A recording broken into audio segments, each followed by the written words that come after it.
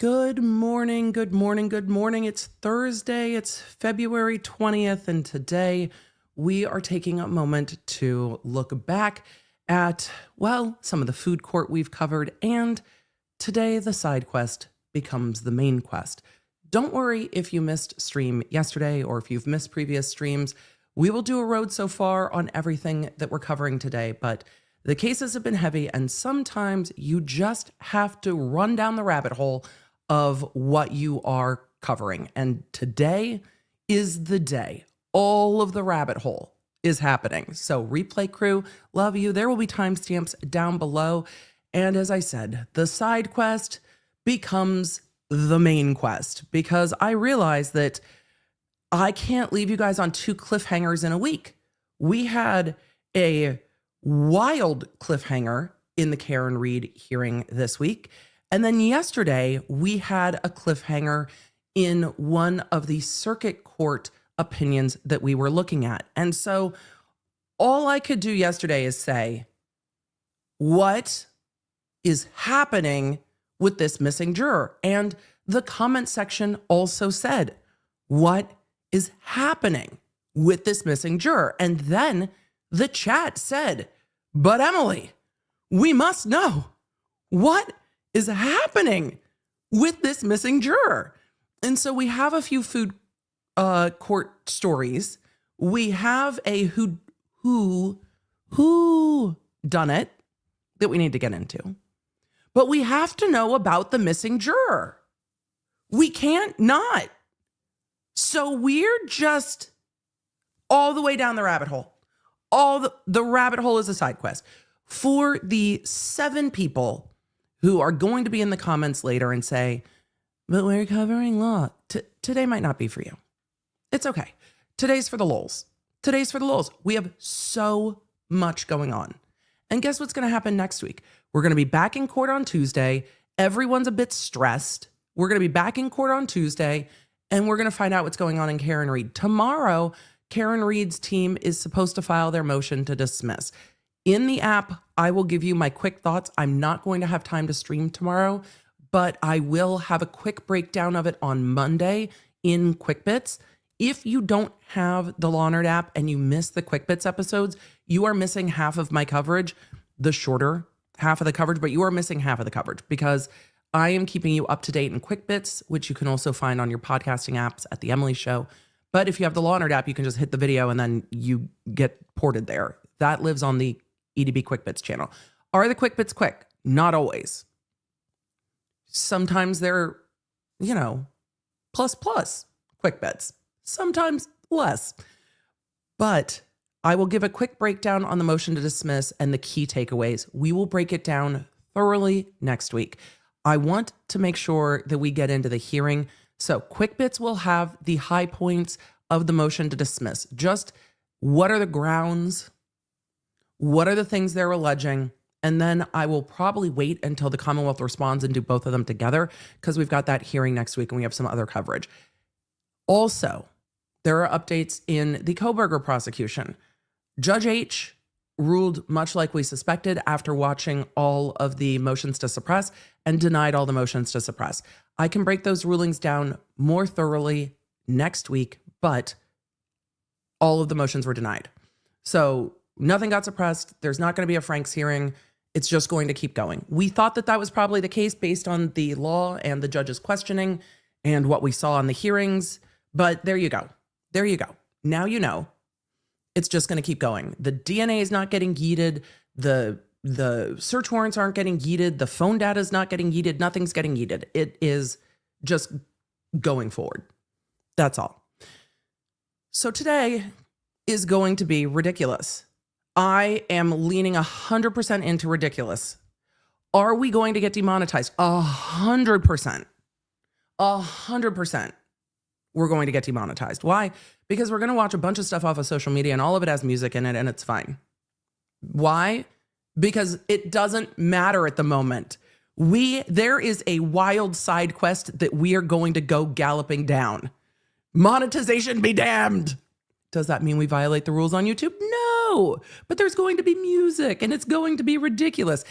If the stream gets yeeted midstream, which is unlikely, If you have the app, you'll know where we're at when we're back. Has it happened a handful of times that the stream has disappeared midstream? Yes. Yes, it has. But that's all right. So for those of you that are ready for the wild side quest, buckle up. For those of you that are like, what have I missed? I'll give you a road so far, don't worry. I'll give you a road so far, don't worry. We've got you. We've got you. We're no man left behind. No law nerd left in the dark. All of the law nerds, just welcome. And for those of you in the comments yesterday on the video that are replay crew that went on a full First Circuit side quest, thank you for the inspiration. Thank you for nerding along with me. I appreciate you. I see you. For all of the law nerds yesterday in the chat that were just like, food court, food court, food court, I've got you. And for all of you that always want to play internet detective, and then in the law nerd, you're like, these are real people. These are real lives. It feels kind of weird. Today is your day. Today is your day. We're going to internet detect the shit out of what the hell is going on with a fake owl. So we're going to know. And if the owl feels real to you, that's fine. But internet owl. So we are going to try to get to the end of, and I'm never going to not say, who done it? And if you want to know a little bit about what Emily was like in law school, when a judge or a case tickled me, today is that day. Because we're also going to get into a very, very deeply important question. This is a case that came up when I was in law school that tickled me then. And last night, as I was going through this, I was absolutely delighted when I was going through our side quest Missing Juror case. I was delighted to revisit one of my favorite cases from law school. And we have to have a very deep, real, and serious conversation from a case that comes out of Pennsylvania regarding a horse. Of course. So we need to thank Tracy for the 50 gifted memberships. Tracy Walker, thank you so much. That is incredibly kind. Welcome, new Law Nerd members. It's good to see you. We've got lots of members stuff coming up for you this month. And yes, I know the month is short. Time is a construct. We're going to get into the intro, and we're going to get into today, the fuckery. Why? Because today's a fuckery kind of day. Today is a day to giggle, to be tickled by judges and their little quirks, and to run down the rabbit hole that we needed yesterday. You guys, some of the stuff that I was trying to find yesterday on this missing juror case is sealed. I was so pissed. I was sitting here being like, no, why? Why is it sealed? Some of it's sealed. So there's only so much info we can get, but we do have more info than yesterday. And that's important. So we need to roll the intro because y'all are like, missing juror, let's go. That's where we're starting today with the missing juror. Hey there, I'm Emily D. Baker, the internet's go-to legal analyst, breaking down the legal side of the pop culture and entertainment stories we can't stop talking about. I'm a big fan of the cursey words. I've been a licensed attorney for over 17 years, but this is not legal advice. This is where the law nerds unite to talk about facts, not... Let's get into it. All right, law nerds, today is a day where the side quest has become the main quest. Why do I say that? Well, yesterday on stream, we were going over in depth, maybe excessive depth. We had lots of chatting yesterday. We were going over in depth the Karen Reed motion for habeas, essentially the appeal, asking the federal court to overturn what the state Supreme Court had done. And we needed to take a look at one of the cases in particular, because as the attorneys were quoting the case, the fact pattern was so bananas that I went, pause. What? What do you mean a juror went missing? The question in the Karen Reed case that I think is the best legal avenue that she has, because some of the other law is really well settled, but the argument about whether the judge had to declare a mistrial, whether it was a manifest necessity to declare a mistrial, could the judge have inquired about other alternatives? Could the judge have asked the lawyers? Could the judge have said, let's poll the jury? Were there other options? Did the attorneys have a chance to give input? And that was the heart of the First Circuit case that they cited, but they didn't cite what happened. So they walked us through the where is a missing juror case, and then finding that the judge did not give enough alternatives or reasonable alternatives to the attorneys, and did not then have a manifest necessity to declare a mistrial. And I was like, and then what? And then what? And then what? Well, because there was not a manifest necessity to declare a mistrial, the First Circuit determined that the case must be dismissed. And this was after the defendant was retried and sentenced and serving their sentence. So it had gone up on appeals, and the appellate court said there was manifest necessity. Too bad, so sad. And then it went up to the First Circuit, and the First Circuit was like, time out. There were other alternatives. The judge did not fully explore them. But the writing of the judge tickled a little part in my brain that I just adored. And that ruling we are going to look back at today, so I can give you the background. And then we're going to go back to the lower court ruling because we get a little bit more background. I tried to go all the way back to the trial court level, and a lot of it is sealed.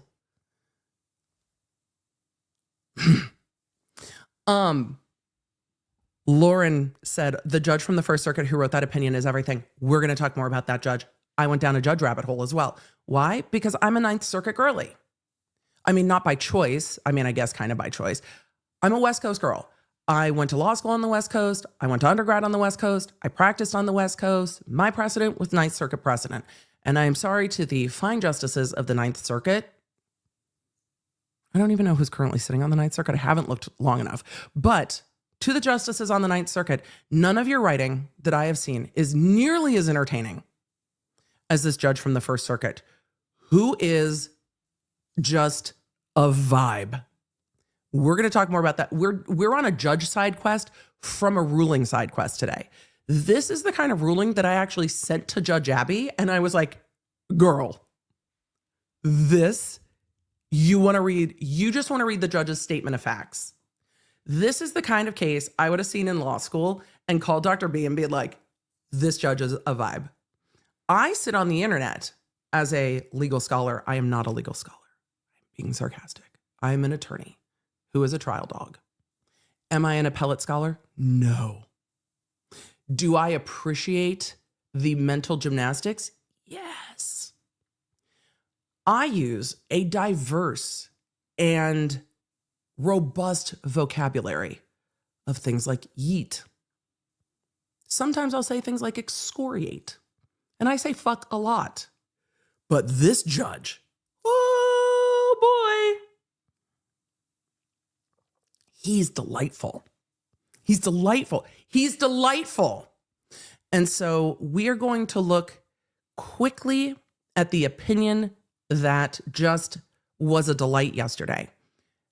For those of you that needed the road so far, because we're revisiting it. Why? Because it's worthy of revisiting. Then we're going to take a look at the facts from the underlying court. Then we are going to take a look a little bit more at this judge because he's delightful. It is. Origami Kiddo, it is a lessee level writing with less hyperbole, but also the judge. So let's go to the First Circuit, shall we? Do you know where the First Circuit is located? Some of you may. It is in a gorgeous building. It is the background of today's thumbnail in Boston. So again, we find ourselves flying to Massachusetts. Now, the First Circuit covers Massachusetts and Rhode Island and Puerto Rico. Why is Puerto Rico in the First Circuit? I don't know. Maybe somebody will tell me. For those of you asking, is this judge still on the bench? Yes. So it's in Boston. The First Circuit court, the physical court, is in Boston. So we need to fly back to Massachusetts today. We're going back to Massachusetts. It's probably cold, But grab a jacket. Let's go back to Boston. I mean, it was like 10 when I woke up this morning. So I don't know. It's probably equally cold in Boston. Rebel asks, why not add Puerto Rico? Lol. Because it seems that maybe Puerto Rico is closer geographically to like Florida and like the Third Circuit, maybe. That's why. Like most of the circuits are broken up geographically. So it seemed odd to me to just grab Puerto Rico and be like, Boston. Boston makes sense. So I don't know. It's just odd to me. So Erica said, newish here. Erica, welcome. What is food court? We talk about cases that involve food. There's a lot of food lawsuits. Sometimes they're bullshit. Sometimes they're not. Sometimes you're like, shut the fuck up with this lawsuit. And sometimes you're like, actually, I'm mad. And we pass judgment. I don't ask us to vote on criminal lawsuits, on civil lawsuits, on the food court. Is this bullshit or is this not bullshit? We definitely judge. We sit in judgment on food court. So food court, food lawsuits. I actually wore my ice cream. Yes, they're skulls, but my skull ice cream cone shirt today is as food themed as I could get. But first, Missing Juror. Let's go to Boston.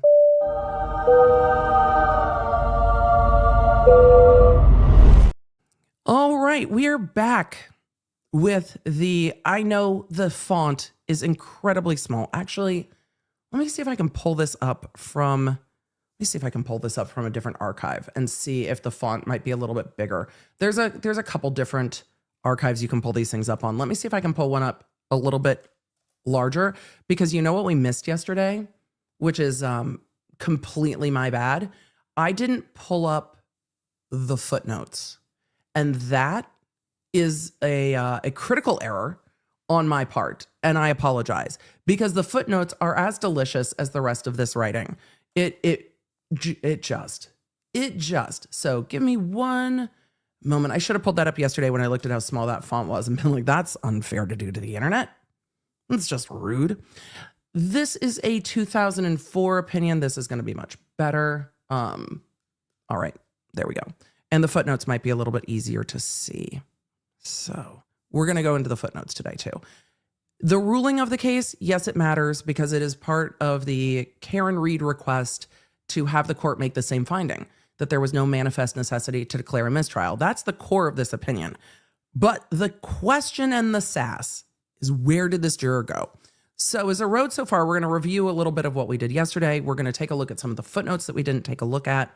And we are going to get into this 2004 United States Court of Appeals First Circuit opinion. This opinion is a precedential opinion. Yes, it also says it. This is from Court Listener. It's been cited in 20 plus other cases, which means it is relied on regularly as precedent, and really stands for the proposition that if a judge does not give other opinions, there might not be manifest necessity to declare a mistrial, which is good case law, for Karen Reed. So let's continue. Here's the treatment. 4 days into a criminal trial, and if you missed this yesterday, put a 1 in the chat. I have to know who's getting this fresh today. Put a 1 in the chat. 4 days into criminal trial, the district court discovered that a juror had been absent for some time, and having previously discharged the lone alternate, declared a mistrial sua sponte. Oh, you guys are in for a treat. Welcome. Defendant appellant Jose Trujillo, I think, moved to dismiss the indictment on double jeopardy grounds. Same grounds that Karen Reed is asking for. The district court denied that motion. This appeal ensued. After careful review, we conclude that the lower court erred in refusing to dismiss the indictment. Background. On June 6th, 2001, a federal grand jury indicted the appellant on various narcotics offenses. The court impaneled a jury of 12 plus 1 alternate. Trial commenced on August 13th, 2001. The alternate juror experienced a personal problem, and the judge excused her on the second day of trial.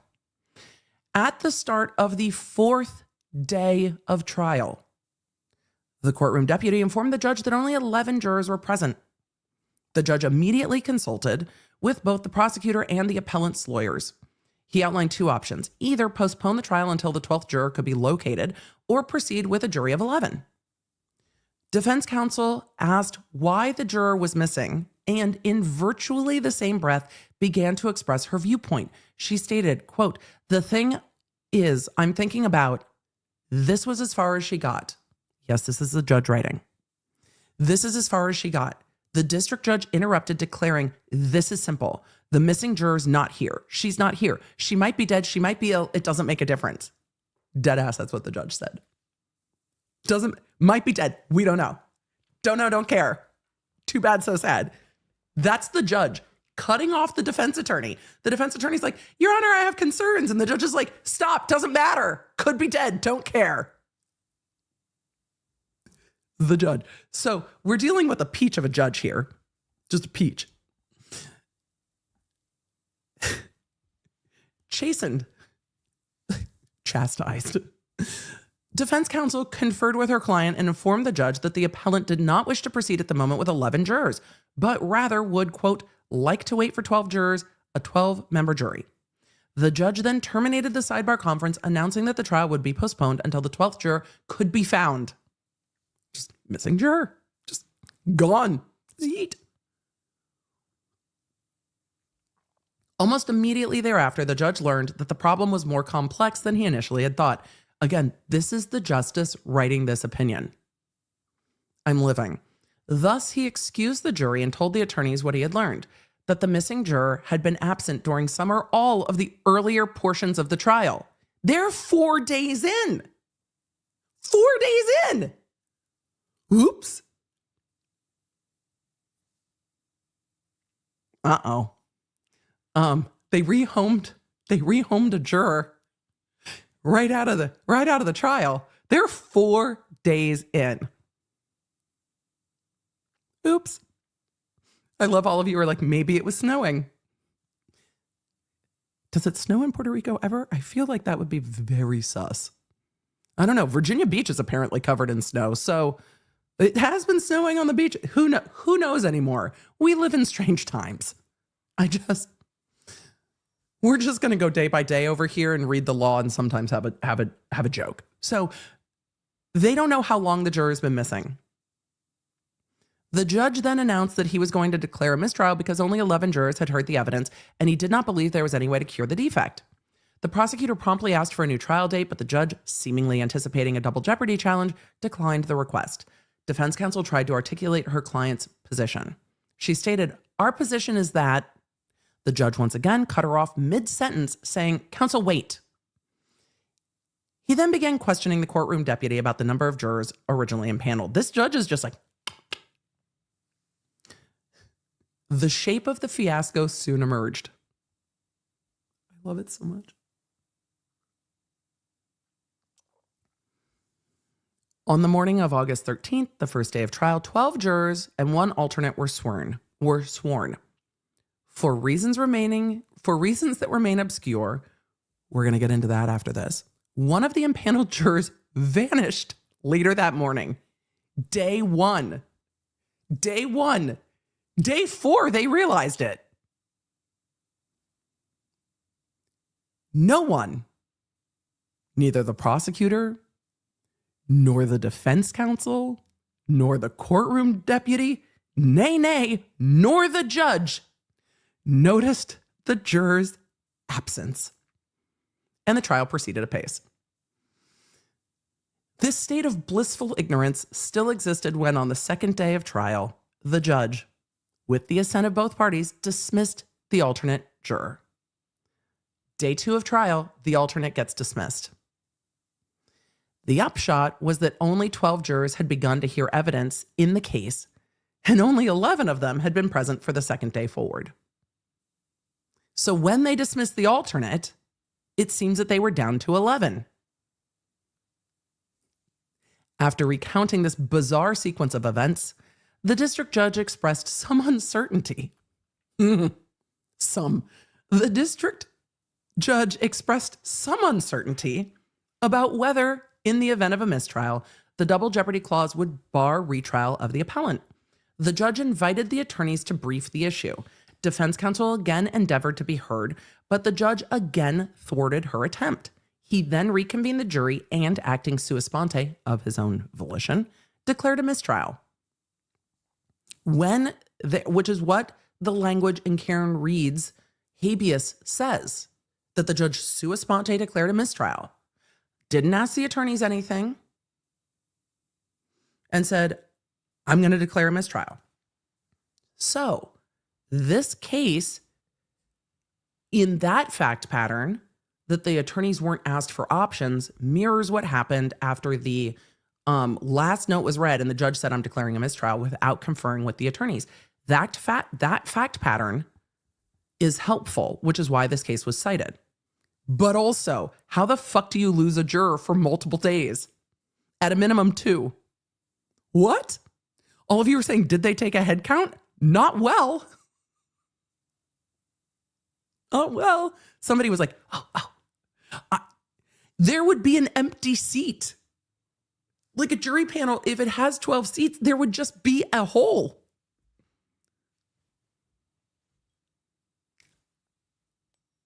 Fair for all. Smurfana said they did miscount the Home Alone kids. I will say that the friend neighbor kid was in the van when they were counting. So the friend neighbor kid kind of fucked it up in Home Alone. Because they did count. There was just an extra kid that wasn't the right kid in Home Alone. Cell phones would have cured that whole issue. But anyway. The jurors apparently didn't have their line buddies with them. So, and what's wild to me even more is that none of the other jurors were just like, where'd they go? Excuse me, Your Honor, we're missing one. No, everybody was just like, it's fine. It's fine. Okay, the Home Alone joke is underrated. It was Smurfana. How do you lose a juror? I know. We're going to get there. We're going to get there. Maybe the jurors with Duolingo. Maybe. When thereafter the government moved for a new trial date, the appellant objected and cross-moved for dismissal of the indictment on double jeopardy grounds. Briefs are submitted on September 24th, 2001. The district judge denied the motion to dismiss. Footnote 1. Oh, we're going to all the footnotes. Except because this is not page by page, they're going to be at the end. Footnote 1. On the same day, the district judge rescheduled the trial. The judge thereafter denied the appellant's motion to stay the retrial pending appeal. The appellant has since been retried, convicted, and sentenced. He is presently serving that sentence.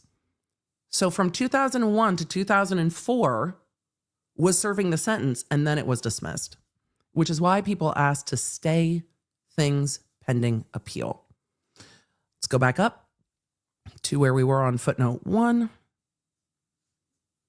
Into the background, into the unknown. All right. The judge predicated his ruling on 2 alternative grounds. First, he concluded that a mistrial was required by manifest necessity. Same grounds we're going to hear argued in the Karen Reed case. Manifest necessity. First, he concluded that the mistrial was required by manifest necessity because only 11 jurors remained and appellant had refused to proceed with fewer than 12. Second, he concluded that the appellant had, in all events, consented to the declaration of a mistrial. This appeal followed. The Commonwealth argued that in the Reed case to the Supreme Judicial Court, and they will argue it again, that the defense consented to a mistrial by asking for the Tui Rodriguez instruction. And they will say that because the jury was at an impasse after the Tui Rodriguez instruction, that the only alternative was to declare a mistrial. Karen Reed's side is going to be arguing, no, the jury could have been polled first. Declaring a mistrial was not manifestly necessary without the jury being polled. That's what they're going to argue. Analysis. In the ordinary course, the defendant cannot pursue an immediate appeal from an interlocutory order in a criminal case. And then the court says that in this circumstance, because of double jeopardy, you are allowed to. I wanted to get to some of the other footnotes here because they are hilarious. So, quote, the prophylaxis of double jeopardy is threefold. This judge is writing, man. One such protection restrains the government from using its power and resources to subject a defendant to serial prosecutions, thus prolonging his ordeal and unfairly enhancing the prospect of his ultimate conviction. Despite its importance, however, the protection against serial prosecutions is not absolute. Mistrials exemplify the need for exceptions. When a mistrial is declared before a jury returns its verdict, jeopardy may or may not persist. In other words, double jeopardy principles do not automatically bar reprosecution. And then the court goes through the case law on that, which I know can be confusing, because if there's double jeopardy and you've been tried and jeopardy attaches and a mistrial is declared, when is a mistrial a bar to reprosecution and when is it not? Standard of review. I am looking, this is the baseline standard of appellate review is a denial applicable to a denial of a motion to dismiss on double jeopardy grounds following the declaration of a mistrial is abuse of discretion, which is a high bar. They found abuse of discretion here because the judge did not check back in. Here, the threshold determination that the appellant consented to the declaration of a mistrial has both factual and legal components. Consistent with the paradigm lined above, we review the district court's factual findings for clear error. Whether the facts as found add up to consent is a legal determination that we review de novo, fresh. So they look at all of the circumstances new and say, we get to decide if these circumstances in hindsight lead to a better decision, which is the difficult thing about being a trial judge, because you don't get hindsight as a trial judge. You get in the moment decision making. The appellate court gets to sit there and be like, well, give me 4 months and let me tell you what I think you could have done. But that is why we have multiple layers of court, because there is another court to take a look back and say, in hindsight, let's do this differently. And then you send it back down to the other court for whatever you want to do. And then trial courts go, oh, well, in this circumstance, last time this happened, the appellate court's not going to like that, so we don't do it that way. And that is how law changes. But it takes lots of courts to do that. Where is our... I'm trying to get to footnote 2, but that's okay. In the case at hand, there was a clear alternative to a mistrial, proceeding with 11 jurors. Will the First Circuit in the Karen Reed case say, in this case, there was a clear alternative to a mistrial, polling the jury, and then sending them back to issue verdicts on 2 counts? I don't know. Here they say, although criminal rules normally require a 12-member jury in a criminal case, the parties may agree to proceed with fewer than 12. So there was a legal way for them to proceed forward. The district court only tentatively explored and never exhausted that possibility. Instead, the court mistakenly concluded that the alternative was foreclosed by appellant's initial expression of a preference to wait. When we're looking at this case, I think it gives a little information about why the Reed attorneys were spending so much time on saying the defense was only consulted about the Tui Rodriguez instruction. They were never consulted about a mistrial. I think this gives us a little information because we're seeing that the First Circuit, which is where the defense is trying to get, the First Circuit says, we need to look at all of these facts. We need to look at these facts fresh. And the judge asked initially, but never asked again. And they're trying to line those facts up to say, look, the First Circuit said in this case, they asked initially, and then the court took that information and ran with it, and y'all said that wasn't sufficient. In our case, they asked the defense initially, they took that and ran with it, and now it's not sufficient. So they're trying to line up those facts as they argue going forward, which is why reading case law and trying to find analogous cases is so important. Even though this is a unique case in the Reed case, this is a unique case. They lost a whole ass juror. What? And we don't get into appellate law much, but today we're getting all the way into it. So the court goes on to say, as we explain below, the record does not support the court's conclusion that the expression of a preference slammed the door on the jury of 11 alternative. When the district court discovered that a juror was missing, it presented the lawyers with two options: either postpone the proceedings until the vanished juror could be located, or proceed with a juror of 11 or jury of 11. As between those two alternatives, the appellant chose the former. The court never offered the appellant a choice between proceeding with 11 jurors or accepting a mistrial. These are the facts that the Reed defense attorneys are going to lean into. To cinch matters, I'm tickled by this judge. To cinch matters, the court, during the pertinent time frame, made no effort to ascertain the appellant's attitude or wishes with regard to the possibility of mistrial. Is that an analogous circumstance to where Reed and her attorneys find herself? I would say yes. I would say yes. It does seem to me to be analogous. Did the judge make an effort to ascertain the defendant's attitude or wishes with regard to or the possibility of a mistrial? In view of those omissions, the record compels the conclusion that the jury of 11 alternative was not adequately explored. That conclusion is dispositive on this point.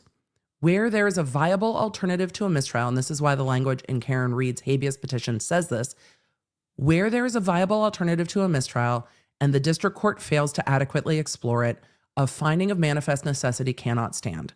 That is the strongest legal argument for Reed's habeas, is to hang their hat on. There was a viable alternative. The court didn't explore it. And because the court didn't explore it, therefore there was no manifest necessity. Therefore, the mistrial shouldn't have been declared. Therefore, those counts should be dismissed. Smurfana said, does it help that this opinion is the same circuit? It helps very much. This is binding precedent. This isn't persuasive. This is binding precedent. It helps the most that it is the same circuit. Then they get into consent for a mistrial. In the absence of manifest necessity, double jeopardy requires that a defendant retain primary control over whether or not to abort an ongoing trial. Withal, the protections of double jeopardy are at most a series of personal defenses, so they may be waived or vitiated by consent. This brings us to the district court's alternate holding, that the appellant consented to declaration of a mistrial. In this context, consent may be expressed, such as where the defendant himself moves for a mistrial without having been goaded into doing so by misconduct attributable to the government. The requisite consent may also be implied from a defendant's acts or failures to act, such as where the defendant sits silently by and does not object to the declaration of a mistrial, even though he has a fair opportunity to do so, which is why they are arguing that they did not have the opportunity to object. The Supreme Judicial Court disagreed on this point, but Reed's side argued it. They go on to say, even so, the implication of consent is not lightly to be indulged. Any such finding must be consistent with the defendant's valued right to trial before a particular jury and his concomitant interests. Yes, this judge got to concomitant, his concomitant interest in deciding whether to take the case from that jury. In this instance, the district court concluded that the appellant consented to the declaration of a mistrial twice over. The court first extrapolated consent from the appellant's refusal to proceed with 11 jurors. We reject this extrapolation. Choosing to await the return of the missing juror over proceeding with a jury of 11 cannot reasonably be construed as consent to the declaration of a mistrial. This is why we're going to hear the argument from Reed's side saying, we wanted the Tui Rodriguez instruction, but we did not consent to the declaration of a mistrial then. They go on to say, there is, however, more to this case. The district court also held that the appellant immediately consented to the declaration of a mistrial by his silence when the court announced the intention to abort the proceedings. The integrity of this finding presents a close question. As the district court correctly observed, defense counsel was present throughout and did not object to the declaration of a mistrial at any point. Under most circumstances, such silence might well permit the finding of consent, but this case is different. Key, but this case is different. Implying consent from failure to object requires, at bare minimum, that the defendant had an adequate opportunity to register an effective objection. And this is a case that's cited saying implying consent where defense counsel sat in courtroom for several minutes during the announcement of the mistrial without objecting. Why did the defense put in that there were like 30 seconds between the jury coming in and there was a breath between, I'm not going to do that to you, I'm declaring a mistrial? This is why. Because this court said that time, length of time, matters. And in prior cases, several minutes without objecting was sufficient. But in another case, rejecting a finding of implied consent where the trial judge, in a state of grief after learning about a death in his family, abruptly ordered a mistrial and left the bench. The judge can't order a mistrial for personal reasons. And the judge said, I'm declaring a mistrial, and walked off. That was not sufficient cause for a mistrial, even though it's unfortunate. So an abrupt declaration of a mistrial might not count. These facts matters. These facts matter. Thus, the question reduces to whether defense counsel had a fair opportunity to object here. Again, this is why Reed's side is citing this case.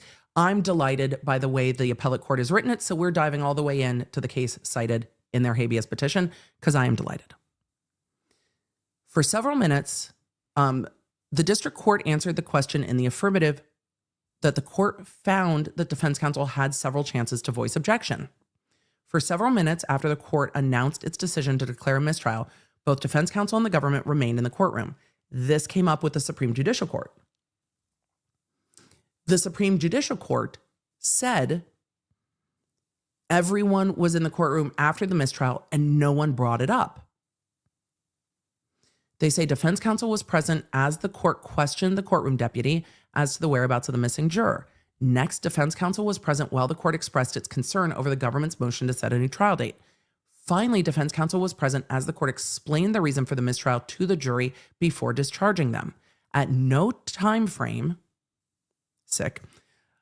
the moment the court, or at no time from the moment the court declared a mistrial to the moment it discharged the jury, did defense counsel object. We accept the court's factual finding that defense was present at all relevant times and lodged no formal objection. In the circumstances of this case, however, those facts tell only part of the story. That sentence is exactly in the habeas petition, that only part of the story is being told. And when the full panoply of facts is taken into account, Jenny H., I can't highlight in something other than red. It is the website I am on. I have no control over this website, unfortunately. When I have it in my program, I do. In this website, I don't. So apologies. I cannot. Otherwise, I would. When the full panoply of facts is taken into account, the district court's conclusion that counsel had an adequate opportunity to object becomes insupportable. The dynamics of a trial are important to its outcome. To do her job, a lawyer must be forceful, but she also must handle her relationship with the presiding judge with care. Yeah. Ding! Nothing goes further to disturb the proper atmosphere of a trial than a lawyer's reiterated insistence upon a position which the judge has once considered and decided. Nothing makes a judge more angry than when you keep arguing them when they answer. They made a ruling, you keep arguing the ruling, they're gonna get pissed. They're gonna get pissed. And in this case, that happened. As we saw by the judge continually cutting off the lawyer. They go on to say it follows that when a lawyer repeatedly attempts to state her position, but is repeatedly rebuffed, there will come a point at which further insistence can have deleterious consequences. Did I pronounce that right? Hold on. We're going for the first time today. We're going to be here a lot. We're going to be here a lot today. If you are ready for a vocab lesson, today's the day for all of us. Today's the day for all of us. I think that's deleterious. We're gonna ask dictionary.com real quick because we're gonna need it. Deleterious. Though the robot voice sounds weird, I think I got it. Deleterious. Deleterious. Okay. Harmful or injurious. Injurious to one's health. Causing harm or damage. Are we going to do that more today? Oh, yes, we are. Oh, yes, we are. We have a panoply of vocab words for later. Deleterious consequences. A lawyer ought not to be required to persist stubbornly when the judge has made it perfectly clear that he does not wish to hear what the lawyer has to say, citing C.F. Douglas versus Alabama. Quote, no legitimate state interest would have been served by requiring repetition of a patently futile objection, already thrice rejected, in a situation in which repeated objection might well affront the court or prejudice the jury beyond repair. In this case, defense... Oh, there's footnote 2. We've been waiting. In this case, defense counsel made either 2 or 3 attempts to be heard during the district court's sua sponte consideration of whether or not to declare a mistrial. Footnote 2. We're at paragraph 29, so when we come back, we can get there. Footnote 2. The parties spar over whether the first attempt was part of that colloquy. For present purposes, that is a distinction without a difference. It's one of my favorite phrases. What counts is that the judge set the tone for the proceedings that followed by interrupting the lawyer in mid-sentence as she tried to state her client's position. We're almost done. Don't worry. On each occasion, the court stopped counsel in her tracks, cutting her off once when the court was addressing the issue of whether to wait for the missing juror, and twice more when the court was addressing the issue of manifest necessity. It was only after 3 attempts to state her position had been firmly rebuffed, brutally rebuffed, that defense counsel lapsed into silence to hold under these circumstances that the appellant freely, albeit tacitly, consented to the discharge of the jury would mock reality and at the same time condone an unfortunate curtness on the part of the district court. Damn! Unfortunate curtness. Excuse me, Your Honor, stop being such a dick.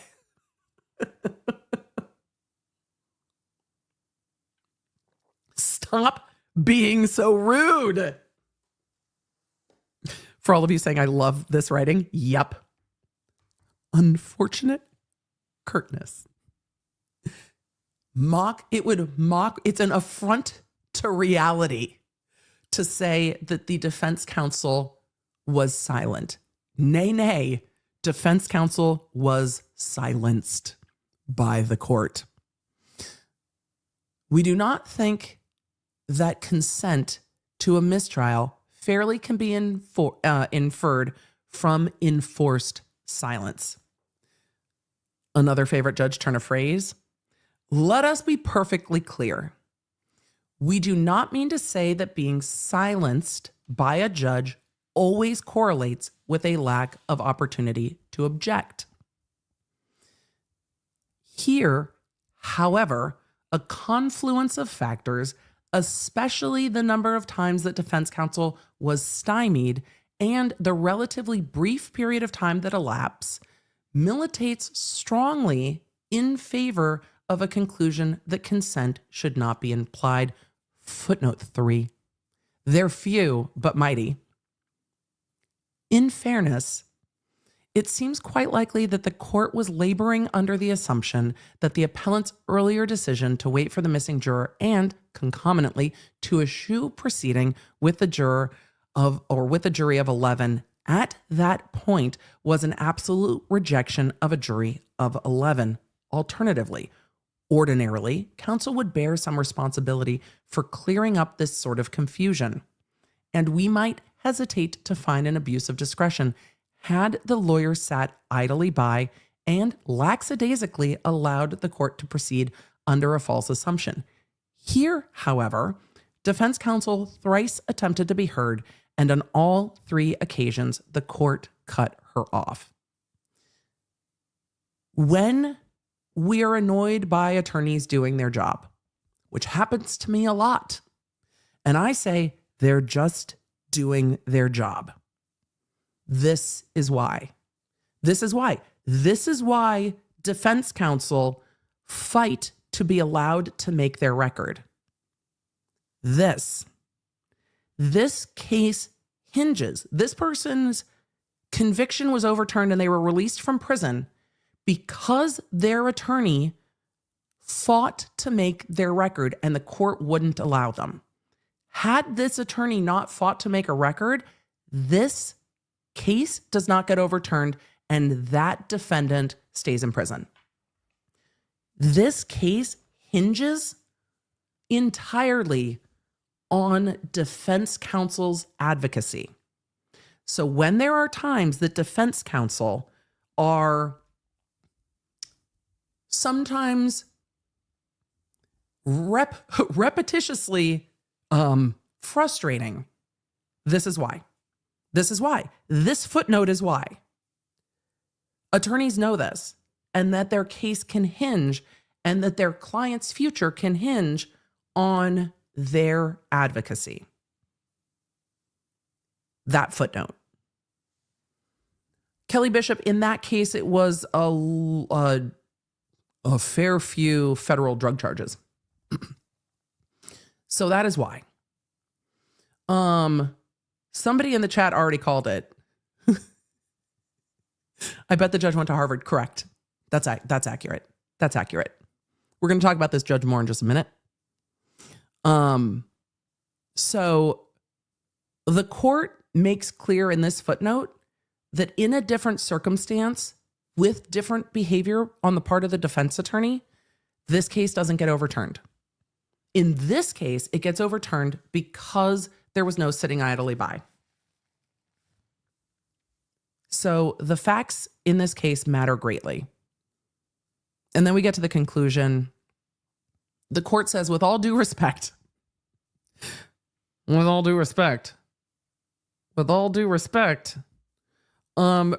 D, there are a couple,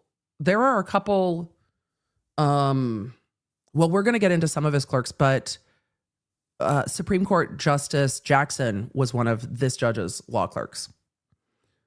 So we're going to get into this judge's law clerks in a minute. You're segueing for me.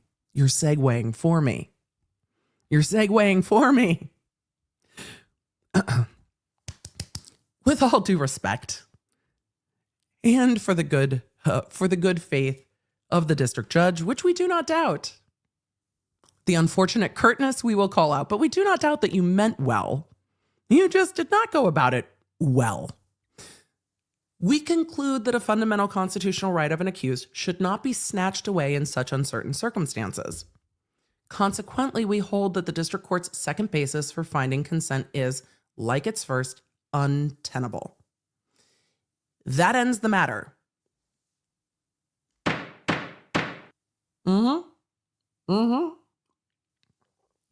That ends the matter. In the absence of either manifest necessity or binding consent, jeopardy persisted. And therefore, the case must not. Thus, the appellant's reprosecution was not constitutionally permissible. And then they yeet they dismiss the indictment, overturn the conviction, and release the defendant from custody. That's what happened in this case. But you know what we still don't know? Where the fuck did the juror go? Where the fuck did the juror go? Where the fuck did the juror go? Where did the juror go? For that, we're going to go to the lower court's opinion briefly as to their statement of facts, because the lower court gives us a little bit more information, and then we're going to talk about a bit more about this First Circuit judge. Why? Because I am delighted by the writing of this judge. I, in law school, would have probably spent 2 days being like, what other opinions have you written? We did a brief background dive into that yesterday, because when we get to things like, where is it? The shape of the fiasco. Take me away. Take me away. The full shape of the fiasco soon emerged. Yes. Yep. All of it. I'm here for it. We're going to take a look real quick at the lower court facts, because we need to understand where the juror went. And I left you guys on a cliffhanger yesterday. And after all the cliffhangers we've been on this week, that is completely unfair of me, because look, a lot of us are still on a cliffhanger from Onyx Storm. We're on a cliffhanger from the last Karen Reed hearing. What we need to know is where the fuck this juror went and how did this happen, especially with how dramatic the court was about it. I don't know, juror could be dead. What? That doesn't seem reasonable. What do you mean? So we're going to look at the district court holding here. I have no idea why my computer is being so difficult. I am going to have to restart everything. That's not a today issue. That's a tomorrow issue. It's just going to slow me down a little bit today. But we're here for it, hopefully. Let's see. Let's go to the lower court and see if we can get a little bit more of a shape of what happened to this juror.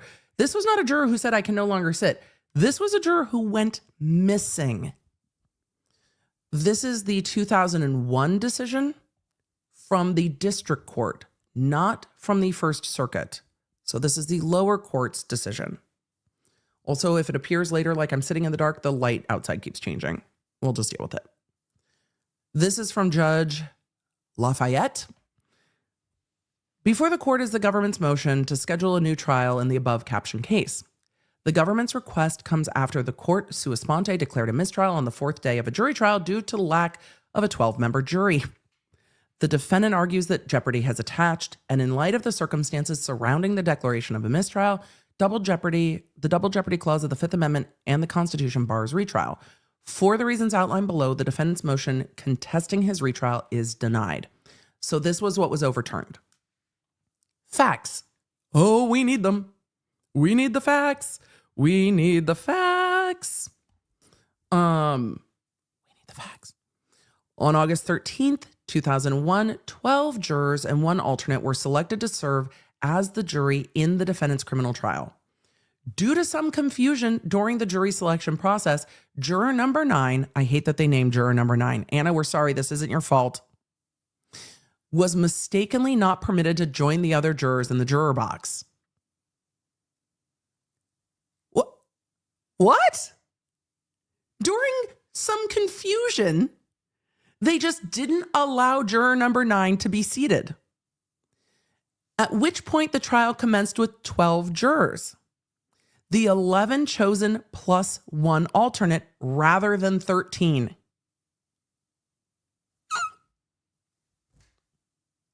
Oops. Anna, this isn't your fault. I hate that they named this juror. I really do hate it. Juror number 9 was mistakenly not permitted to join the other jurors in the jury box.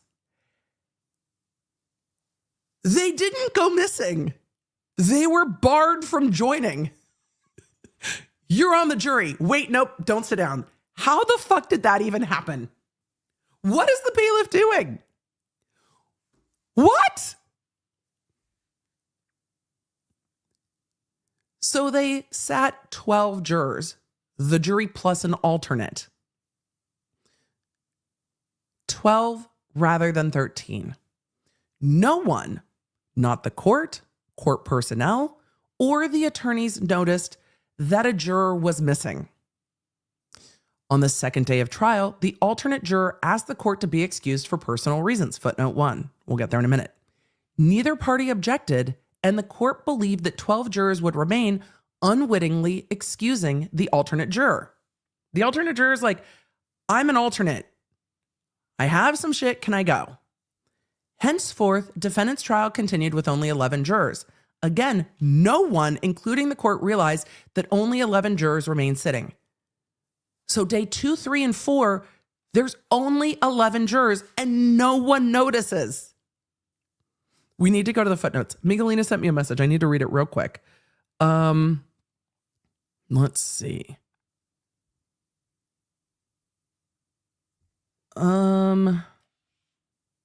Let's see.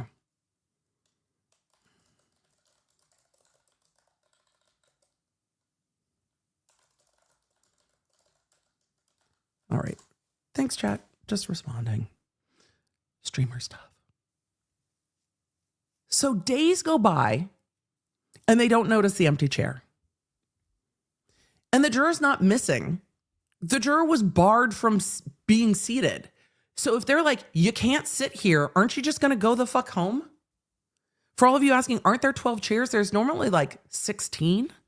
But you would notice a gap. 1, 2, 3, 4, 5, 6, 7, 8.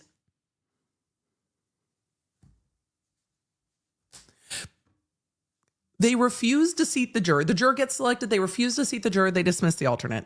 Henceforth, defendant's trial continued with 11 jurors and no one noticed. On August 20th, the 4th day of trial, the deputy, for the first time, pointed out to the court that there was a juror missing. 2 days. They didn't notice for 2 days. Excuse me, Your Honor?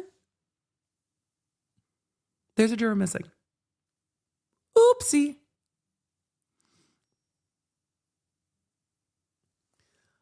Unable to explain this defect, the court asked both parties to consent to proceeding with only 11. The government agreed, the defendant did not.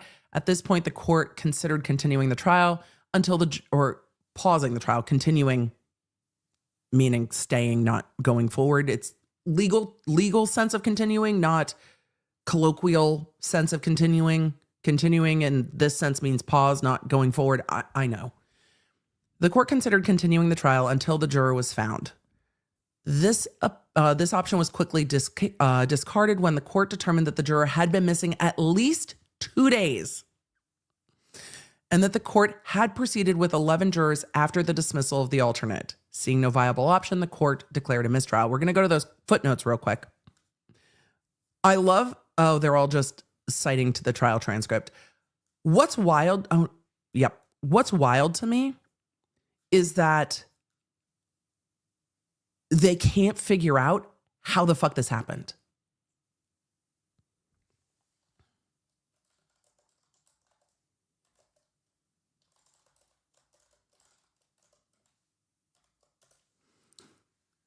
They just can't figure out what happened. So what happened to the missing juror? The missing juror wasn't missing. The court staff completely just shit the bed. Just completely. So, and the other jurors, I don't know if the other jurors didn't say anything. Juror number 9 said, well, I didn't want to be here anyway. Juror number 9 is like, fine. I didn't even want to be on this jury. I'm going home. It's wild.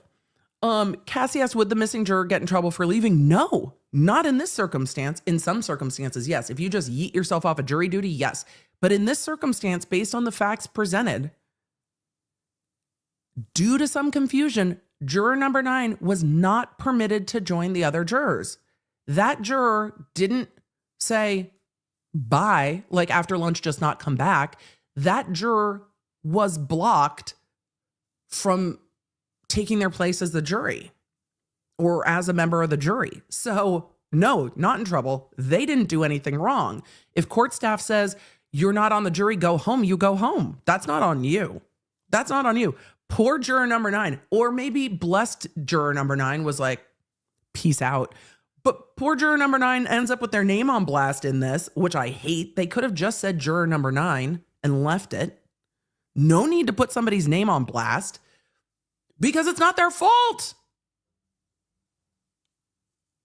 Unless juror number 9 was really excited about jury duty. So the missing juror wasn't really missing.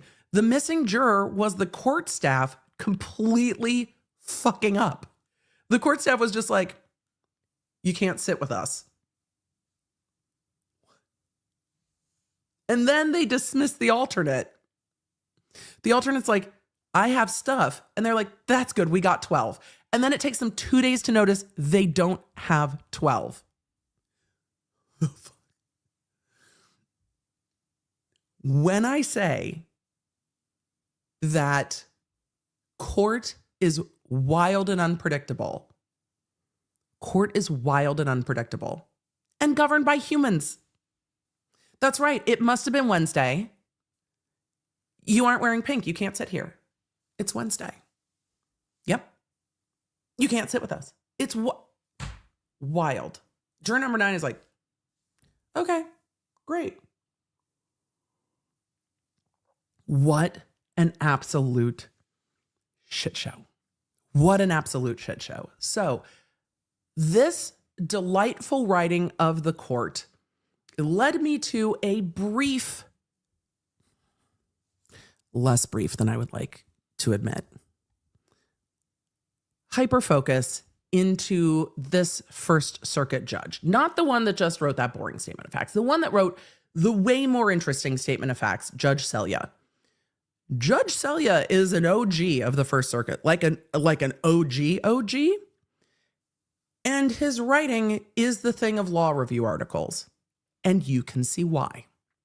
So Judge Selya is just like, you know what we're going to do with law? We're going to make it rich. We're going to keep the rich, storied, written tradition of law alive. And we are going to make sure that you know what this rich, storied tradition is. And that led me to this amazing article. Get ready. Get your thesaurus. As a professional athlete, I definitely face a lot of criticism for my body type. Hold on. I have no idea what is auto-playing. Whatever's auto-playing, I will find you and I will kill you. What in the hell? Something auto-played in the worst way possible. Oh, it was freaking dictionary.com. Fuck you, dictionary.com, with the auto ads. Oh, I am so annoyed. Wait, where's mute tab? Mute. I can't mute it. You know why? Because we need it for the pronunciation guide. That was so rude. So hopefully you can't hear it anymore. I hope that we've muted it appropriately. All right. That was terrifying. That was dictionary.com. That was so unbelievably rude. All right. Apologies. Ouch. Ouch. Hate it. Okay.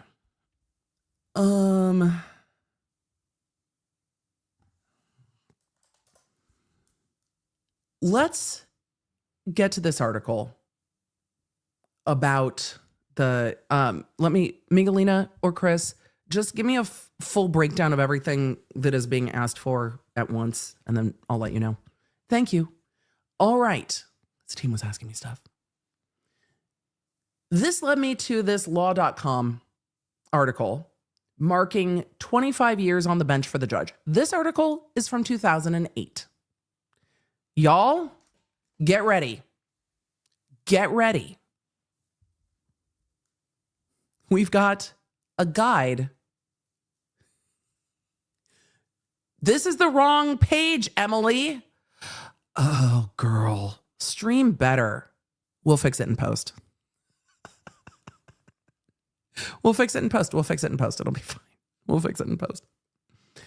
This is a guide to Selyaisms.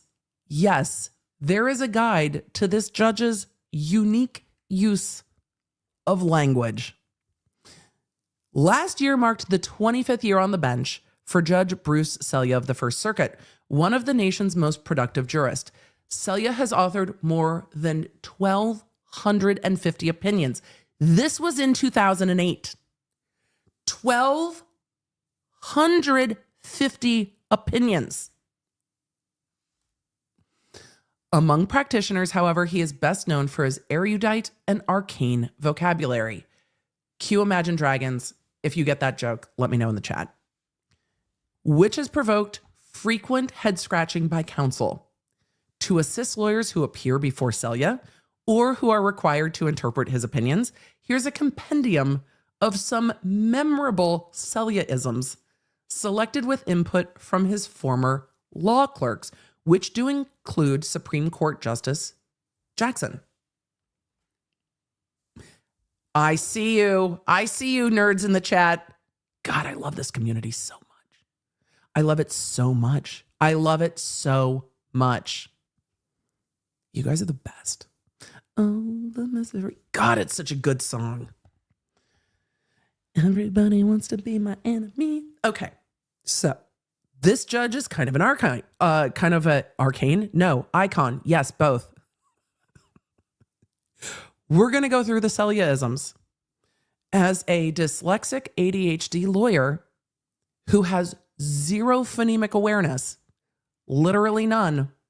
All of the speech and language specialists in the chat are like, oh, girl, we're going to rely on pronunciation guides. We're also going to lean into how the judge used these words vis-a-vis some of their dictionary definitions, because sometimes judges have their own definitions. So with that, let's see if we can, now that we've gotten past the intro, let's see if we can get here to, yes, there we go, hopefully. Last year marked the 25th year on the bench for Judge Bruce Selya of the First Circuit Court of Appeals, one of the nation's most productive jurists, best known for his erudite and arcane vocabulary, which has provoked frequent head scratching by counsel to assist the lawyers who appear or those who are required to interpret. Here is a compendium. Asservate. Asservate. Asservate? Are we going word by word? Oh, the fuck we are. Yeah, we are. Which is why I can't mute dictionary.com, because we're going to make it say every single one of these words. Asservate. Here we go. Here is the meaning, according to dictionary: to declare earnestly or solemnly, affirm positively, or aver. Asseverate. Asseverate. I missed the pronunciation on that one. Asseverate. One might think that asseverate means to cut off a person's head or limbs. Well, that's really not eviscerate. Asseverate. Actually, it means to declare, affirm, or aver.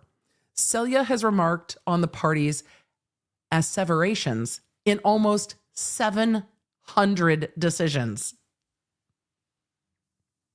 Astro Stephanie. Ray said how to lose a juror in 2 days. They didn't even notice for 2 days. It's wild. The next one might be one of my favorite. Crapulous. If I don't start using this on stream chat, remind me. This might be my new favorite word. Crapulous.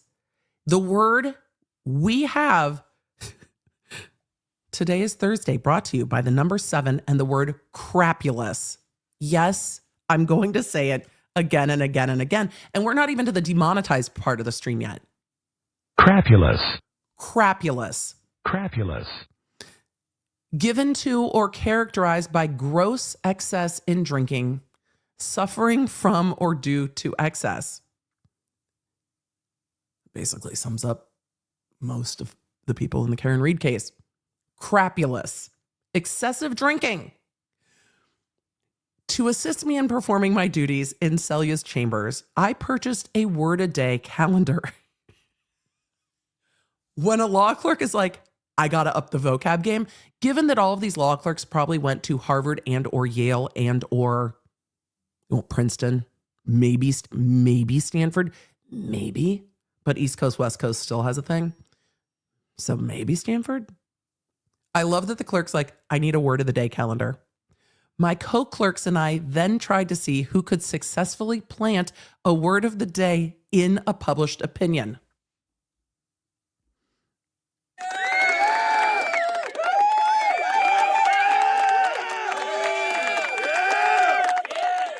This is the nerdiest fucking level of word of the day game, or of the word game, which is what we called it when I practiced, This is the nerdiest version of the word game.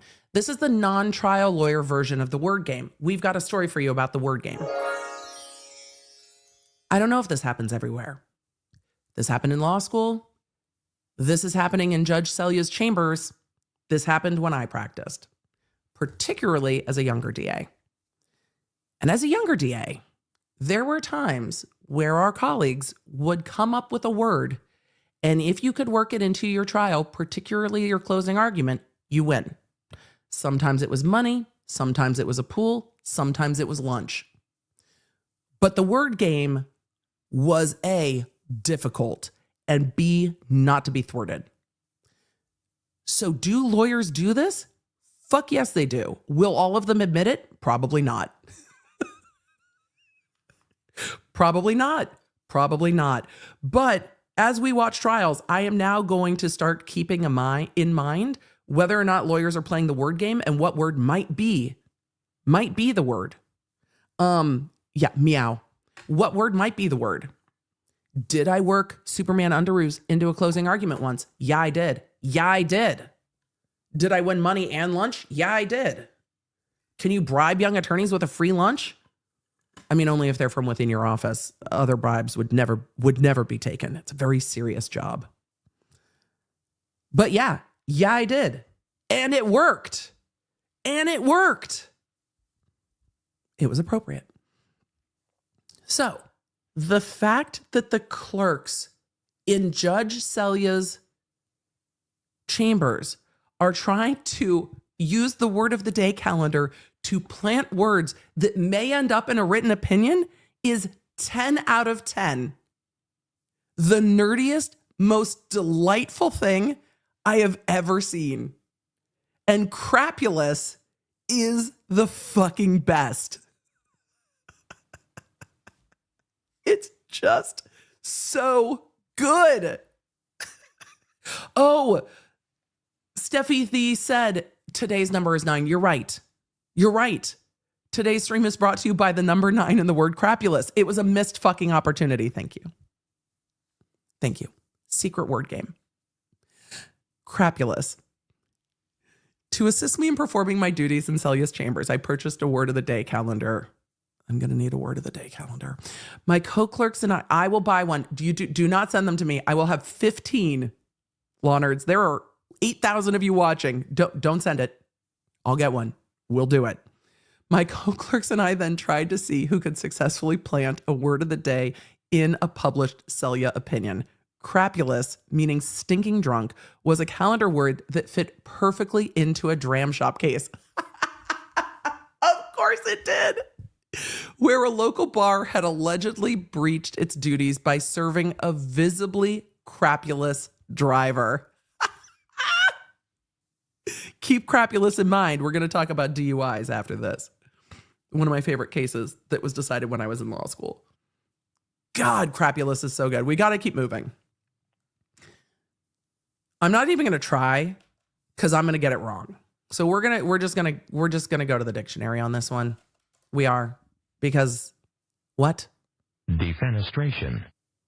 Defenestration. Defenestration.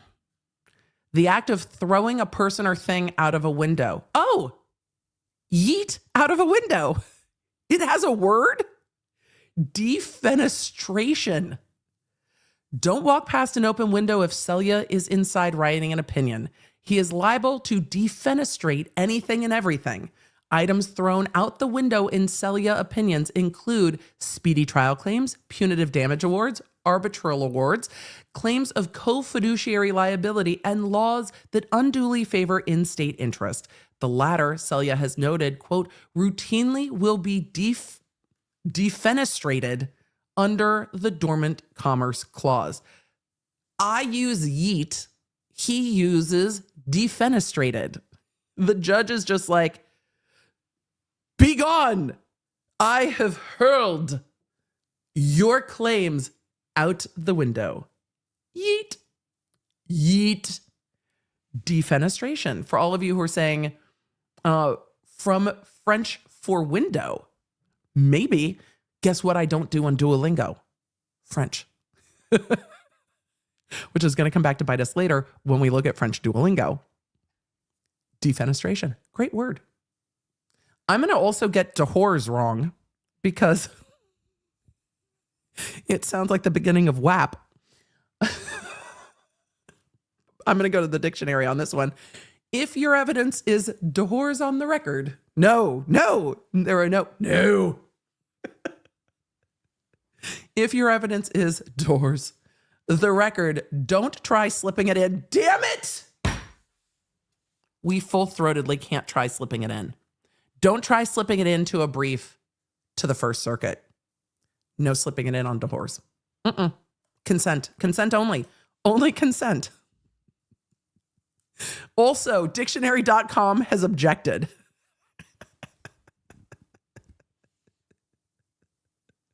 Dictionary.com's like, nope. Absolutely not. Absolutely not. That's not what we're doing. Here we go. Dehors. Yep. Dehors. Other than, not including, or outside the scope of. The plea shows that no request, dehors the letter, existed. Dehors. Dehors. I wasn't wrong. I was right. Dehors. Dehors. If your evidence is dehors the record, don't try slipping it in. I bet it's in Black's Law Dictionary too. Yes, chat. Yep. Dehors. That is what we're going with. Probably dehors, but we're going with it. We're moving on. Emily, we're still not to the demonetized portion yet. Well, we don't know about that. All right. Let's get our next pronunciation. Enunciature? Hold on. We got maybe. Where is my, I don't need my etymology. What I need is my pronunciation, which you have wrested from me. It was so much easier with the last word. Now y'all are making me work for it. Here we go. Ensincture. Yeah, I was totally wrong. Ensincture? To grid or encompass with or as with a belt or girdle. Ensincture. Ensincture? To like cinch? Ensincture? Yes? Sure. We all know that district judges have discretion. But where do they keep that discretion? In their belt? Are you fucking joking me? The answer is in an ensincture. If the district court doesn't push its discretion out into the cruel world beyond its ensincture, an affirmance should follow. If they keep it within the circle. Anna G asks, can I link this? Yes, I can. I absolutely can. Let me make sure Megalina has it. Ensincture. Keep it within the circle. If you get outside your circle, then you've pushed beyond your discretion. Do not push beyond your ensincture. Exogenous? No, there's not an Emily. You're just pulling letters into the word that actually don't exist there. Yep. Exiguous. Not even close. Exiguous, meaning scanty, meager, small. Oh, like my promised inches of snow that were lacking. They were, what was it, chat? Exiguous. Small. If Celia calls your evidence exiguous, it means your client is going to lose the appeal. That's a nice way to put it. Exiguous. Ooh, the shade. Paint the lily. This is common. However, I love it when judges conflate different turns of phrase. The judge instructed me specifically that one doesn't gild a lily, one paints it. Celia has painted more than 100 lilies in his opinions, but has gilded only one, and he made clear that he was quoting another judge. I love that Celia is like, I do not gild a lily. I paint a lily. Do you paint it black? I paint the lily. Other judges gild the lily. And that you will not put that on me. I am way more creative than gilding the lily.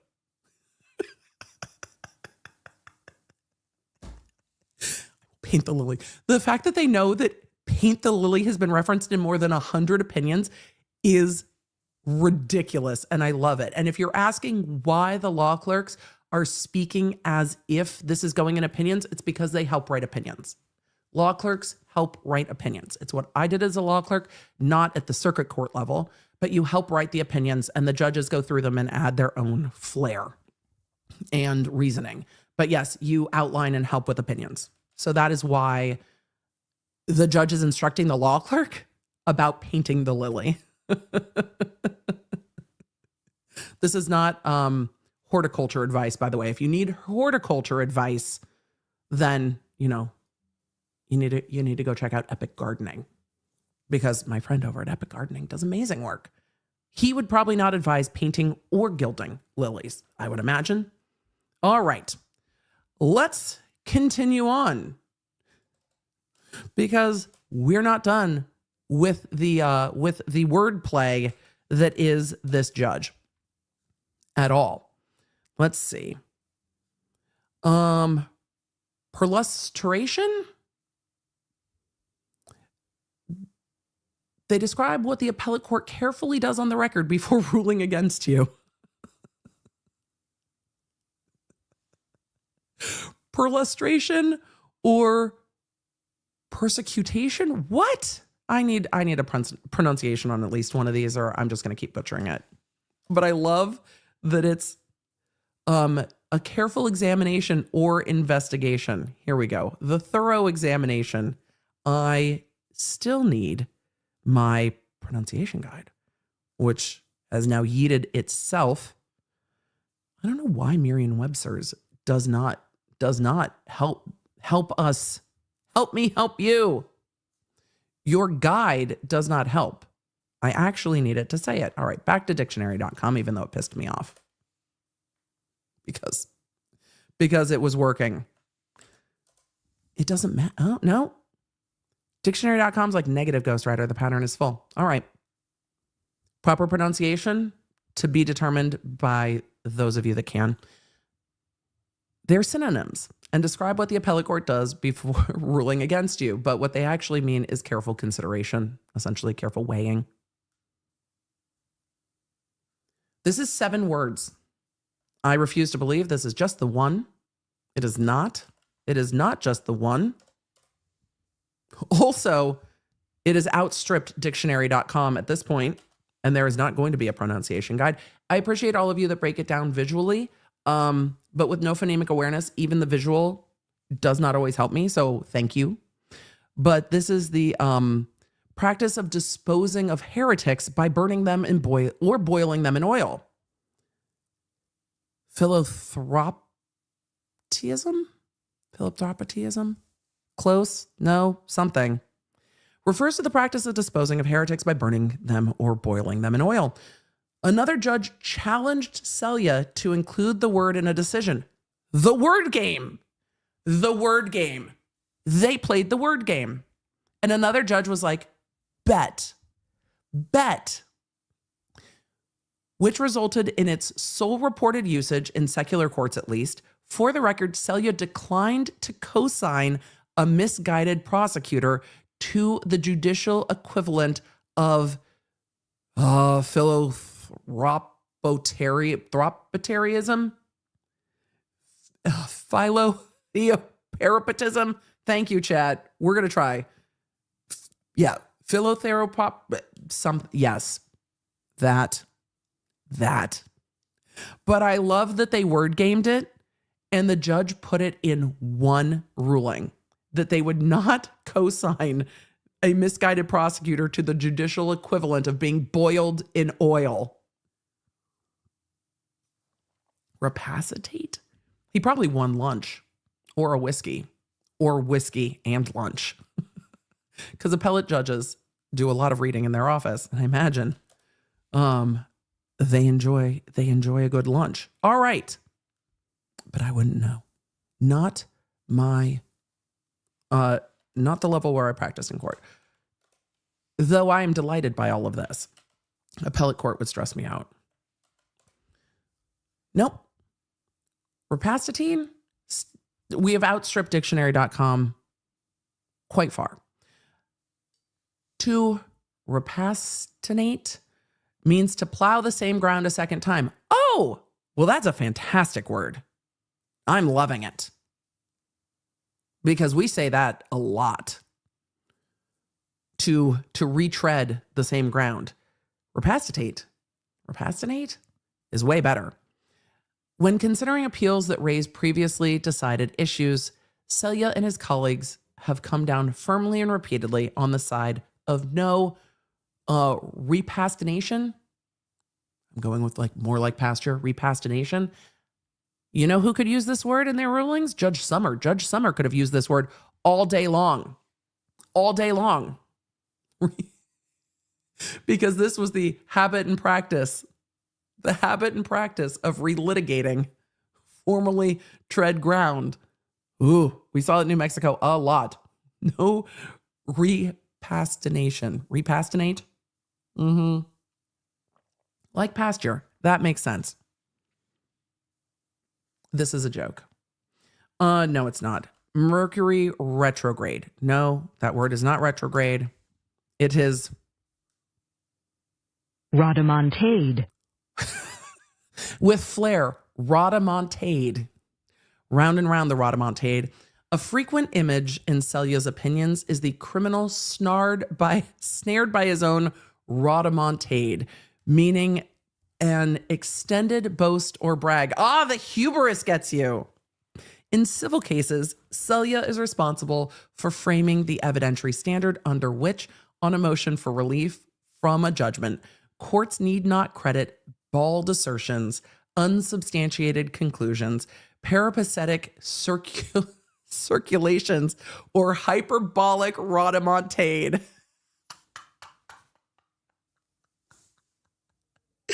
Get that out of here. Hyperbolic rhodomontade. Oh my God. Boasting or bragging, pretentiousness, blustering talk. Back to Murdaugh. Don't get caught in your own rhodomontade. Oh boy, that's amazing. Rhodomontade. Oh, I love it. Wait, what is the derivation on here? Adjective, bragging, word origins. There we go. First recorded in 1605 from Middle French, from Italian rhodomontade, the boastful king of Algiers in, I'm not getting into the rest of the Middle French, but 1605, Middle French from Italian. Rhodomontade. So for all of you being like New Orleans, yes, French. Yes, French. Yes, French. All right, we're continuing on. I just want dictionary.com to say it. Salmagundi. Salmagundi. If you serve Selya a salmagundi of reasons, fuck the word salad. It is a salmagundi. If you serve Selya a salmagundi of reasons, facts, theories, claims, or arguments, don't expect him to search through the mess for pearl onions. Salmagundi. Word salad is out. Salmagundi is in. A mixed dish consisting usually of cubed poultry or fish, chopped meat, anchovies, eggs, onions, oil, and served as a salad. Yep. For those of you saying, is this where word salad came from? Feels like it. 1665, Middle French. Compound based on salmonate salted foods like salami. So like an Italian salad. Or maybe an egg salad. A chicken salad would also count. Cubed poultry or fish. Chopped meats. I mean, a chicken salad, I think, would count as a salmagundi. Salmagundi. Okay, everybody who's tired of word salad, here's your new word, salmagundi. Yes, a good antipasta salad. It is food court. It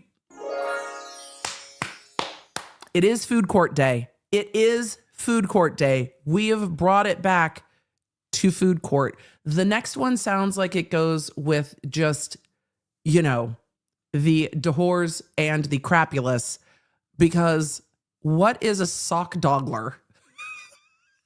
What the fuck is a sock dogler? Also, even if that's the wrong pronunciation, it's right to me.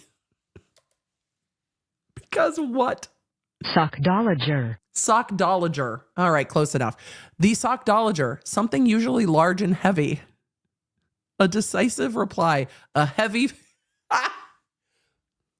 finishing blow. Rebecca, sockdolager is a heavy finishing blow. If the thrust of the argument is powerful enough to deliver a sockdolager, then it's a strong argument. A sockdolager is a final decisive blow. Selya's published opinion delivers almost 60 sockdolagers, which is more sock than one finds in the decisions of the rest of the federal judiciary. Of course it is. Of course it is. Is anyone else in the federal judiciary even going to try? Even going to try to step to this? He's used sockdolager in over 60 opinions. No one's coming for him. Wait.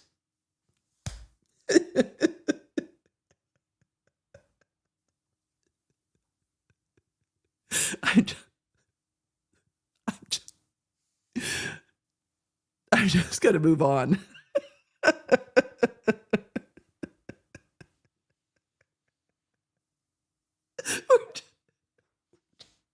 We're just moving on.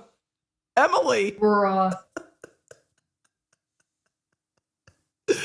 Oh, sorry. It just happened, and now we're there.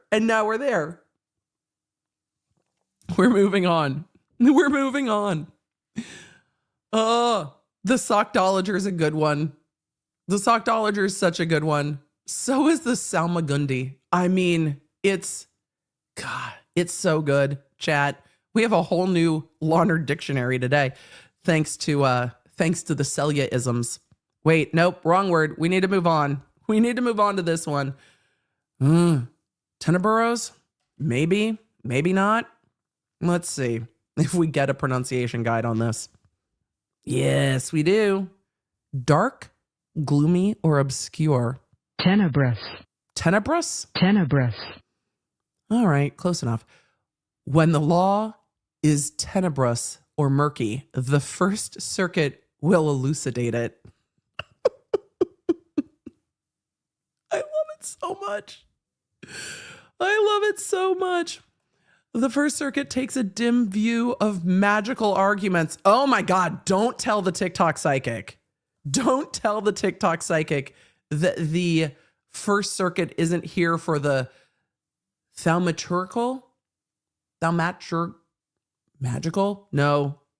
Yes. Thaumagical? We're going with that. Close enough. The First Circuit takes a dim view of magical arguments, or what in one opinion Selya calls thaumagical feats of rhetorical prestidigitation.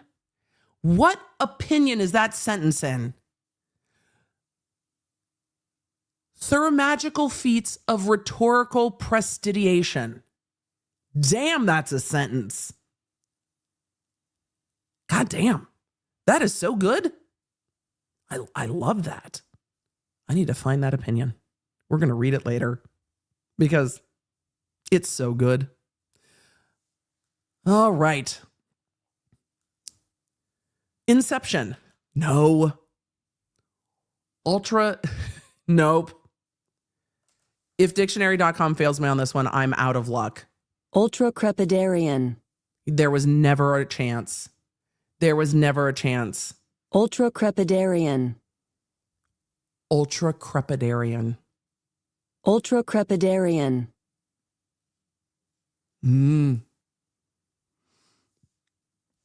Ultracrepidarian means beyond the bounds of one's knowledge or competence. Oh, That is a beautiful shade. When the First Circuit tells you that going further would be ultra crepidarian, it's a safe bet you're near the final page of the decision. You've gone too far. Ultra crepidarian, dictionary definition, noting or pertaining to a person who criticizes, judges, or gives advice outside of their area of expertise.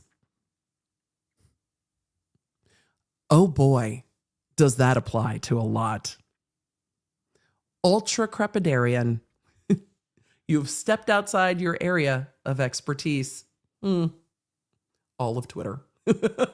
Not all of Twitter, most of Twitter.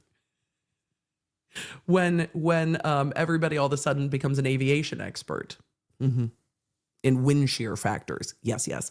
Ultra crepidarian. Say something said like a vet offering medical cause of injury. Probably ultra crepidarian. Oh, we're going to get to use this a lot. All of you said armpit coroner Sarah Boone. Oh, yes. Trooper ultra crepidarian. Today is the day for all of us to judge and be salty, so I'm allowing it. Is it name calling? No. Ultra crepidarian is more of a observation.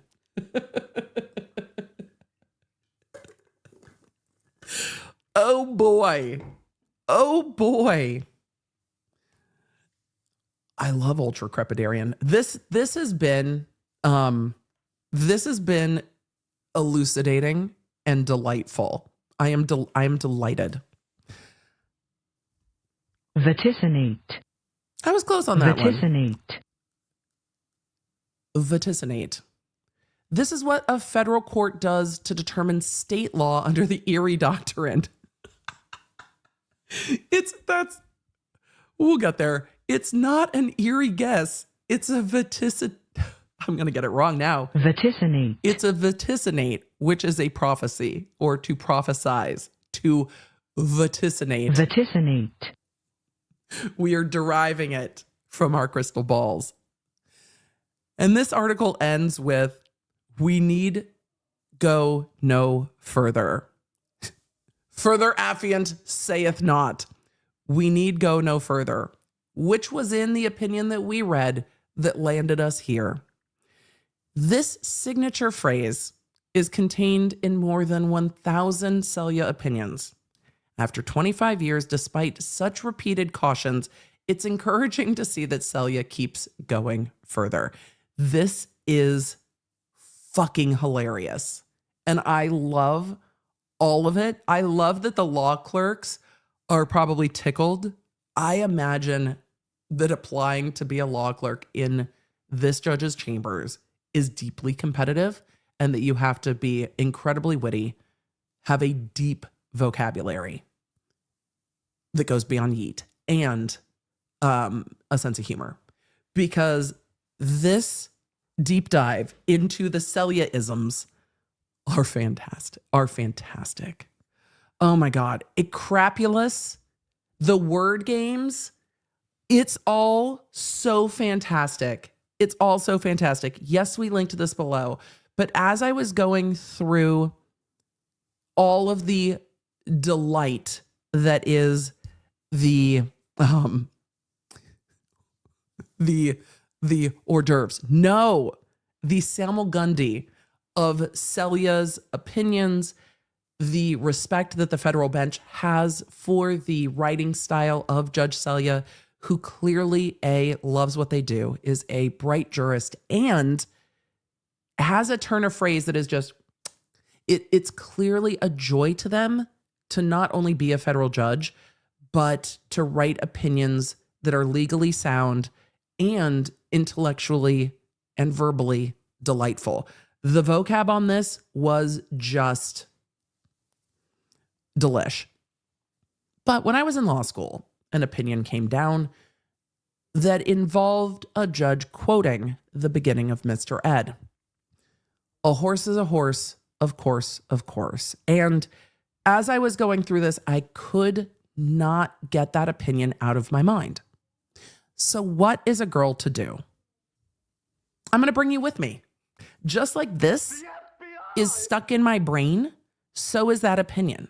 And the only option is more cowbell. So all of you are coming with me into one of my favorite opinions from law school. Why? Because we need to discuss this very serious subject matter. And B, because it involves a crapulous evening. And 3, wait, you went from B to 3. I did. Because it's a decision that still sticks in my brain. So come with me on a law school deep dive of one of my favorite opinions coming out of Pennsylvania from 2002. Why, Emily? Why? Well, because if it's stuck in my brain, it's going to be stuck in your brain.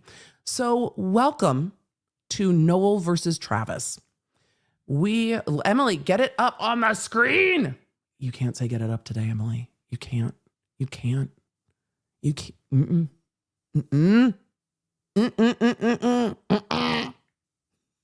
It just happened anyway. It did. It happened anyway. We need to switch out screens because my screen sharing is picky with me today. Commonwealth versus Noel, which became Noel versus Travis. We got to talk about Pennsylvania. We got to talk about the horse and a crapulous evening. Why? Because there's a law. We'll see if it's still the law. We're going to take a vote on this one in a little bit because there are some, there's a very reasoned dissent here. And we're going to get to the reasoned dissent. So let us jump in. We are getting to the question, and then we are getting to the dissent. In this appeal, we are asked to consider the constitutionality of Section 3103 of the Motor Vehicle Code, which provides every person riding an animal or driving an animal-drawn vehicle upon a roadway shall be granted all the rights and shall be subject to all the duties applicable to the driver of a vehicle by this part, except those provisions of this part which by their very nature can have no application or where specifically provided otherwise.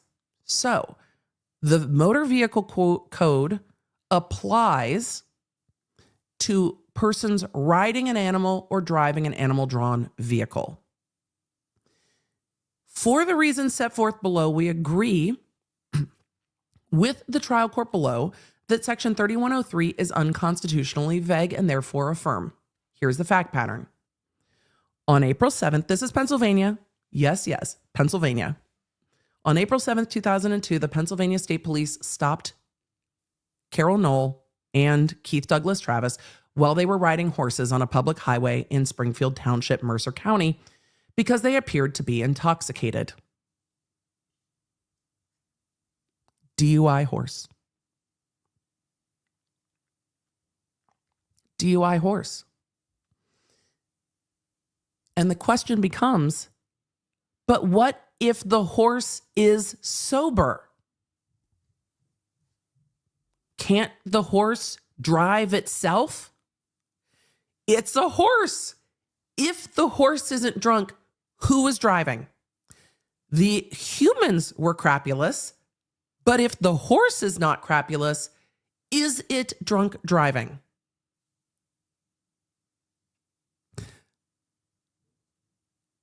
On April 7th, Noel and Travis got pulled over while riding horses under suspicion of DUI and were subsequently charged with driving under the influence and public drunkenness. Public drunkenness might count. But again, if the horse is sober, then what? Look, there are a few states where this is going to come up. But again, it's the horse. The Artful Colorist says you can get a DUI on a bicycle. You can, but the bicycle, as of now, isn't sentient. But horses can get themselves home. So, I'm just saying, the horse knows where they're going. Is a horse a danger on the road? A horse will stop if it sees someone else coming. Lisa says you can get a DUI on a boat, but you're driving the boat just like you're driving a car. DUI boats are actually incredibly dangerous. But you're driving the boat. The boat, at the moment, is generally not sentient. The horse, on the other hand, can make decisions. This is going to come up. All of you that are asking about self-driving cars, this is going to come up. If you're in a Waymo, those things scare the shit out of me. But if you're in a Waymo drunk, you're not going to get a DUI. You're not driving, the car is. If you're not behind the wheel. If you're behind the wheel, I think you still can get a DUI, even if you're in self-driving mode. But if you're in the back seat of like a Waymo, you're not going to get a DUI. I would trust a horse more than I would trust a Waymo at this point, though. They scare me to death. The Waymos, not the horses. The horses can decide. The horses aren't going to run over another driver. I'm just saying. We've got a question. So, K-Wag said, my friend got a SUI skiing under the influence. I need to know what state that is. Also, that could be pretty dangerous, I would imagine. Skiing can be dangerous on a good day. Skiing drunk sounds like an ACL tear waiting to or a head injury waiting to happen. But, I mean, I guess you could fall off the horse drunk, but then you're only hurting yourself, really. For those of you that are saying, what the heck is a Waymo? These are not in all states. They are self-driving cars that you can get like an Uber and you sit in the back. There was a video that went kind of viral of a Waymo that wouldn't stop in a parking lot. It just kept circling. And the passenger in the back seat was like, I'm going to miss my flight because the car won't drop me off at the airport. It just kept circling around and around. I would have vomited in a second, but it just kept circling around and around and around. I see them in areas of Los Angeles and like Arizona. But yeah, Waymos are completely autonomous vehicles. You get into the back seat and the car drives you where you're going. That's it. So they are full self-driving. And they, depending on where you are, or they're probably in Austin too, I would imagine. Okay, so DUI horse. Pulled over for DUI and public drunkenness. Public drunkenness, I mean, how do you know they're drunk? Anyway, following a preliminary hearing, the trial court found that there was sufficient evidence to hold them for trial, and both of them waived arraignment. On August 20th, Travis filed a petition for writ of habeas corpus, and Noel filed the same on August 26th. In their petitions, they argued as horse riders, they were not subject to Pennsylvania's DUI statute because the statute applies only to persons operating a vehicle. However, the law above says that the motor vehicle code applies to every person riding an animal or driving any animal-drawn vehicle. So is that law, this one, saying that it applies unconstitutionally vague? And they said, yes, it is. This statute is unconstitutionally vague. So they affirmed it. So the DUI horse changed the law in Pennsylvania. We're gonna continue to get to the dissent, which stuck out in my mind. Tangling with Gina said, my grandfather got a DUI on his horse. My uncle had to ride the horse home, and my aunt had to drive my grandfather home. DUI horse. DUI horse. Was it also Pennsylvania? No, I'm not asking. So they filed petitions and argued that as horse riders, they weren't subject to the DUI statute because it applies only to persons operating a vehicle. In addition, Noel contended that the statute stated above purports to subject a person riding an animal upon a roadway, not just a horse, an animal, riding an animal upon a roadway, to many of the same duties as the code applicable to the driver of a vehicle, which is unconstitutionally vague. Following a hearing, the trial court granted the petitions and dismissed the charges. The basis for the court's decision was twofold. First, the trial court agreed that the term vehicle, as used in section 3731, does not encompass in its meaning an animal such as a horse. Therefore, the court concluded that on its face, the DUI section could not apply to the appellees, since they were riding horses and not operating vehicles when they were arrested. The court went, I don't know what that asterisk is for. The court then went on to consider whether or not they could be subject to the DUI statute through 3103 above and concluded they could not. The section is both unconstitutionally vague and unconstitutionally delegates legislative power to the judiciary. The Commonwealth appealed. The Commonwealth was like, no! DUI horse. The Commonwealth of Pennsylvania is like, what we want to do is arrest people on their horses for DUI. That's what we want to do. So the Commonwealth is like, fuck that. DUI horse. Chat, you guys are hilarious. Spicy Vet Med said, I've seen a guy get a DUI on a steer. I live rural. I'm just saying, if you can get on a steer and ride it, you're probably not that drunk.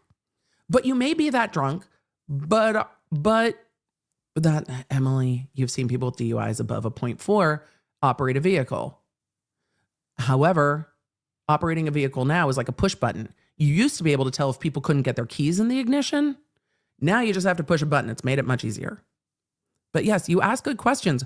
What does law enforcement do with the horse? They probably get a horse trailer out to tow it. Also, if you are arresting people DUI horse, how do you impound the horse? Do you have stables for said horse? So, they appealed on the constitutionality or vagueness of the law and finding that the code was not to be stuck to. You could not stick to the code, and that riding a horse while drunk does not count under the DUI laws as they were in Pennsylvania. However, one of the judges needed to dissent. So Justice Aiken had thoughts, and that's where we are going now, because this dissent makes me laugh. Justice Aiken dissenting. A horse is a horse, of course, And no one can talk to a horse, of course. That is, of course, unless the horse is the famous Mr. Ed. Yes, this is the beginning of the court's learned dissent. Go right to the source and ask the horse. He'll give you the answer that you'll endorse. He's always on a steady course. Talk to Mr. Ed. Yes, this is the dissent. Mr. Ed would know which sections of Part 3 do not, by their very nature, apply to his rider. We have to get into the mind of Mr. Ed, who is going to tell the court that his rider is drunk, but he's going to get him home. And the horse is probably like, this dumb shit. This one right here, he's crapulous, but I'm good. I got it. We're going to get home. It's where the food is. We're going direction of food. Mr. Ed would know which sections of Part 3 do not, by their very nature, apply to his rider. And I attribute the equivalent horse sense to the ordinary, reasonable person. Because I cannot agree that Section 3103 of the Vehicle Code is unconstitutionally vague, I offer my respectful dissent. 75 PA 3103A states that persons riding animals or animal-drawn vehicles upon a roadway are subject to all provisions of Part 3 of the Vehicle Code, except those which by their very nature can have no application. The appellees were charged with violating the DUI statute, which says, a person shall not drive, operate, or be in actual physical control of the movement of any vehicle while under the influence of alcohol to a degree which renders the person incapable of safe driving. Clearly, this is a provision of the Vehicle Code which is not, by its very nature, without application to persons riding an animal on the roadway. In order for a penal statute to be constitutionally firm, God damn it, we've got firm statutes. It's a full-throated dissent, y'all. Hewlin in the chat said, Mr. Ed, quote, he was a terrible backseat driver. Couldn't keep his seat. In order for a penal statute to be, I can't today. In order for the penal statute to be constitutionally firm, the offense must be defined with sufficient definitiveness. Everybody wants it to be definitive. Sufficient definitiveness that ordinary people can understand what conduct is prohibited and in a manner that does not encourage arbitrary and discriminatory enforcement. The dissent is basically the horse could figure it out. The horse could figure it out. The horse could figure it out. Tony asked if we could share a link to this. It's in the description.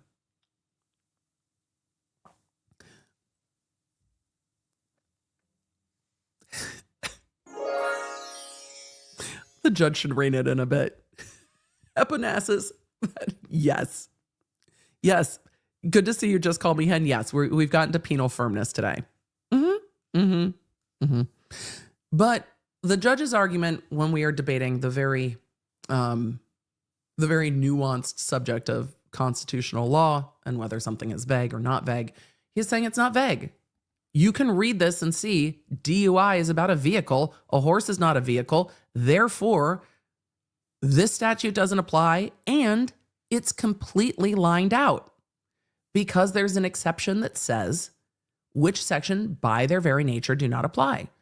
By its very nature, it says vehicle, ergo horse, not vehicle. Done. So the judge takes issue with the constitutional vagueness, but also takes a moment to say the horse even understands that this doesn't apply. Let's not.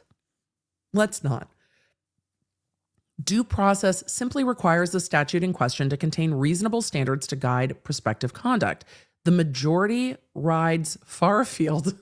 Your Honor!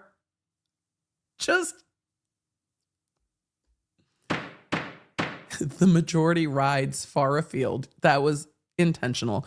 Wondering whether an equestrian could be cited for driving the horse over a fire hose or on a sidewalk, or whether the section requires a person falling off a horse to notify police. Help! Help! I've fallen and I can't get up. Call insurance. I've had a collision with the ground.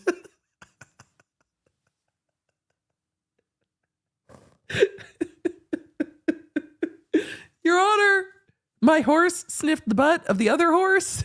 My car took a shit on the road. Your Honor, my car bit someone.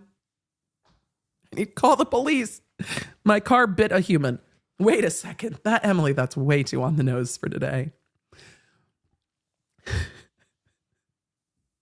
The consent, where are we? The answer to the first two is, of course, at a fire, the offense is not merely driving over hoses. It is driving over hoses without the consent of the person regulating traffic. The statute involves regulating traffic from the firefighting equipment, which makes imminent sense. Don't get in the middle of firefighters actively fighting a fire with a car or a horse. The statute involves regulating traffic away from firefighting equipment, which makes imminent sense, and the offense is not, by its nature, inapplicable to drivers of animals. Likewise, one is no more allowed to endanger pedestrians by riding a horse on the sidewalk than one is allowed to drive one's car there. I mean, in some jurisdictions, or a skateboard. No wheels. Yeah. I think a horse is probably less of a danger on a sidewalk than a vehicle. But it depends on how fast they're traveling.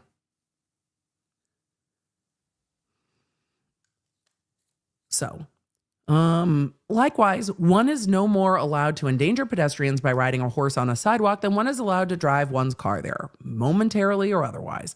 As for the third hypothetical, the situation remains one of common sense. Any ambiguity in this section involves the word accident, not its application to equestrians. Whether falling from a horse or a car, if it is on the highway and comprises an accident which results in injury, one must report. If there is no accident or injury, then there is no need to report. The rationale for police involvement is no different just because the highway accident involved a horse. Besides, the appellant is charged with DUI, not a fire hose or sidewalk violation. It is well established that vagueness challenges to statutes do not which do not involve First Amendment freedoms, be examined in the light of the facts of the case at hand. It's not within the purview of the court to adjudicate the rights of hypothetical individuals engaged in hypothetical conduct. We could fashion imaginary fact situations until the livestock returns to the barn. We could hypothetical till the cows come home, justices, but we shan't. We have reached the end. But that is not proper constitutional analysis. Trotting through part 3, it is not difficult to discern which statutes, by their very nature, cannot apply to equestrians. Section 3113 deals with pedestrians, not drivers. Section 3343 describes how specific heavy equipment shall be moved over railroad crossings. A horse is not one of the listed pieces of equipment. Section 3366 deals with contents of speeding citation. Is the horse speeding? Probably not in the realm of speeding citations. 3368 involves devices with which speed may be timed. Your Honor, 7 horse lengths. The whole of Chapter 35 deals specifically with pedicycles, motorcycles, pedestrians. Animals, by their very nature, are not bicycles. Just in case you needed to know, everybody. Animals, by their very nature, are not pedal cycles. A horse is not a bike. A horse is not a motorcycle. A horse is not a pedestrian. And not subject to these specially tailored sections. These statutes, by their very nature, not applicable to animal drivers.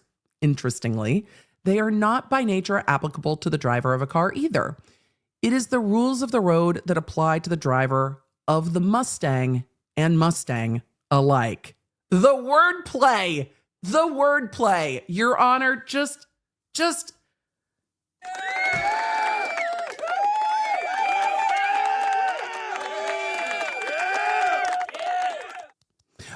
But not the electric Mustang. Ask my teen. His opinion is fuck that. That's not a Mustang. But the Mustang and the Mustang alike. Horse vis-a-vis car. Here, an ordinary person, this is vaguely insulting to the other judges, but it's hilarious. Here, an ordinary person of common intelligence would know that riding a horse while intoxicated would be a violation of 3731, just as the same person would recognize that the rider of a horse must stop at a stop sign, ride at the right side of the road. And this is where I digress and disagree, because I think there's an argument to be made that if you can ride in the back of a self-driving car, like a Waymo, drunk, and it's not drunk driving, you are likewise a passenger of the horse in this situation. I think there's an argument for it. I do. I would make that argument.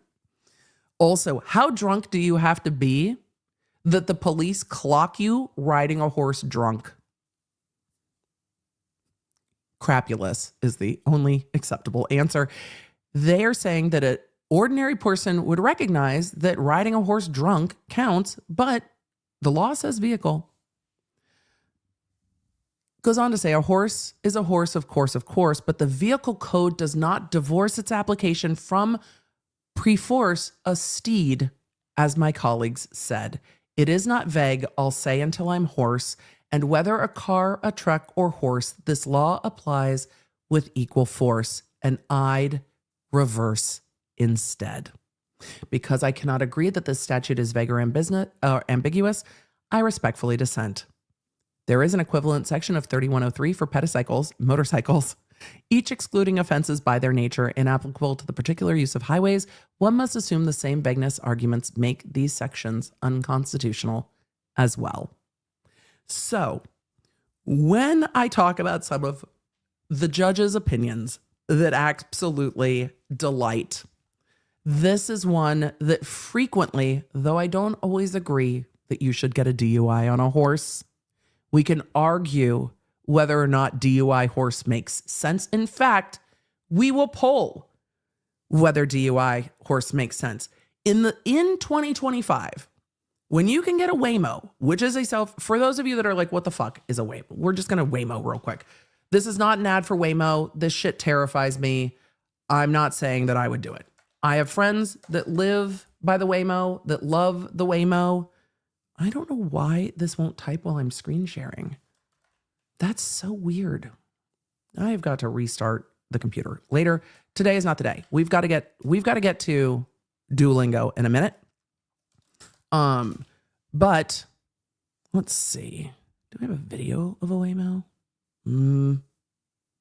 Yes, this looks like a bad one, but we're going to do it anyway. Emily, what could possibly go wrong? Who knows? This looks like a news report. We'll see. Maybe it's terrible. Maybe it's good. Do we know? No, we don't. But we're going to share screen. Does it terrify me a little bit? Yeah. But again, I can see where this could be incredibly helpful. And then we're going to put up a poll. So let's look at this news report real quick as we get into the demonetized section of this. They do look like the Google Maps Just crossing cars. the street can be a harrowing experience in a city filled with self-driving cars. I live in San Francisco, where these funny-looking white Waymo cars are now common. They're robotaxis, owned by the same company as Google. Inside, there's no driver, I didn't just know a that. computer controlling the wheel. Oh, we're definitely getting demonetized for disparaging the Waymos. I had no idea they were owned by Google. Emily, do not speak against the mother company. I don't care. These things fucking terrify me. Then again, I get deeply motion sick. I do not use self-driving on the car that I have that has it. Sometimes if the cruise control breaks too fast to keep a distance, I will get motion sick. So part of this decision is the motion sick. The rest of the decision is that there's no one in the driver's seat. And I saw dude at the airport with the Waymo going round and round and round and round and round in the parking lot on the phone with customer support saying, can you please make the car stop? I need to get out. I'm at the airport. As a pedestrian navigating around them, I noticed something unsettling. Waymos often would not stop for me at a crosswalk I use every day to go to work. So I began to record myself crossing the street. This is terrifying. Step out. Look at the Waymo. What if you throw coffee at it? See if it's going to stop. What if you throw coffee at it? No. What if you smack it? Again. Maybe with a wave. I tried crossing in front of Waymos here more than 20 times. Dude, about 3 and step 10 in front times of it, the sue Waymo Google. would stop for me, but That's I couldn't figure out what I'm made being it change its mind. hyperbolic. I'm being hyperbolic. That's not legal advice. Heavy traffic Do not bait the lawsuit. versus light, crossing with 2 people, sticking 1 foot out, all would cause it to stop. This is only terrifying. sometimes.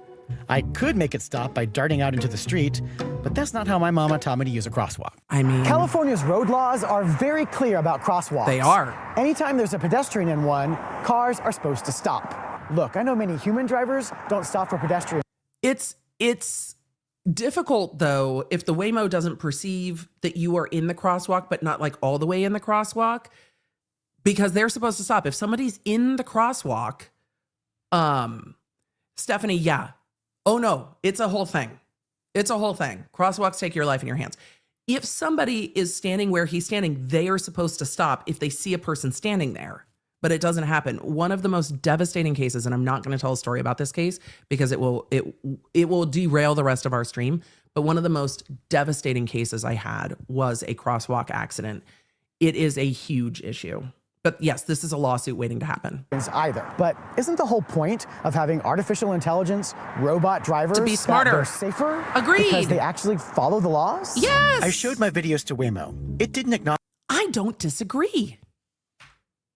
Well, now we're in investigative journalism about a Waymo, but my argument is you can be in the backseat of a Waymo drunk. It can drive you home better than driving yourself. But if Waymo drops you off at the wrong location when you're intoxicated, what is the liability? If you like pass out in the back of a Waymo and don't get out, then what happens? There's probably a protocol for it. But if you can be in the back of a Waymo intoxicated, couldn't you be on a horse? Is it different? So we're going to put up a poll in just a minute. But this is what the Because Waymos they actually are. follow the laws? I showed my videos to Waymo. It didn't acknowledge breaking any laws, but said there is, quote, opportunity for continued improvement in how it interacts with pedestrians. Corporate speak for that Crosswalks could be involve better. a social intelligence that Waymo has not mastered. With a human driver, you can look them in the eye, and you know they've seen you when they Which start helps. to slow down. But with a robot, there's nobody to look at. Waymo said its vehicles decide to I wonder if we're going to get to the point where we need to update crosswalks so that crosswalks have a feature where you can push it so it can flash and the car can perceive it. That might be what's needed. stop based on factors including the proximity and speed of other vehicles and, quote, signals of pedestrian intent, like forward This is motion terrifying. or where they're looking. So an AI gets to decide whether I want it bad enough, even when my feet are The reporting on this is also kind of delightful. So the AI gets to decide if I want to cross the street badly enough. That's terrifying. already in the crosswalk. No. I know conceptually that Waymos are loaded up with sensors that can spot me better than They should be able to also spot like weather patterns. These terrify me. Have you guys ridden in Waymos? Do you love them? Hate them? a human. But I also know these cars weigh nearly 5,000 pounds. I bet they leave a bruise if you were hit by them. I said what I said. So I need a little more than faith in AI before I step out in front of one. 5,000 pound car. So that's a Waymo. So let us take a poll. Let us take a poll. DUI. If you can't get a DUI in a Waymo, should you get a DUI on a horse? We're going yes, no. We're not going with a don't care option. We're going yes, no. Does that question make sense? If you can get a DUI in a Waymo, if you can't get a DUI in a Waymo, should you get a DUI or should you get a DUI on a horse? Yes or no? So if you are a passenger on a horse, are you a passenger or a driver? Because in a Waymo, you're a passenger. Are you the driver? I don't know. I am not skilled enough. Maybe we need a veterinarian. Logic says the horse can make its decisions just like the Waymo. But a lot of you are saying, no, you're supposed to be the driver on a horse. It would still be public intoxication, Alan. Yes, it could still be public intoxication. Could still be. So this is just vibes. What do you think is right? So Carol says you ride a horse, not drive a horse. This is the question. We need to know. Mel says you have some control of the horse in theory. Depends on the horse. But again, I'm not an expert. I just taught horseback riding at a Girl Scout camp that one time. Let's get into food court real quick. Oh, we've been streaming for 2.5 hours. We're going to get into food court quickly because we need to get back to talking about animals. We really do. We went on a Waymo side quest. Those things scare me. I would get motion sick. Like entirely motion sick. But we've got a food court update, and then we've got a food court new case that seems like we might need to keep an eye on it because I'm curious. It might be bullshit. But let's talk real quick about a food court update. Oh, I forgot to. Miguelina, I'm sorry. I forgot to upload our food court bumper. It's fine. We're going to swoop. We'll unveil soon. We're going to swoop. Food court. For those of you that are newer and have not done food court, it's been a minute since we've done food court. Food court is it started as just a segment and then it became an entire stream because sometimes we need to take the law less seriously. We need to talk about whether a cookie box, a box that delivers cookies, is infringement when they're all rectangular. Emily, don't pizzas all come in the same shape box? Yes, they do. So food court became a way to talk about food-related lawsuits. Some of them are absolute fuckery. Some of them make a good point. This lawsuit had a point. What are we talking about? We're talking about Prime Energy getting sued by the U.S. Olympic Paralympic Committee. We talked about this a while back. in a couple Prime related lawsuits because Prime had used Olympic properties, which they get real salty about, in marketing its collaboration with Kevin Durant. And the U.S. Olympic Paralympic Committee was like, the fuck you get to do that? Where is my share? Hold on. Where is my share screen? There we go. Get back in here. So they had used the word Olympian. They had used Olympic gold medalist and other Olympic properties in their marketing. And you guys are right, because Call It and Cuthbert was really the beginning of food court, and it really revolved around spicy marketing, which is what we're getting to next. So Prime released this drink using the properties of the Olympics. That is unquestioned.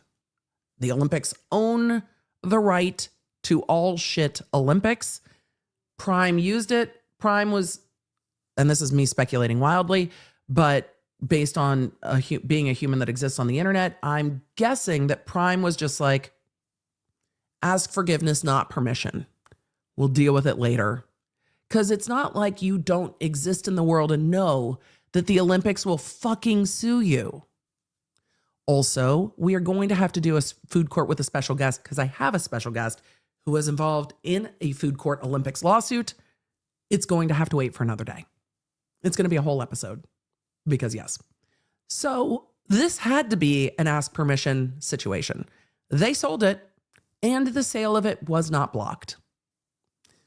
So here is our update, which is going to be unsatisfactory to the inquiring minds that would like to know what happens in this lawsuit. In December, a joint status report was filed. And that joint status report indicates that, well, the parties would like to advise the court that it's not necessary to move forward with the motion to dismiss or possible amendment of the complaint because the parties have reached an agreement to settle the dispute. Pay. Just pay us. The parties are in the process of finalizing and executing a confidential settlement agreement. Yep. Your Honor, we're good. We asked for money. They're going to give us money. We're going to be good with the money. So, yep. They settled. It says confidential settlement. It's a confidential settlement. Will we know the amount of money? No. Kevin Durant wasn't being sued, just Prime Hydration. Just Prime. So this is a ask forgiveness, not permission, and then pay. So I imagine that the settlement, and it is a confidential settlement, this is just based on my experience. I imagine the confidential settlement probably involves the profits from that particular drink. Just the profits. It's like disgorgement of profits, and that's about it. And a don't do it again. So the case was dismissed on January 15th. Stipulation of dismissal with prejudice. Everyone has agreed. The settlement is done. And the lawsuit between the Olympic Paralympic Committee and Prime Hydration is now done. So we do get to say case closed, because technically it is a case closed.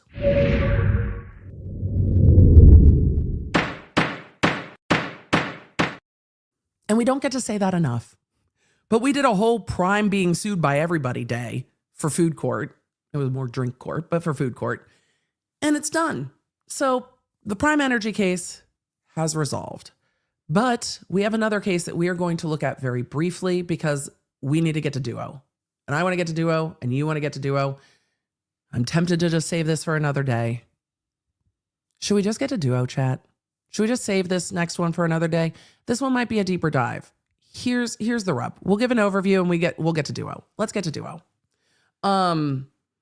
Grateful Bloom said, what happened to Dirty Dough and Crumble? It settled. Everybody's like, let's get to duo. Perfect. We will save our other food court, which actually might be fuckery. It might be one of the rare food court cases where we're like, yeah, What are you doing? That's not cool. We'll bring it up another day. It's not going to go anywhere fast, and it's not going to settle fast. So I'll save it for our next food court. Literally only want duo. Perfect. Law nerds have voted. Law nerds have spoken. I follow the chat. Sometimes the comment section is like, what do you mean the chat voted? The chat voted. If you don't have the Law Nerd app and you aren't with us live, then you don't get to vote. You're at the whim of the chat. Chat has voted. Chat demands duo. Perfect. Let's get to duo. You guys are the best. Miguelino, let's give it a few more minutes. So we got to case close, Prime Energy, and the Olympics. We technically food courted. It's not clickbait. We food courted. We food courted. We did it. We did it. Let's go to duo. For those of you that are like, girl, what? This started after the Super Bowl because we have not yet, we got into the overview of the Drake-Kendrick Lamar lawsuit. It's a podcast episode. If you haven't seen it, it's because it has been ruthlessly downgraded in the algorithm because I do play parts of Not Like Us.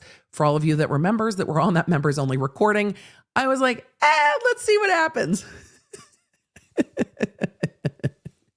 It resulted in a lot of you not seeing that episode. But if you search on the channel, and we'll link it down below, I covered the initial rumblings of litigation between Drake and Kendrick Lamar over Not Like Us. And then we got to the Super Bowl, and Kendrick Lamar teased Not Like Us throughout the Super Bowl performance and then played it. Social media went bananas because of the moment that because of a lot of things. But one of the things was the moment that Kendrick Lamar went, say Drake, dead at the camera. Dead at the camera. And social media account managers everywhere went, this is the moment. This is the moment. Duolingo, the language app that many of you know and love, or know and don't love, might be following. What in the world happened? Hold on. Let me pull up a different browser because it will. The technology is fighting greatness today. Stop fighting greatness. Stop it. The technology is fighting with me. It's going to be clunky, but we'll get there. Duolingo also took a moment to poke fun at the Super Bowl performance and at Drake. Was this the first time Duolingo had poked fun at Drake? No, it wasn't. No, not at all. We're going to Twitter first, or the former Bird app. I guess they killed their bird too. We're going to the former Bird app because this was not posted as much on Insta, and then we will switch back because we're going to get into the full lore for those of you that missed it when we covered it. But we started talking about it because it was hilarious, or at least I thought it was hilarious. So this is what was posted during the Super Bowl on X with Duo saying, say Drake. I think this is what began it, though there'd been beef going back and forth. There'd been beef going back and forth before this.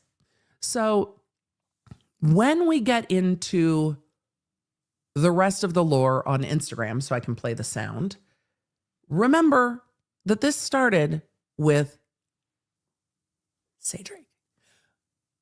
Let's get to the Instagram lore, because after that was posted, we started getting into whether or not Duo was going to survive. Let me get the rest of the background here on a history of Duo real quick.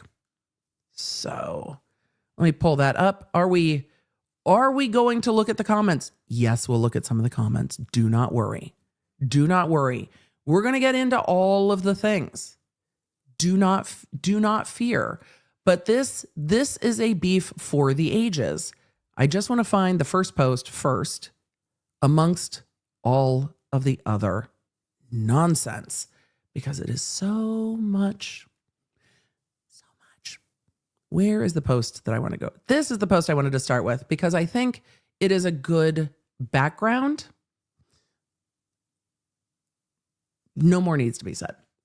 This is how we got into this. For some of you that follow me on Instagram, this might be a little bit repetitive. For those of you that are like, I missed this last time, then you're going to get fully briefed. For those of you that are like, girl, what? Don't worry. We're going to pull you all the way along. If you haven't seen some of these, chat, no spoilers. Yes, we'll talk about Scrub Daddy. Don't worry. It's dramatic. For those of you that followed this on TikTok, I did not follow it on TikTok. I don't have TikTok. But we're going to go with the Instagram version. Yes, there's more on TikTok.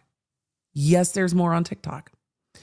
Let's pull up what I think is a pretty good overview from Pop Base. So this is their overview that was shared by Duolingo's account yesterday.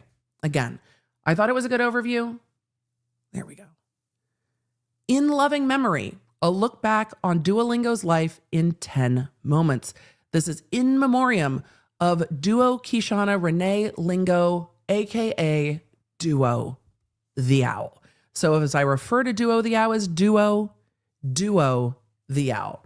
From 1000 BC to 2025 AD. The owl was old. The owl was old.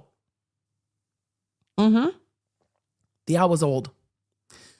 Born Duo Kishana Renee Lingo is introduced to the world in 2011. I had no idea. Jelly Bean in the chat said not the full government name. I know, Duo's been doxxed.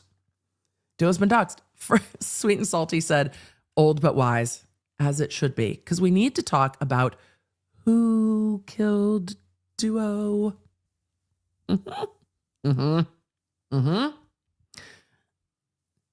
Duo's aggressive approach to motivate language learners becomes a meme. October 2017. 5 in a row, well done. Your family is safe today. Oops, that's not correct. Run for your life. April 7th, 2019. Duolingus says it's simple. Spanish or vanish.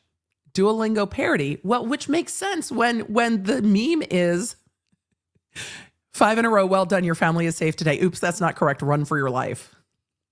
This is like What the Forecast, which I also love. Emily, do you like it when your weather curses at you? Yes, it's fucking hilarious. I'm here for WT Forecast. It's simple. Spanish or vanish. Duolingo parody account tweets Spanish or vanish. Duo would release a musical number inspired by the meme years later. Love a meme. Here for it. Duo leans into his creepy persona entering a new era. Wait till we get to Duo Deutschland.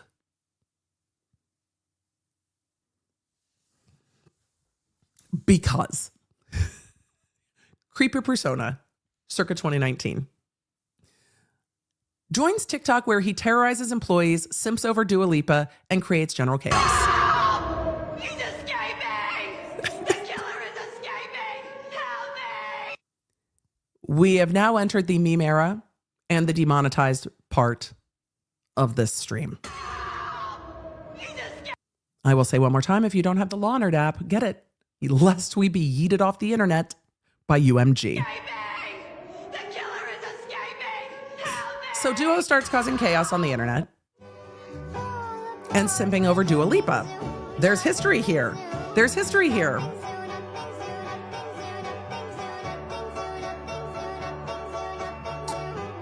A little stalkery. Little stalkery.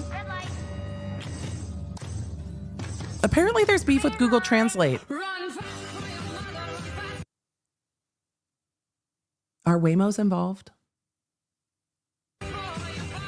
Starts beef with Google Translate. That beef was ongoing, by the way. The beef was ongoing. I didn't know that in 2022, Duo proposed to Dua Lipa. I had no idea. Is it stalkerish? Is it Love Actually? In Love Actually, was it appropriate for the best friend to profess his love to his best friend's wife after being at their wedding? So many morally gray questions. Ooh, maybe that explains Duo Deutschland.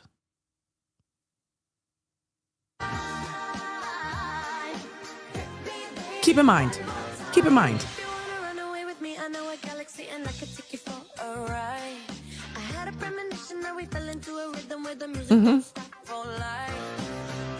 The signs are moving fast. Dua Lipa, Will You Marry Me?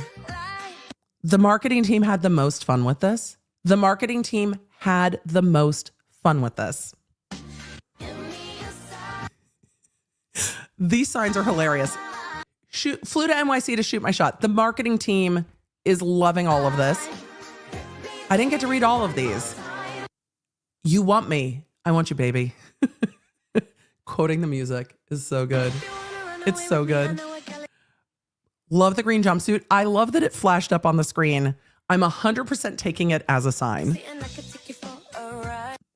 Minor detail, but it should be Dua Lipa with Duo's baby. Okay. Duo's ready, but we can hash that out later. It's like we'll figure out children later. Duo, will you marry me? Duo, will you marry me? Has your March 31st, 2022, law firm Manchetti & Sons releases a commercial to advocate for those harmed by Duo. family been taken by a By the way, these are the law books. If anyone remembers my story about building a wall of books, these are the books. These are the books. The way I hate lawyers in front of books. Emily, you have so many feelings about this. Yes.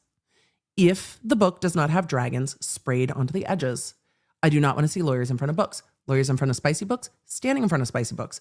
I'm here for it. A diverse library. I'm here for it. This library, I am so over. You haven't read them. You're using Westlaw Online. Stop it. I hate these books. Emily, you have such strong opinions about the books. Yep. Lawyers standing in front of law books. Fuck off. It's not good marketing for anybody. corporate mascot. Were you extorted by an enormous green owl? Also, there are multiple law firms already involved in this, making marketing around this entire thing. We might get into one of them. Have you been physically or emotionally injured by duolingo? Anyone, has Duo intentionally inflicted emotional distress on you? Back in 2022, the law firms were already after the emotional distress claims. Are the law firms involved? Who's benefiting? Follow the money. Follow the money, y'all. Did you want to learn a new language but lost your streak? Has your family been taken by a corporate mascot? Were you Duo on Ice, April 1st, 2024. The world's first multilingual musical. Numbers include Spanish or Vanish and French or The Trench. Goddamn. Producing Duolingo on Ice, the new multilingual. I had no idea this existed. City near you. Join Duo the Owl and all of his friends in a 4-hour skate dancing extravaganza. And again, for those of you asking, Duo the Owl. He, she, duos all the things. Don't ask, don't think about it too deeply. It's fine. We can't think about it too deeply because it's inconsistent. The lore is not consistent on this point. We're going with all of it. Or are there multiple duos? We'll get to that.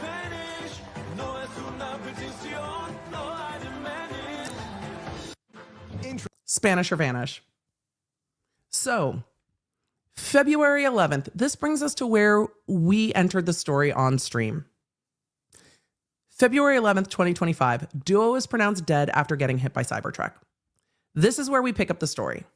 We need to take a look at the official account of Duolingo before we start looking at the suspects. And yes, we are going to look at their suspects. There are multiple.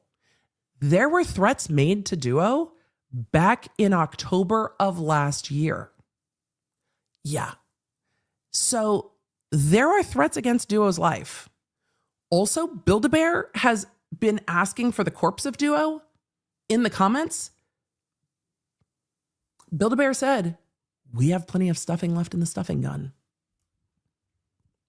I have questions. So, we came upon this after the Super Bowl with a fun little shade in addition to the Say Drake. Fun little shade. I thought it was a fun little shade. Where barely after the Super Bowl halftime show is over, Duolingo says we're going to start teaching music lessons. strike a chord and it's probably A minor. Yep. Trying to strike a chord and it's probably A minor. So that happened during the Super Bowl. During the Super Bowl. Duo's just like, let's go. Duo wants to be included in that lawsuit. Drake got cooked by Duolingo too. This goes to the lore. Goes to the lore. Then we get more Drake shade. More directed Drake shade. Learn how to play A minor in our music course on Duolingo. Hashtag Super Bowl. Drake after attending his own funeral on national TV. And then we start getting into the comments from the other companies. This was posted. Do we have a date on this? It's February 9th. So when Duo roasts you, you know you lost. Mama, a BBL legal team behind you. Elf, let's not pick our legal team by whether or not they have BBLs. Just saying. Girl boss, Duo, what is this behavior? NYX Cosmetics, please Duo, you really went there. Tarte Cosmetics, I hope to never be the target of a Duo roast. Tarte Cosmetics comes back into all of this in a minute. In a minute. So we start seeing the other accounts from other brand accounts getting into the conversation at the Super Bowl. Then they announce that Duo died with the funeral video. Big back. Yeah, my back is loaded up with snacks and R.I.P. Duo. Duolingo's full name credit to Alex L. on Threads. I love that they brought the community into it. Scrub Daddy, trigger warning before the open casket next time. Somewhere Duolingo replies to this and says, I just had to say goodbye one last time.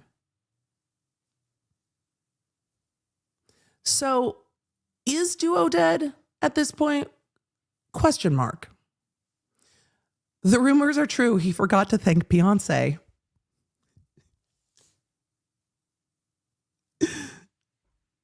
So this kicks off an ongoing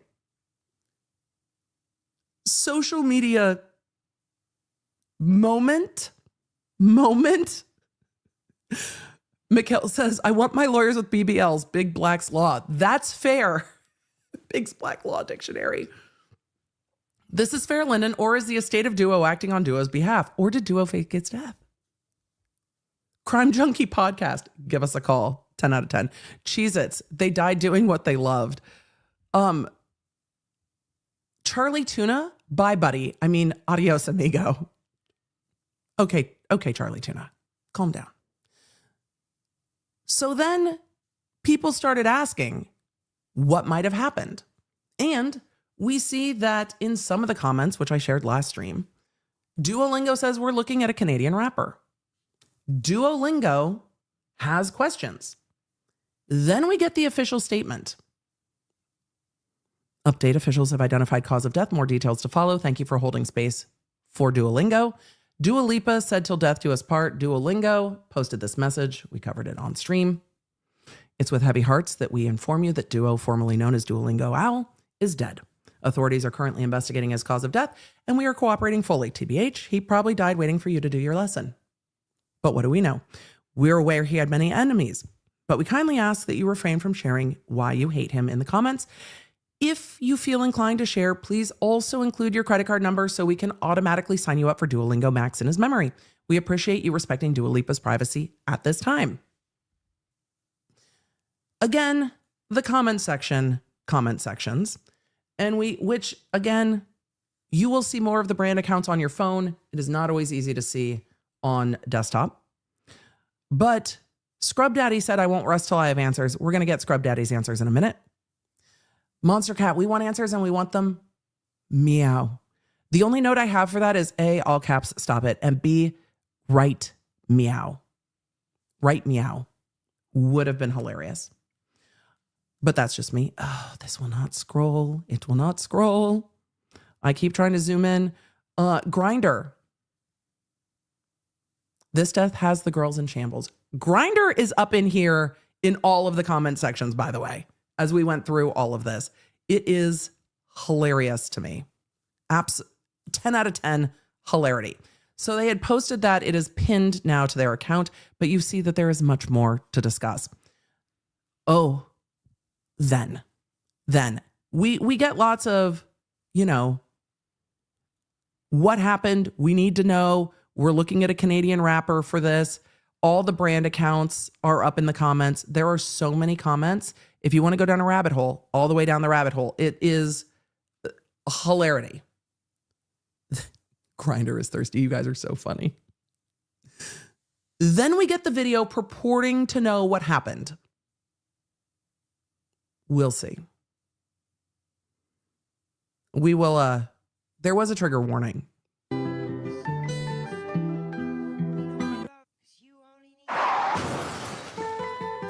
So, there seems to be video. I love that iJustine is like, it wasn't me. Pop-Tarts USA new side quest unlocked. Yes, it was. And again, food court. Fashion Nova, justice for duo button. Chevrolet, safety features matter. DHL Global. We sent our condolences to you. They were delivered to your neighbor, though. It's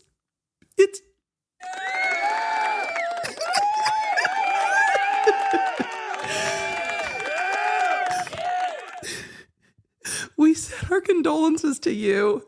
They were delivered to your neighbor, though. I can't. The DHL Global social media team was like, we know. Scrub Daddy, oh my God, not the Cybertruck. I'm going to be sick. We'll find out why Scrub Daddy is so invested. For those of you that don't know, you'll find out soon. Yes, DHL shaded themselves directly. Hilton crying in our hotel room. I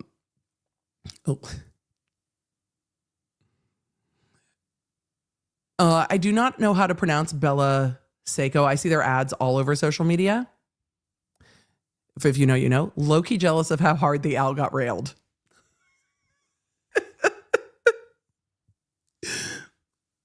The bird scooter said birds of a feather mourn together, which, again, hilarious. Build-A-Bear. It puts the lotion on Build-A-Bear. What the fuck, Build-A-Bear?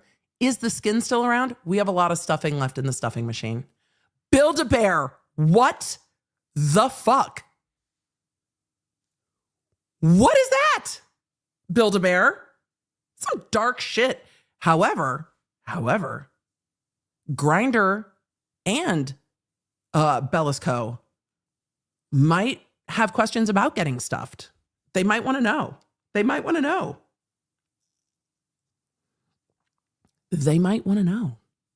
KFC. This is what happens when you ignore the daily reminder. KFC gets into this more. Don't you worry. Discord. Keep in mind what Discord says. Discord, I hope you recover soon. Pause on that. Discord, interesting comment to leave, isn't it? We're going to go look at your social media post in a minute, Discord, because we got some questions. Pinterest, all of a sudden we're detectives. Yeah, we fucking are. Al Crate, it wasn't me. Al Crate, it was me. There's only room for one L on this app, and it's me. Drink Olipop. Never thought Duo would be stuck in stock image purgatory. Quick Trip, RIP Duo. You would have loved my cheesy breadsticks. So the amount of brand accounts in this, A, is hard to go through, and B, the Build-A-Bear one stuck with me. Old Smoky. Well, I'll be damned. Also, Old Smoky's one of my favorite whiskeys. Barnes & Noble. Wait, you went up? Unexpected twist. Barnes and Noble. The deep cut on whether the owl is going to heaven or hell is hilarious. Wait, you went up. Nissan Mexico. With emergency braking, not even a feather would have been touched on you. Fly high duo. Uh-huh. Uh-huh. So, the brand accounts, social media managers are having the best time ever. Hey, dude, is this the TV show I watched when I was a kid, or is there a different Hey Dude? I have questions. Hey Dude said, when will the crime documentary be released? Don't worry. There's 7 in the works already. Don't worry. They'll be released after the 19 on Karen Reed. If not, I will make a mock crime documentary. Emily, don't commit to things you really don't want to do. It would be funny, though. Original Funko. The truck has been following me for a while. I keep seeing it everywhere. Bubble. That's why you always look both ways. Well, if it's self-driving, it doesn't matter if you look both ways. Don't blame the owl. Hellman's Mayonnaise holding space.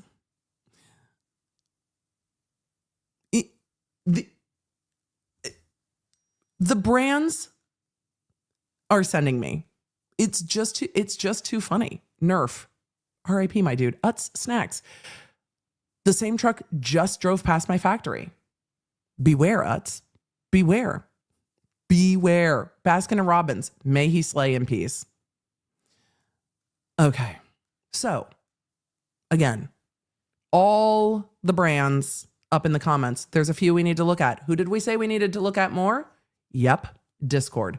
But we're not done because Duolingo continued to post about the owl. It's going to get dark. Now's the time. If dark humor is not for you, now's the time.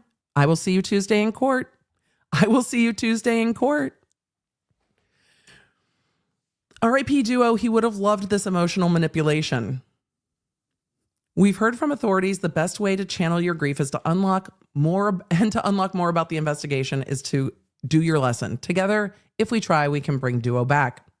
R.I.P. Duo, he would have loved this emotional manipulation. You killed it, literally. Total XP 9. It's our number for the day, isn't it? Great, 94% blazing. A minute and 24 seconds. Bring Duo back to life or claim XP. I mean, I think a lot of people might claim XP at this point because they are being manipulated. So if you're here for the dark humor, I'm glad you're still here. I'm glad you're still here. Because then this happened. Why? Because social media.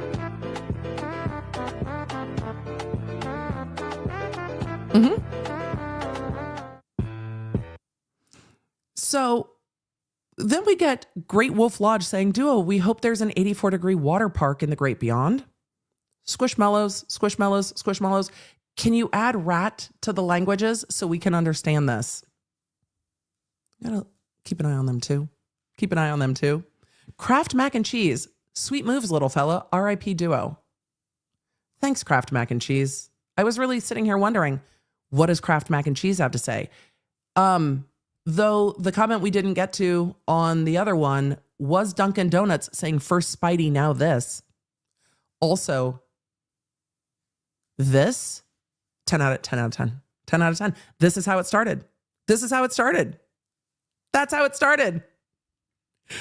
The GIF replies are hilarious. So, where is Old Smokey saying pour one out? Old Smokey, where are you? Where are you in the comments saying pour one out? Because I don't see it. Though there are a lot of comments. Then there was an update from Duolingo headquarters. I try not to kill myself. What? I try not to kill myself. What? What is happening at Duolingo headquarters? What is happening? What is happening? Pop-Tarts USA, quadruple homicide? How fucking dark did it get? All of them. All of them. And the sound they picked? Kool-Aid, are you in the comments? I'm going to need to know. I'm going to need to know. Pinterest, not sure which language to cry in. Squishmallows. If Duo's dead, and Zari, Lily, and Falstaff are also dead, then who's driving the bus? Who's taking the video? Who's taking the video? Monster Cat, it's a mascot epidemic. T-Mobile, they said the purge will continue if your lessons don't. T-Mobile. Bird flu is no joke. Also, T-Mobile. T-Mobile, what are you doing? What are you doing in these comments right now? Cheetos, wait, this is so sad. Are y'all hiring? My favorite, though, is the American Heart Association. The staff should have learned CPR instead of 37 languages.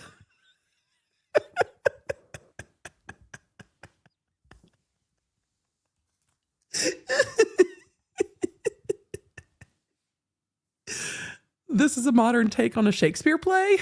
Okay, but who's filming? The American Heart Association. Fair. Learn CPR. Strava. Run Club went too hard. It's just so funny. So, there are other brands in here. Some of them replied so fast that they are all the way at the bottom. Official Dumb Ways to Die, we're going to talk about a little bit more. But Official Dumb Ways to Die is not the only one who is blaming Elon Musk, whose name comes up about as much as Drake in all of this. So we have a full outbreak at Duolingo headquarters. Duncan, the guy behind Just Strolling By, show some respect. There are too many comments. Upworthy is confused.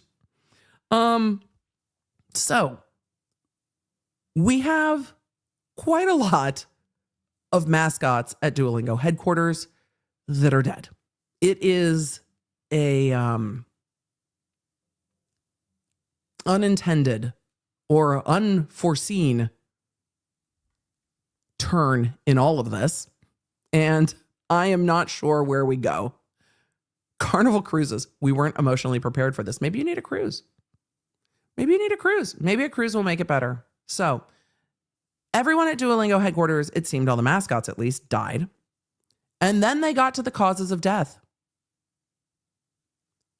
What is happening?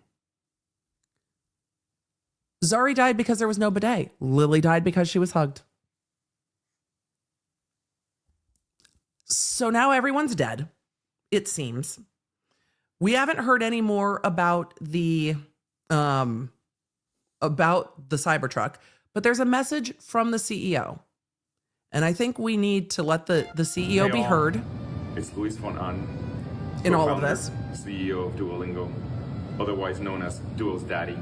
I have a prepared statement that I will read in light of recent events. You seem as I'm shattered. Sure you've seen by now, Duo was hit by a Cybertruck.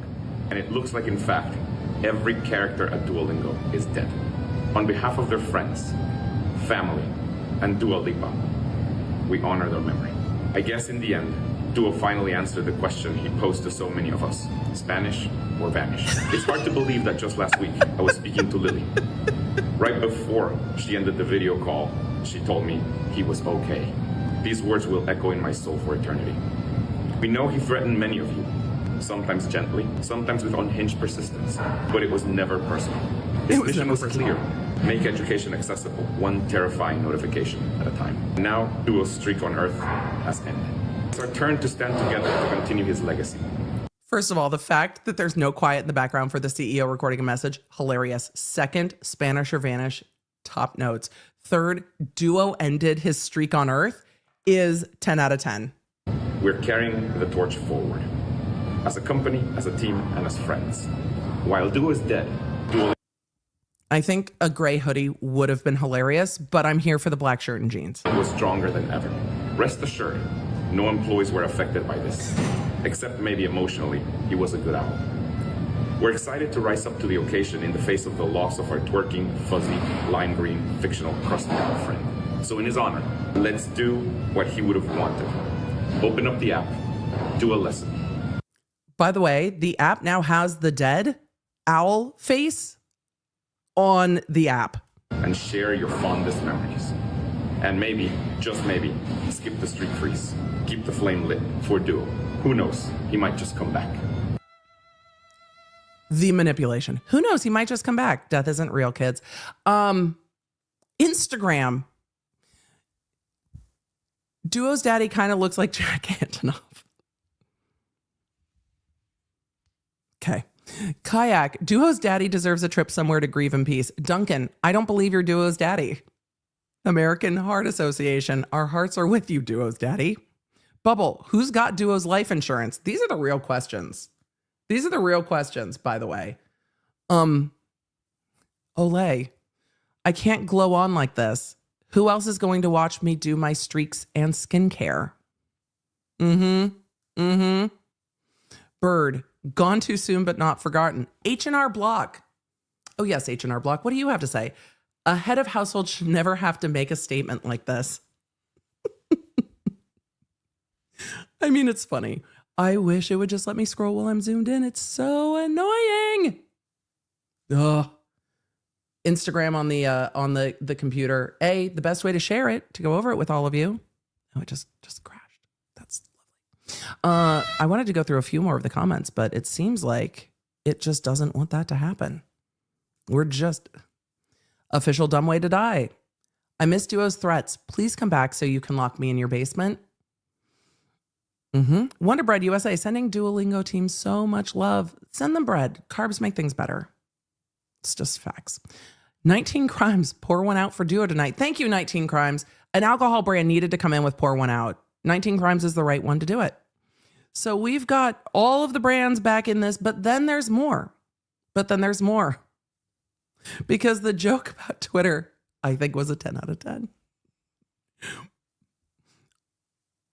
Twitter posted all birds go to heaven. Duolingo retweeted that on Twitter and elsewhere with both killed by a Cybertruck. I'm not mad. It's too funny. Look, Twitter walked into that one with both feet. Can you make IG full screen? I'm trying to. This is about as full screen as it will let me go, unfortunately. So I am trying to the best that I can, but it is not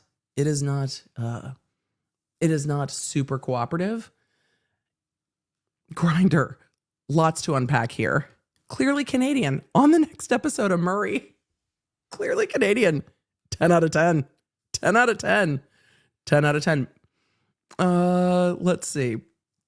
JG Wentworth. Dark. JG Wentworth is in this too. We're going to get to that in a minute.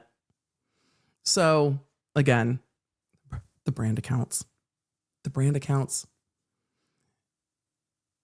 This I thought was very funny because now, my God! Okay, it's happening. Everybody stay calm. The humans at Duolingo are having a crisis. Calm! Wait. Everybody calm down! Oh my God! Okay, it's the humans now have to teach over at Duolingo. Or is it AI? I don't know. Hello. We've been waiting for in this time of grief. At least Duolingo is trying to talk everybody off the ledge. The bird We're here. Cannot hurt you. You are safe. You can learn for reasons other than fear. The fact that the Calm app, find yourself in a nice, comfortable seat. Is this play about us? Desk, on the subway, in bed, on the toilet, wherever you can do your lessons in peace. Take a deep breath in and a deep breath out. It's so funny to me. I'm ready for it. Walmart doing this in the candle aisle as we speak. NYX Cosmetics, I'm coming, bestie. Official dumb ways to die, but what if I want the bird to hurt me? Oh boy. Oh boy. Ground you. So beginning at your feet. There is now the unhinged Calm app version of all of this. But then this is pinned to their account. Is this an ad? No. But yes, but no, but yes.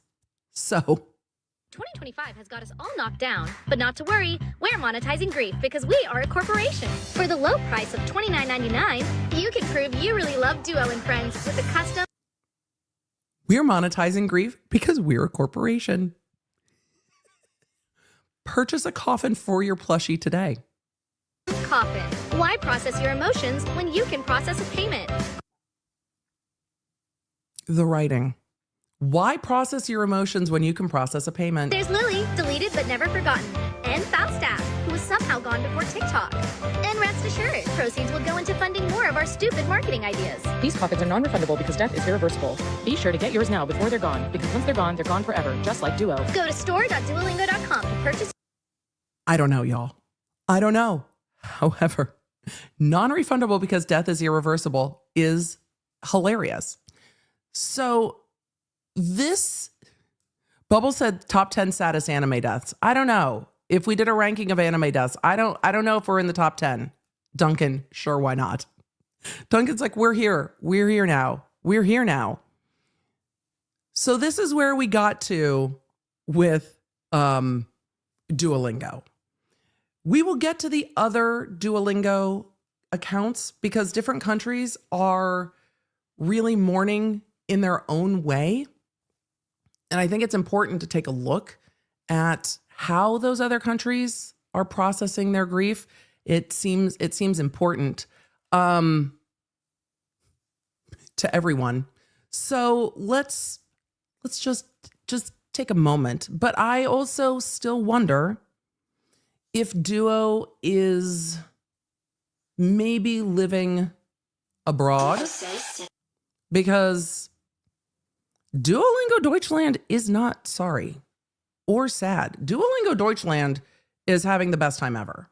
They're just ready for it.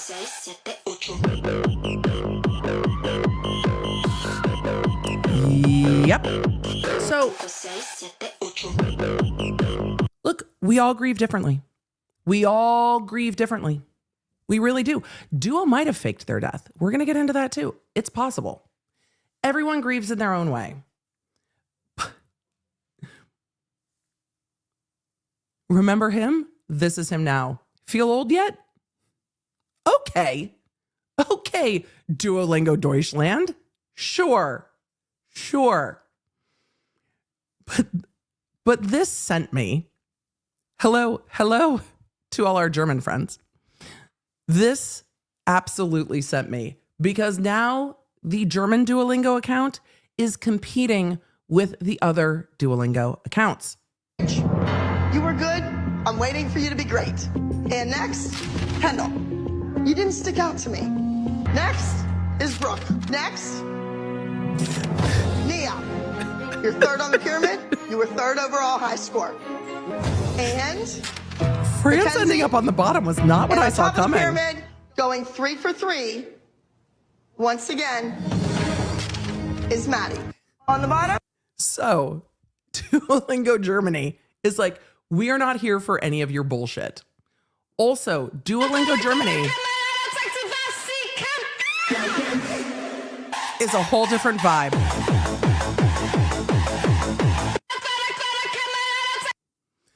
Duo Deutschland, and I have the sound gained down. Duo Deutschland is a whole different vibe.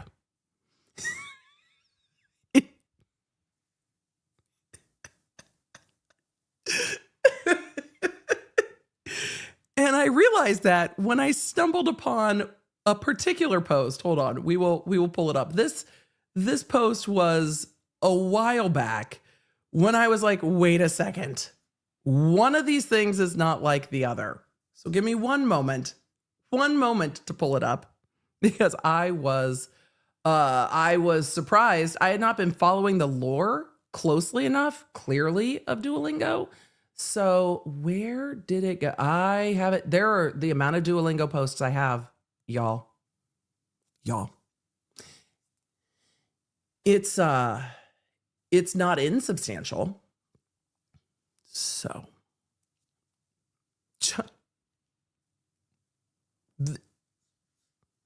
Duo was living multiple lives. And I wonder where is my audio, by the way? I just wonder how that plays into all of this. Because this is October. Explorers in the further regions of experience. So I think there might be multiple duos. I think Duo might be hiding in a basement in Germany. It might be. It might be. But we also have some insinuation from French Duolingo that Duo's maybe not actually dead. So I need you to tell me if the insinuation is that Duo is not actually dead. Oh, we're all the way demonetized. Don't you worry. Don't you worry. Don't you worry. So Duo France seems to imply that maybe Duo's not in the casket. This one you save, better lock it in your pocket, taking this one to the grave. If I show you It seems that maybe can keep a secret. That Duo France knows. If one got a secret, can you keep it? Swear this Duo was on one you Rumspringa. save, Coffin's too skinny for Duo. Fair. taking Duo's this coming back with Reputation TV. Also fair. show you, then I know you won't tell what I Is Duo really dead? can keep a secret. If one got a Or not. Or not. Or not. The other thing that makes me wonder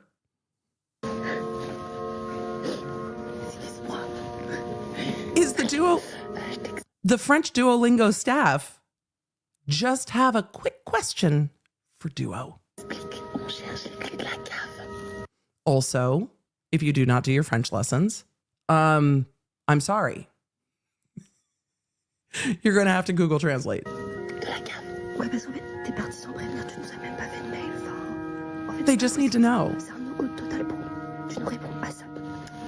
You can also ask your support Canadian. This is a question for everyone's emotional support Canadian. So they just want to know. But also, the fake crying is sending me. The fake crying is sending me. Sending me. But they are also looking for the keys. We're doing our best to get the keys back. Thank you for your understanding. Yeah, the keys to the dungeon. The keys to the dungeon. Mm-hmm. Mm-hmm. They're trying to get the keys back. Yep. Yep. Yep. Marie said, looking for the keys to the basement. Yep. Yep. So, what's in Duolingo's basement? And where is Duolingo's basement? And is Duo really dead? Because French Duo and German Duo seem to indicate that Duo's maybe not dead. But there are witnesses. Are the witnesses lying?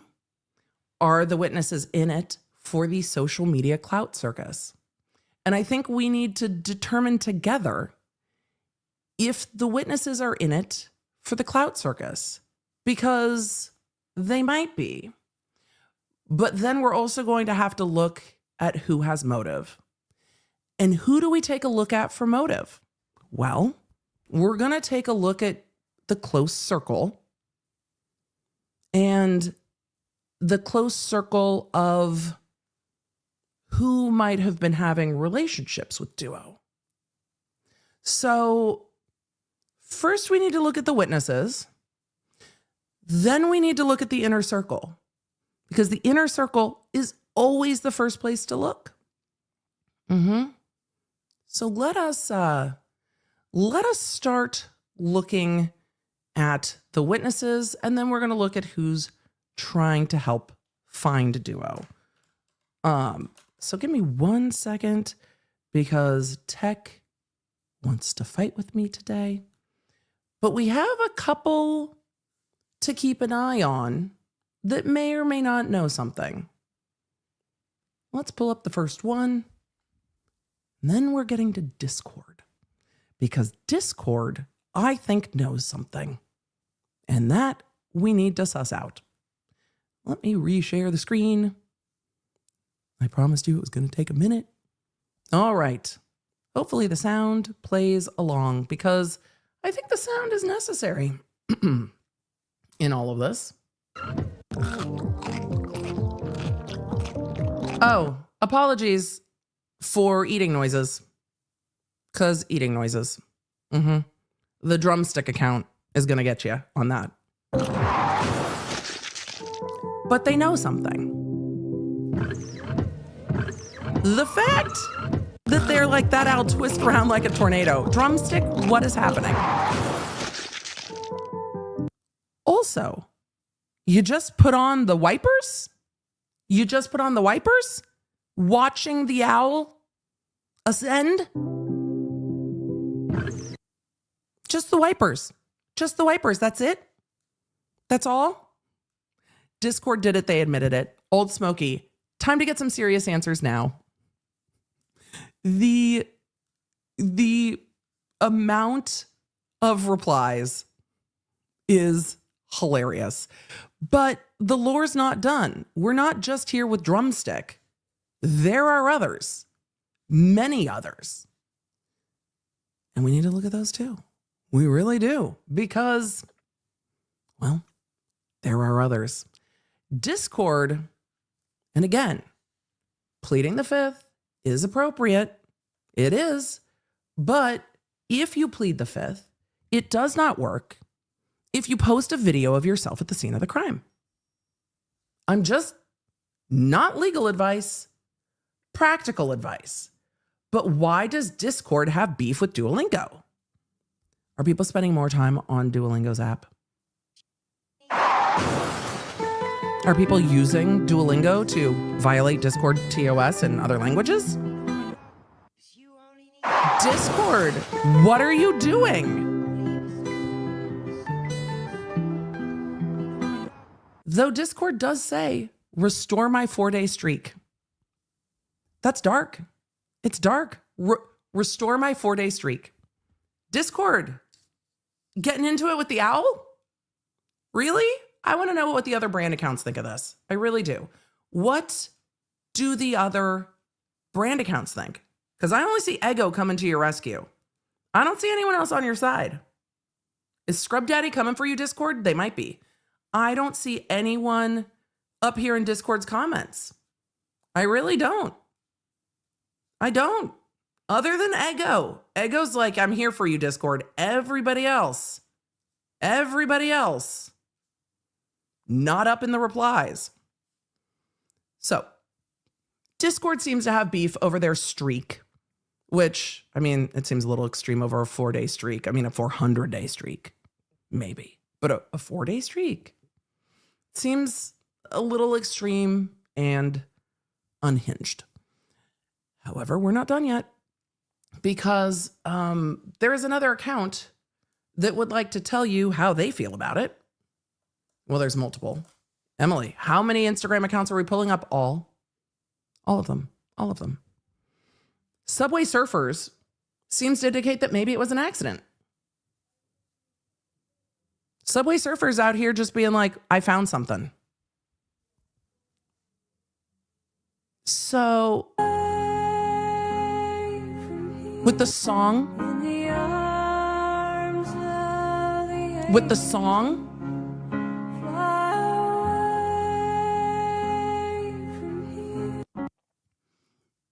Ego, why are you holding him like that? Duo, I thought Drake killed him.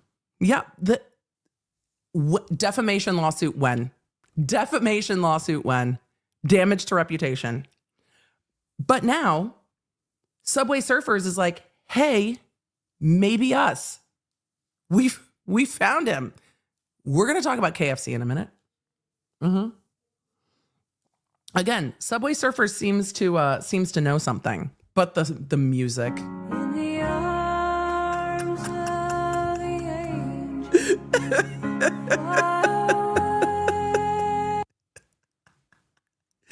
Freaking Subway Surfers is just like, hey-o, I got something for you. They're not the only ones. They're not the only ones who think they have a clue. You know who else thinks they have a clue to the answer to this? Hold on. We're getting there. No. It's just fighting with me. Come on. No. Of all of the Instagram accounts to fight with me, this is not the one. This is not the one. TSA posted on February 11th, if we're keeping a timeline together now as we investigate the death of Duo. Because TSA said, breaking news, birds allowed through security. And a rare green owl was spotted leaving TSA this morning. Owl right, some will say it's photoshopped. Hoot really knows, but at least they arrived early and packed smart. Duolingo says his death is still under investigation. TSA, what do you know? What do you know? What do you know? TSA's got you. TSA's got you. TSA's got you. We got Duo and TSA collaboration before GTA 6. Not wrong. Not wrong. We have it on good authority that the bird lives in Pittsburgh, and we didn't see him flying through. The Pittsburgh airport is ready. The Pittsburgh airport is here. And of course, Squishmallows is perpetually online. Roller coaster of emotions. Are we in mourning or not? TSA, are you guys in cahoots? That's funny. With Duolingo, for all of you that are like, Emily, what's Kahoot? We're not getting into Kahoot today. We're going to have to do it on a live stream at some point. We will have to Kahoot, but today is not the day. Baskin Robbins spotted at TSA bags in hand. Did Duolingo run? And does anyone know where Dua Lipa is? And Southwest Air, were you helping Duo run? I have questions. So, did Duo run? And is it because of an unhinged love triangle? This is the question. Nella Brown in the chat said it was a bird strike. 10 out of 10. 10 out of 10.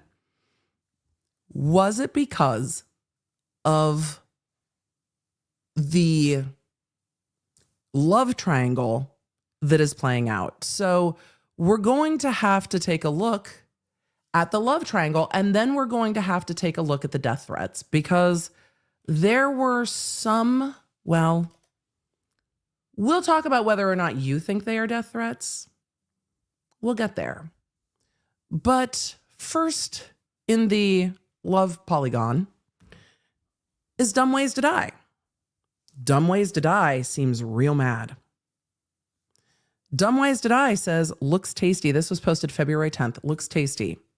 Duolingo. Another way to die. Hold on. Another way to die is to eat me raw. Chat. What is happening? But Dumb Ways to Die is here for it. Dumb Ways to Die is ready. Dumb Ways to Die. Duo, be my Valentine's. With the Dumb Ways to Die music, instrumental saxophone version. Cena. Oh my God. I don't know if it's accidental cannibalism, because I don't really know what is the mascot for Dumb Ways to Die also a bird. I don't know how that works. I don't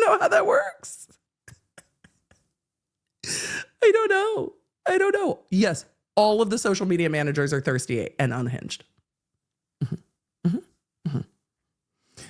And then Dumb Ways to Die a week ago said Duo was definitely flirting with me. This is February 10th.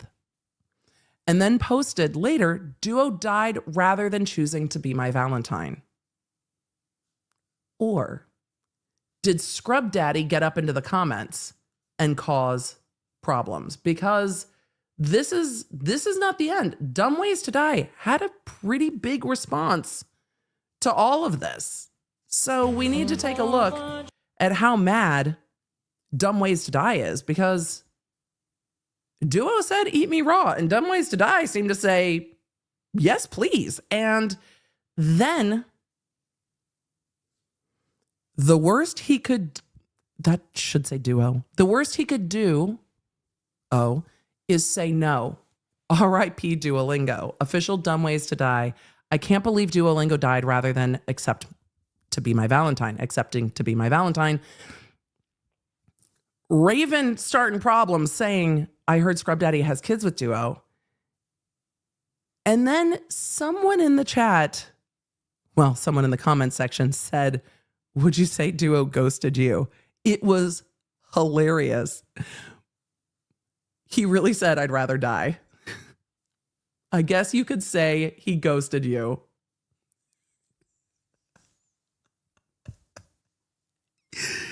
Yep. Mad. And the Celine Dion. Dumb Ways to Die is pissed.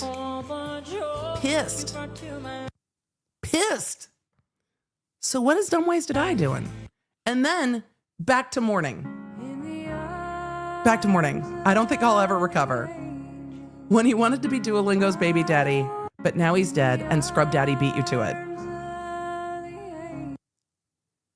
Or are you protesting too much?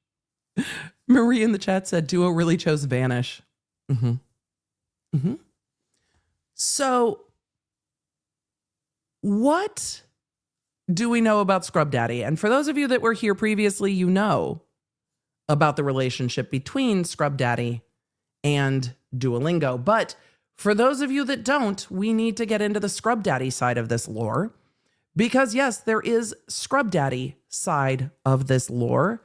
Because it seemed that Scrub Daddy made Duo a mommy. Sure. And just warning, I was not prepared the first time I saw this video. I don't know if I'm still prepared. I was trying to explain this to Brian yesterday, and Dr. B's like, I'm out. I'm immediately out. But here we are nonetheless. We're not done yet, chat. Where is my sound? I will always love you. I'm just going to say, before we get to the birth, that the waves are a bit of a miss for me with I'm glad you came. I needed the squirt water drop emoji. So, Emily Outdoors. Is Duo faking his death to get out of child support? Maybe. Also, wrong emoji. So now, apparently, Duo and Scrub Daddy have a family. Unless the video's AI. Is it fake?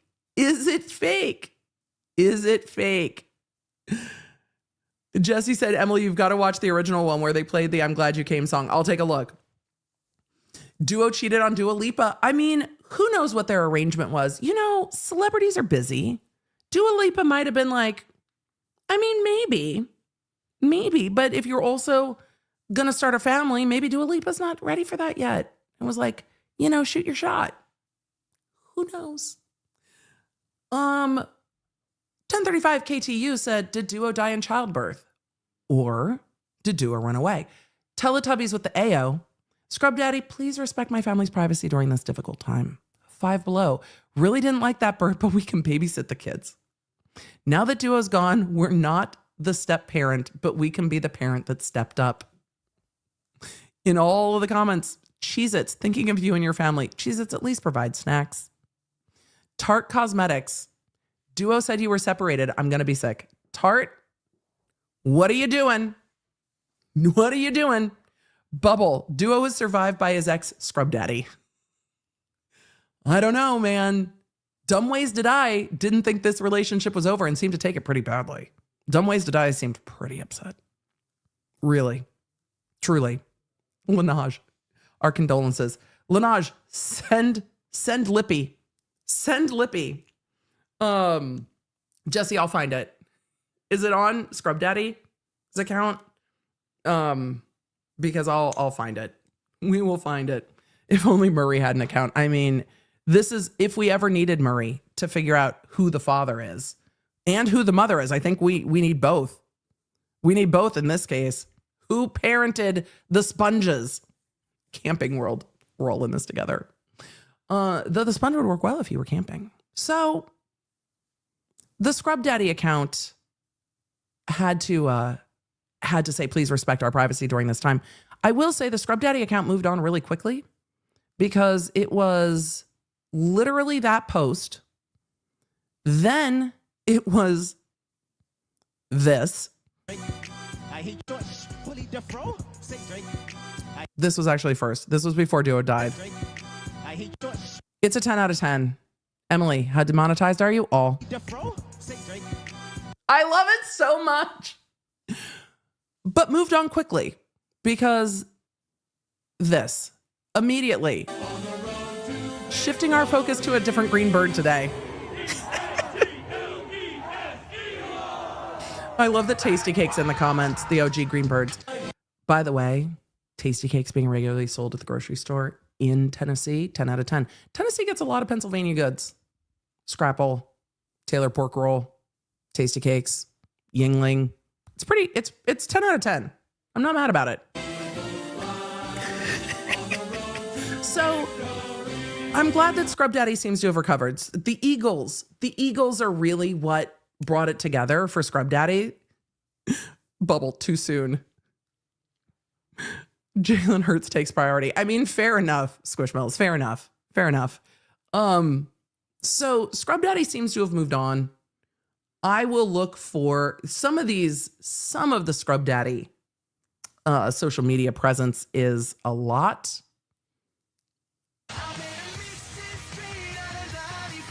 So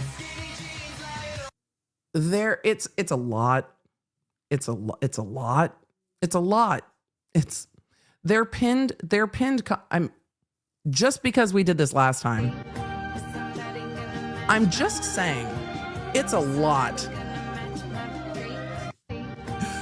So Scrub Daddy's social media team is just leaning into the daddy of it all. 5 Below, this is uncomfortable. Do you need privacy?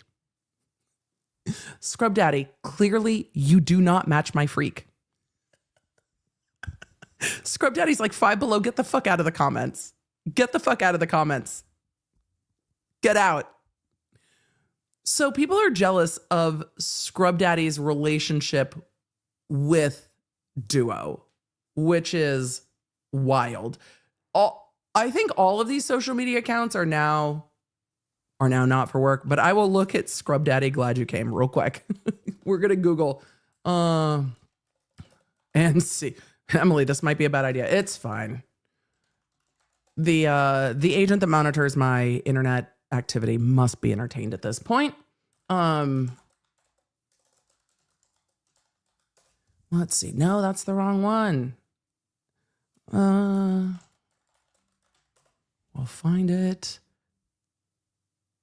Let's see. This might not play. Let's see. I'm glad you yes. We found it from their TikTok account. Nope. The screen share is not screen sharing. It's not helpful. We'll have to get back to Instagram in a second. It'll be fine. Why is it moving slowly? Who knows? Does it matter? No. The suspense is just part of streaming, apparently. And part of the technology, because switching between tabs is not as easy as it would seem, unfortunately. But we're working on that. I'm very excited that we're working on that. So from TikTok, this is a longer-ish video. Oh dear. We're just...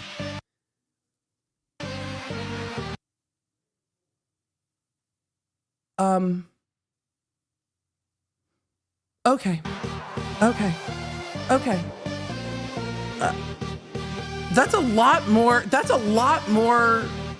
lot more sponge babies. That was a lot of them. That was a lot of them. That was a lot of them. I'm glad you came. The extension. Oh my God. They're like, yeah, this isn't gonna happen with Instagram. They're just flying out there. It is a full litter. They're probably available at Walmart or at least Target. Like, we're ready. We're ready. No, I don't want more videos. No, I don't. I want to get demonetized, not deplatformed. We accepted the demonetization. That was it. So, there is a love triangle brewing, or a love octagon brewing, with Dumb Ways to Die, Scrub Daddy, but also with Tarte Cosmetics, because Tarte Cosmetics in the comment section is sitting there going, I thought you were on a break.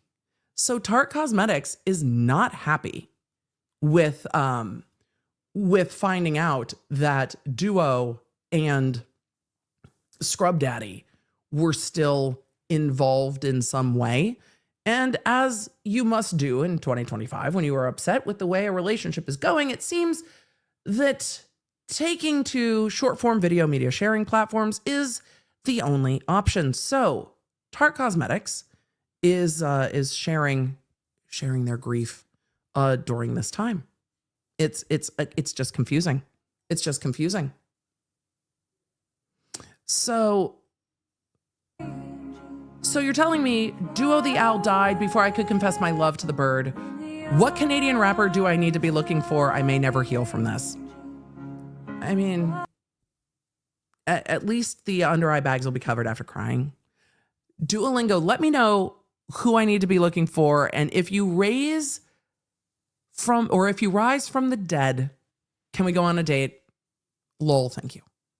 So again, the internet's like, no, Drake, you need to look for Drake. You need to look for Drake. You need to look for Drake.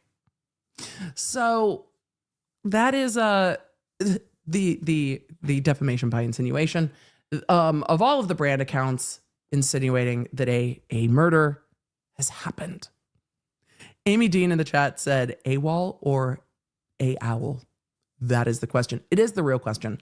And we're not done yet because Tarte Cosmetics is also not done. Almost done. I think there is one more before we move on to elfcosmetics, who also has thoughts. Now, Canadian law nerds, I do not know, but is Tarte Cosmetics available in Canada?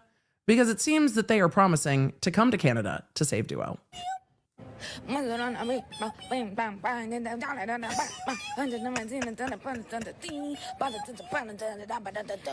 Because Tarte's ready. Tarte's ready. Tarte is ready to come to Canada and figure it out. Also, I don't know what happened to you. We're going to find out though.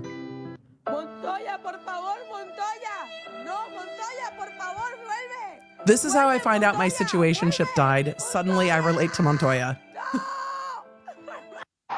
Tarte Cosmetics. What is happening? Also, the American Heart Association told y'all. The American Heart Association told y'all. You need to learn CPR because that is definitely not the proper form for CPR. This is we are not. Also, I get it, but we are not. Where's the American Heart Association? Where is? However, I have seen that the rhythm for Not Like Us actually would work well for CPR. So there's that. All of you are like, not Montoya. I know. I know. So I don't see the American Heart Association in here, but situationship. This is how I find out my situationship died. It's so funny. So we're not done. Because there was the love triangle. But what is another motive that sticks out in your mind when you are thinking about who might have been behind the wheel of the Cybertruck, if we are to believe the Cybertruck is the thing? All right, this is all emotional damage. Emotional damage. What other motives? Jealousy, perhaps. We have to take a look at some of the jealousy, because if we overlook jealousy after we get beyond the inner circle, I think that we have not, turned every stone in our investigation of what is happening with the supposed death of Duolingo, because so far we don't know if they've actually given Build-A-Bear the body, because Build-A-Bear is deeply invested. But the internet investigators are out in full force. And the makeup brands have learned from, I think from the Depp v. Heard trial, that sometimes it's just best to be involved directly. And that's the direction that elfcosmetics has gone in. They're out here for the challenge. So elfcosmetics, this is not the proper procedure to dust for fingerprints, but they're trying. So elfcosmetics comments holding space, nah. We're on the case, Duolingo. We won't rest until we find the killer, but there are fingerprints in the strangest fingerprint pattern anyone has ever seen. Also, that is definitely not the right powder. Definitely not the right powder. Also, that is not a fingerprint pattern. I think Elf might do better than Canon PD. Oh, ouch. Yeah, I still said it. So Elf is on the case. And I wonder if Elf supporting Tarte Cosmetics, if they're all just like, we're really good. We're good to go. But the other brand accounts are just like, we're here.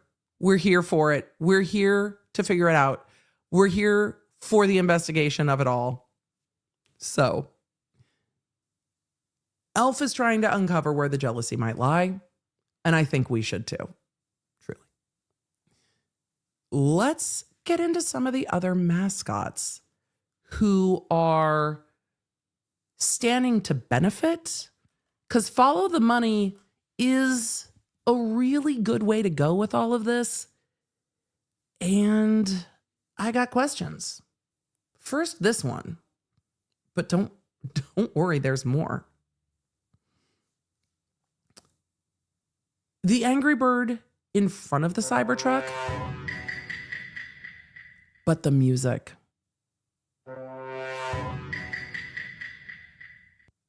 What'd you do, Angry Bird? Why are you sus? Why are you sus? Why are you sus? Also, what mall has a Best Buy at the top? That looks amazing. But the Angry Bird is maybe a little sus. Maybe they said they're a little sus. Maybe they're sharing with us something we didn't already know. But they're not the only one. No, they're not. Nay. We've crossed over into doing makeup now. Nay. They aren't the only one. I'm going to try to share this with sharing the screen and not the tab and see if it'll be easier for me to switch back and forth, because there are some, there we go. There are, if the sound gets weird, I'll change it, but we've got some other accounts that we need to look at, and I'm trying to do it more quickly. So let's look at some of the other missing. Where did it go? Let's look at some of the other accounts that we need to check. There is a 2024 beef that we have not talked about yet with an account that I didn't know existed on Instagram. This post is from April 8th, 2024. And this account has been silent.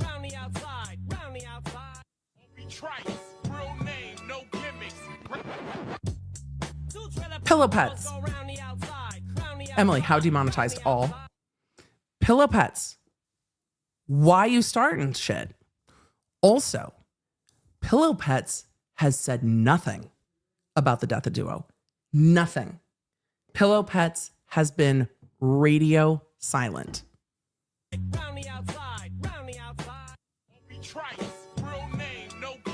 What you doing, Pillow Pets? You squaring up with Duo? When? Okay, Emily, just because you like Eminem doesn't mean you can play it on loop. It's definitely going to get worse. So the internet is ready. Ego USA said, didn't know you guys were outside like that. Were you in the Cybertruck? The questions. Official dumb ways to die. It's always nice to see ones you have to be careful of. So Pillow Pets has been suspiciously quiet. Duo is going through it right now. Didn't you get the memo? Duo's dead, apparently. But I need to know what the alibi is, chat. You are right. What's the alibi? Also, what does Pillow Pets stand to gain?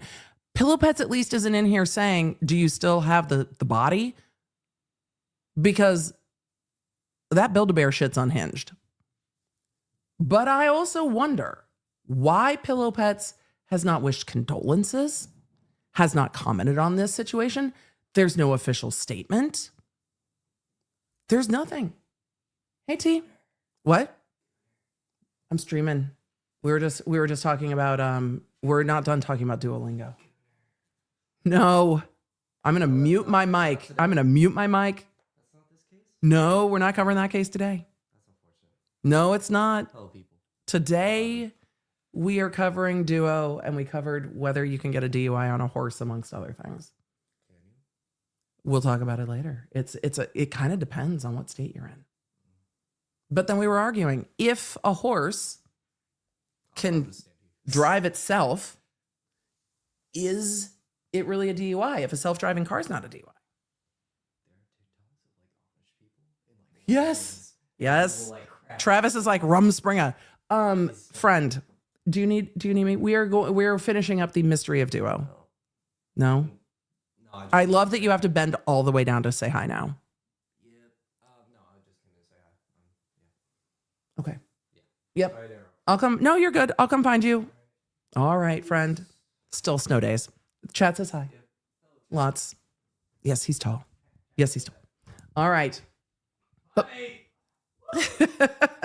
Pillow Pets has been suspiciously silent on their social media accounts. No well wishes, no note whatsoever about the death of Duo. But there are other suspects that we need to talk about, including one of my favorite mascots of all time. So let us take a look at what Jack in the Box has to say about all of this, because it's necessary. Jack in the Box is happy. Music matters. Pulling up at Duo's funeral is the #1 mascot again. The platform wasn't big enough for the two of us. Is it a threat? The platform wasn't big enough for the two of us.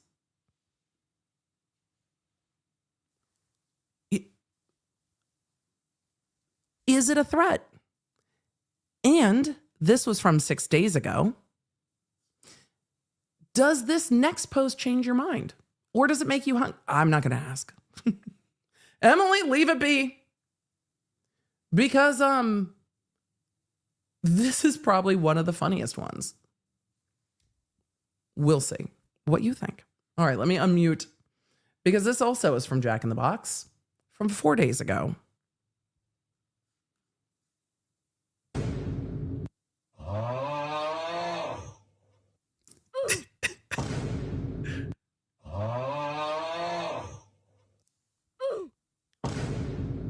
So What did Jack do? What did Jack do? Not the Oreo mint shake. Well, apparently Oreo mint shakes are back at Jack in the Box. But what in the world has Jack done? And was it for proprietary gain? Jack Be Nice duo just died. Or was duo murdered? Was Jack driving a Cybertruck? I don't know. But the implication is pretty strong. What are we doing, Jack? I wish I could tell you that Jack in the Box was the only company that we needed to question, but they're not, because KFCUKI. I don't know who hurt you, KFCUKI, but technically KFCUKI Ireland went a whole different direction with this, and it's a situation. So what do they know? And are they in cahoots with Jack? They might be. What really happened to Duolingo? Oh my God, I hit Duo.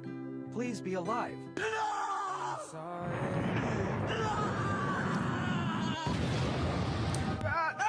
While the low taper fade meme is still massive. I don't know if I hate it or if I love it. Oh my God. The fact that it says "Yat damn," and that I know what that means because I do have a junior high school student, makes me want to die. I hit Duo. Please be alive. Flaming chicken. Yat damn with the BBL. While the low taper fade meme is still massive. This ad was made by a junior high school student. I showed this to Dr. B. Oh my God, and asked, hold on, let's get to the gravy. Asked, please be. Do you know who that is or what that is? And Dr. B looked at me and went, wait, is that Drake? I'm not joking. Wait, is that Drake? For all of you who are like, what the fuck is Skibbity Toilet? Skibbity. So I had to grab Travis and Griffin. I'm like, please explain to your dad why Skibbity Gravy is not Drake. And my kids were like, what?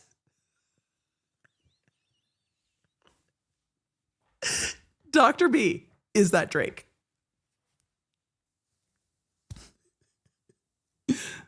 Skibbity Toilet is apparently Skibbity Gravy.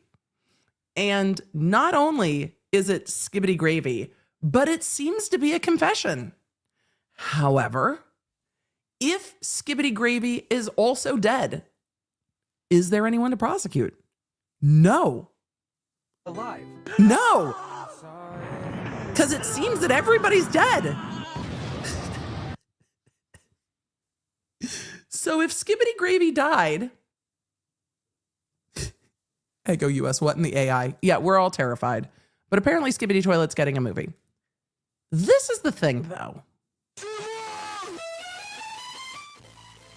I can't. The next post was, we fried the owl. And then they changed the packaging to say crispy fried duo. Crispy fried duo.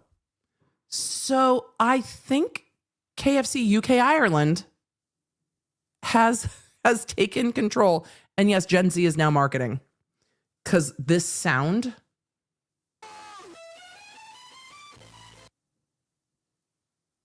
The Gen Z. We fried the owl. I don't know who It's Weavin' is, but I forgot that our generation is now in the workforce is probably the most appropriate comment that could ever be commented. Because what the crispy fried duo. So for all of you saying Build-A-Bear will be gutted, yes, because it seems that duo is now crispy fried. KFC's not done. No, they're not. No, they're not. Because they posted the moments before. I feel like this is kind of like the video from the Murdaugh case. Bubba, come here. I feel like maybe they shouldn't have, but they did. Moments before Duo got fried.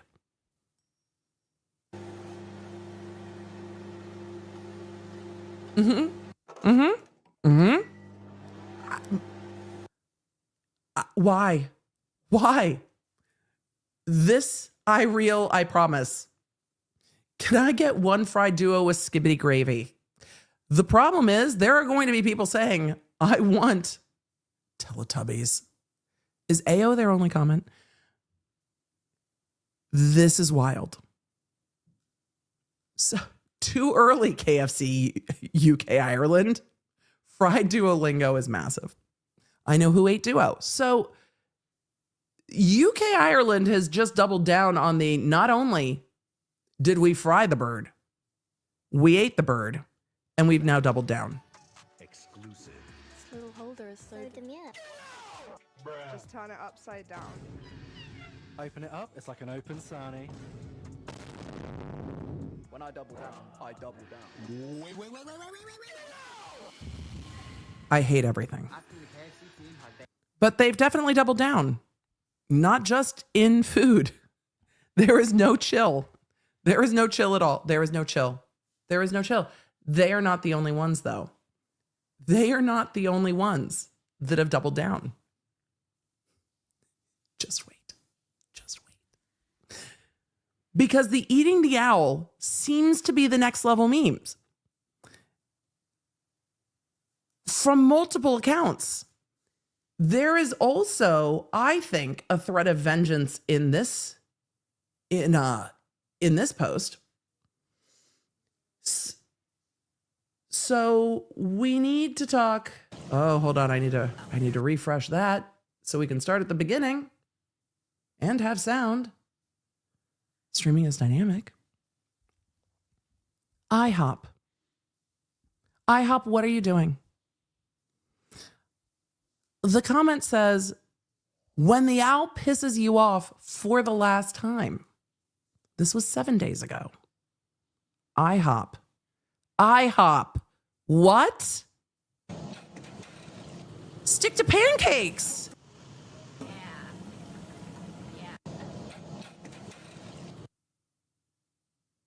What?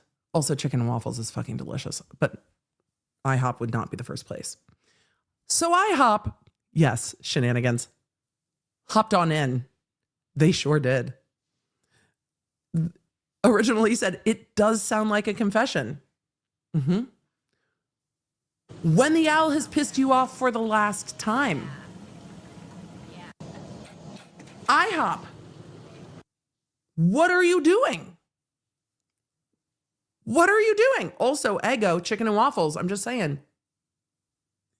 Is this the cause of death confirmed? Wait, I thought IHOP only sells pancakes and biscuits. Apparently not. So IHOP is maybe admitting to murder? Because this was after. This was after. It seems like they might be. It seems like they might be to me. You guys let me know. Is IHOP admitting to murder? But IHOP's not the only one. We're not done yet. The German brands aren't finished. Because, Ritter, what are you doing? Ritter, what are you doing? Duolingual, English and Spanish. What is happening? What is happening? All of the brands. Does IHOP need a lawyer? IHOP's corporate counsel quit. IHOP's corporate counsel ran from the building. That was destruction of the evidence. It was the obstruction. At a minimum, IHOP should have gross abuse of a corpse. Yep. No. Yes. With the owl feathers. Yes.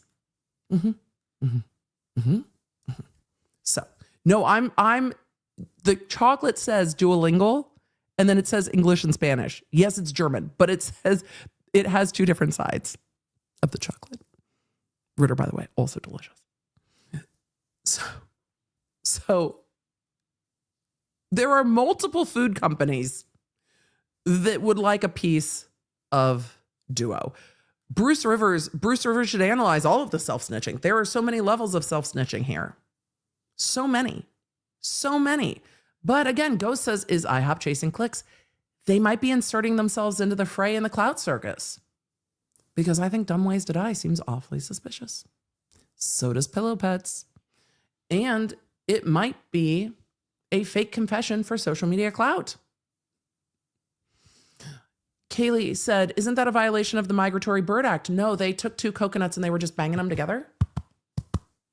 And so it was fine. It's an exception. It's in a footnote somewhere, I'm sure. So I don't think, Carrie said, how long have these brands been collaborating?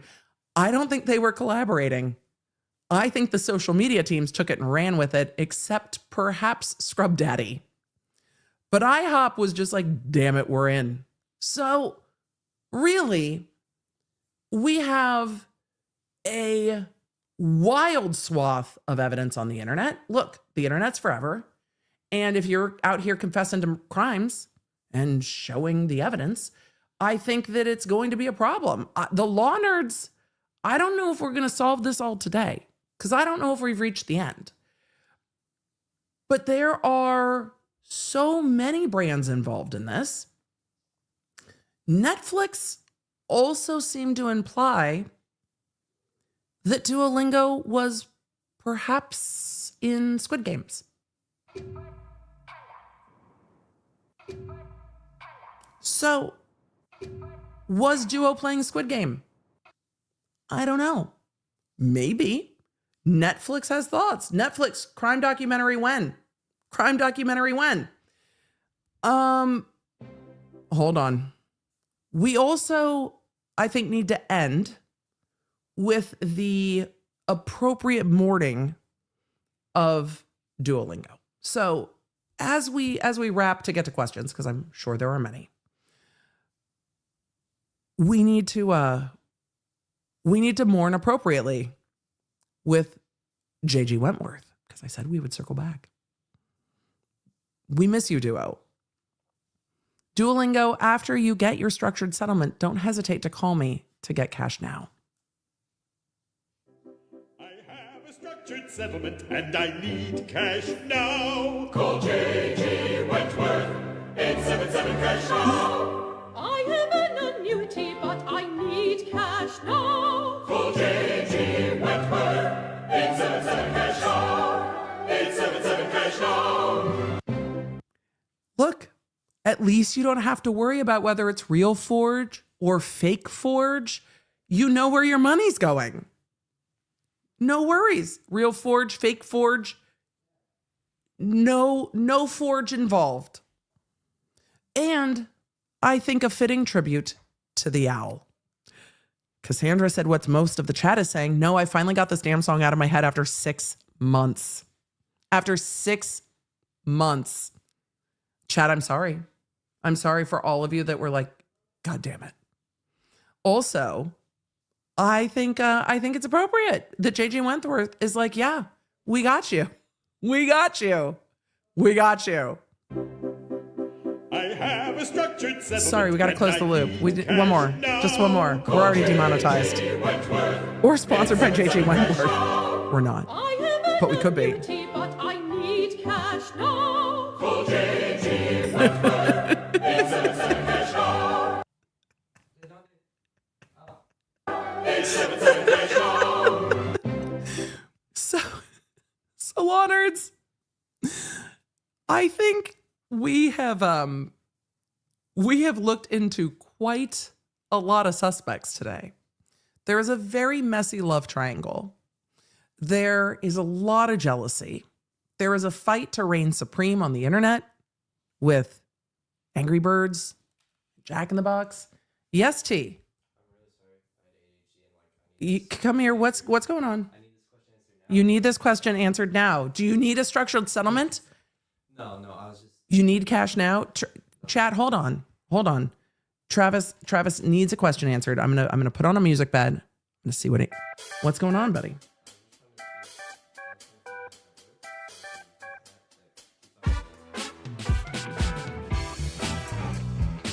We can talk about that hat. Hold on, Chad.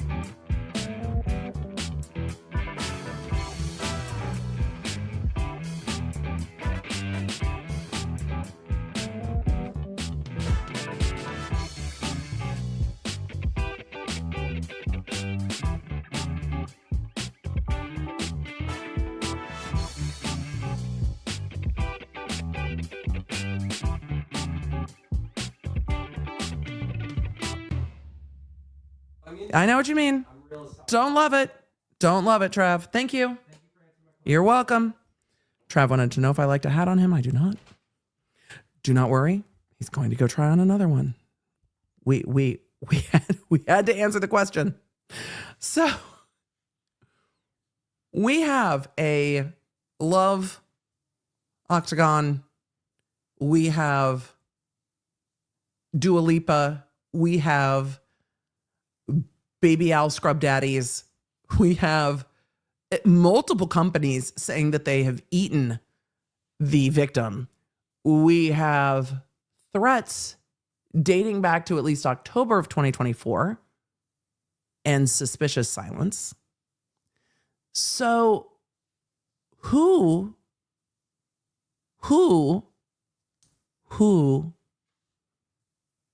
took out Duo? Or is it all a cover-up? Is it all a cover-up? Is it all a cover-up? Did Duo skip the country? Is the IRS after Duo? Did Duo skip out on Scrub Daddy sponge support? Did the relationship drama get too heavy and Duo faked their own death to flee the country?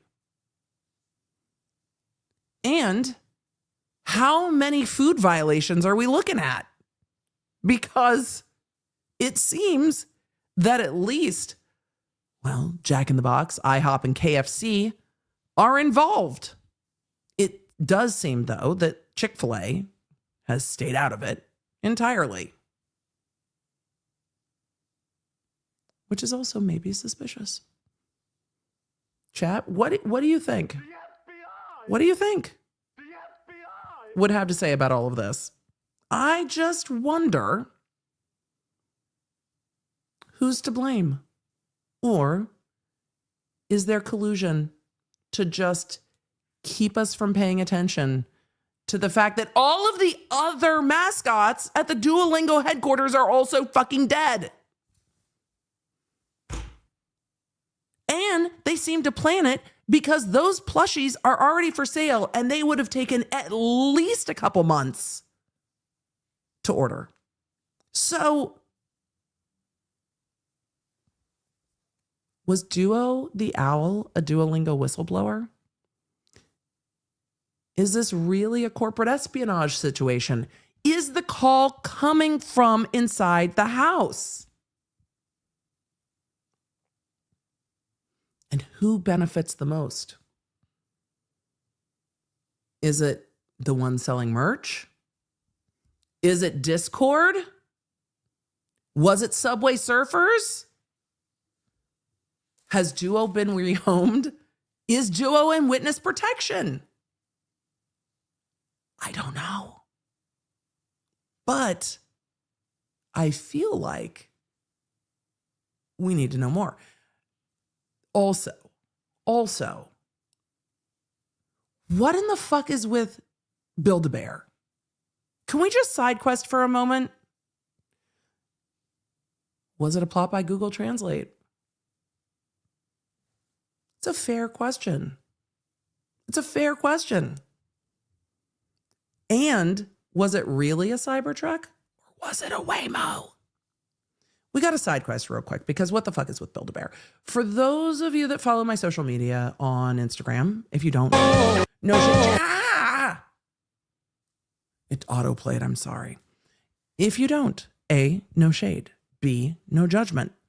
I did a brief story about this when I was going down this rabbit hole last week. All of you are like, likely Waymo. It might have been. It might have been. I thought that Build-A-Bear was a company for kids. My kids have never had like a Build-A-Bear birthday party. There's one in the mall. I've seen them in the mall. I've never like built a bear. I'm familiar with the concept. My kids were kind of out of the age range on Build-A-Bear. But I was surprised by some of the marketing campaigns. Because, first of all, what is happening? Where is the video I'm looking for? Nope. We need to back up. Hold on. I will find it. You are all going to be scarred with me. Everyone is coming with me. Who's coming with me? The law nerds. The law nerds are coming with me. All of you. This was foisted into my social feed against my will. Welcome. Welcome. This is fair. Build-A-Bear is just narrowing suspects. Can't stuff what's been fried and eaten. This is a fair point, Lauren. Fair point. Turnabout is fair play. But I was surprised.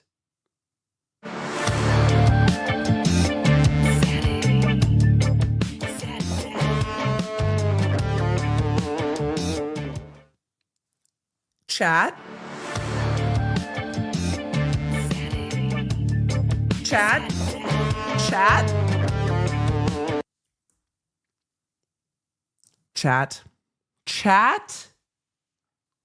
Why is there a Zaddy Build-A-Bear ad on my social? Also, wait, is Grindr in the comments? Grindr, where are you at? Where are you at, Grindr? You gotta be. Crocs is in the comments. Where is the Grindr social media team when you need them? Where is the Grindr social media team when you need them? We need the comments. We need to know what they think. I need to know what the Grindr social media team thinks about Zaddy Bear. Who's kind of fit for a bear, but okay. Grindr. Where are you? Where are you in the comments? It might be here somewhere. I just don't see it. This is how I feel. The reply with GIF is probably one of my favorite things. But yeah, Build-A-Bear is like, get stuffed. 100%.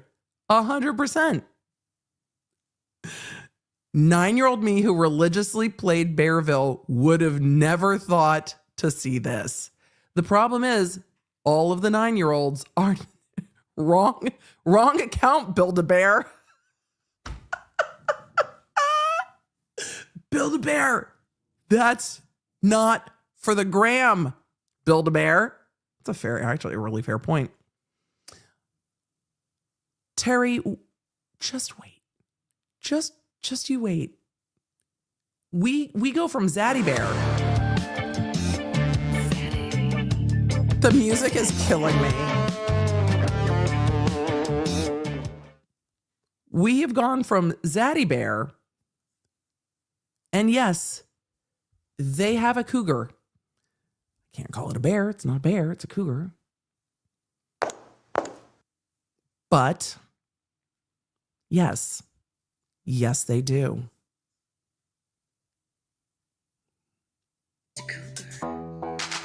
Watch out, boys. On the prowl, looking for a good time. Hear her growl. This cat is in her prime. Too fierce to handle, too fat to ignore. She's got her heels and she's ready for more.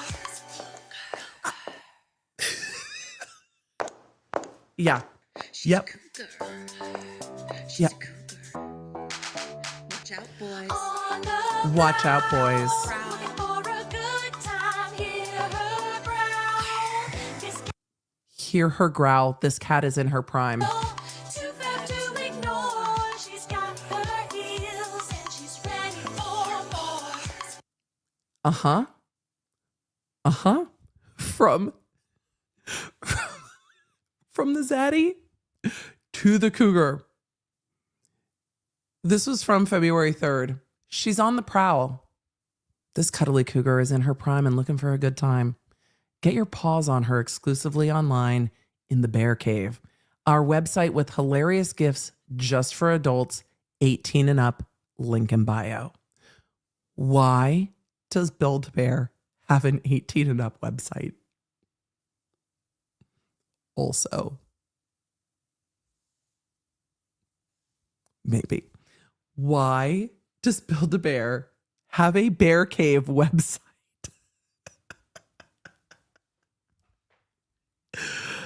Danny, we're going there next because I sent it to all of my friends. Because when I was going down this rabbit hole, that's exactly what I found. Danny in the chat knows exactly where this is going next. Also from the Bear Cave. Her shirt says Romantasy Book Club. This is the Build-A-Bear account. This is not the Bear Cave account. But also, Heard the soft thud of his paws before she saw him, the faint scent of honey. chat, if you're asking if somebody's getting stuffed, yes. No, Danny called it. Danny called it 100%. Danny was like, girl, this, yes. Someone's getting stuffed. Someone's getting stuffed. With the Teddy Tails. With the Romantasy Book Club. We need a Lawnard Book Club shirt. Yeah, we do. And cedar hitting her like a warm hug. His stitched smile was dangerous, warm, inviting, and just sharp enough to unravel her seams. When he leaned in, We can voice his this better. satin paw grazing hers, he whispered, "You're fluffing adorable." No.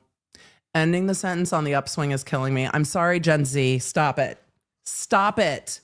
It just sounds like you're giggling at a sleepover, which is not the proper tonality for this. What you reading? Oh my God! Nothing. No. What? No. Barnes and Noble. This feels like the collab we didn't know we needed.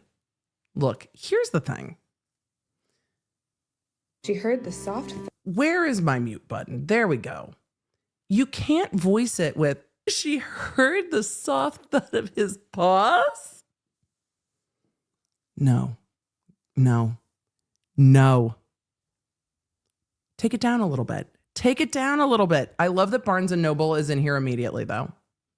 Because, of course, Barnes & Noble, you know what it is. Thrift books, kicking our feet up and screaming with joy. Yes. So, the Romantasy Book Club Bear exists. I love the comments that are like, this feels illegal. Also, missed the mark here, sickos. Have we really lost our sense of humor? We got Build-A-Bear smut before we got GTA 6. Whoever is running around the internet saying we got fill in the blank before GTA 6, I agree with you. Also, the axolotl is really cute. It's really cute. Really cute. Ready for it. Ready for it now. But also, yes, run around to every post on the internet and say, before we got GTA 6, it's fair. But the fact that the adult Build-A-Bear and the non-adult Build-A-Bear live on the same account does cause me concern. Because maybe they need separate accounts. Maybe we need separate accounts. That's all. I'm just saying. Day to night. Our cuddly cougar doesn't go on the prowl without a killer outfit to match. Rawr. Find this saucy lady and her sizzling wardrobe at our Bear Cave website featuring hilarious gifts for adults 18 plus. Maybe they need separate accounts. Maybe. Am I crazy? Not the fucking martini. It needs to be dirtier, but not the martini.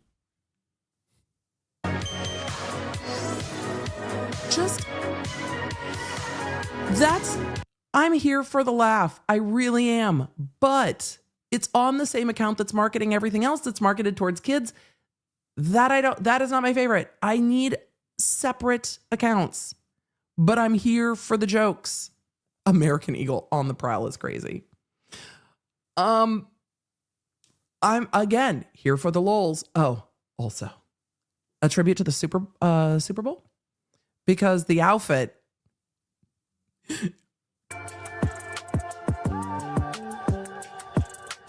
The GIF in the chat. Build-A-Bear heard these were back. Yes, all the flare leg jeans.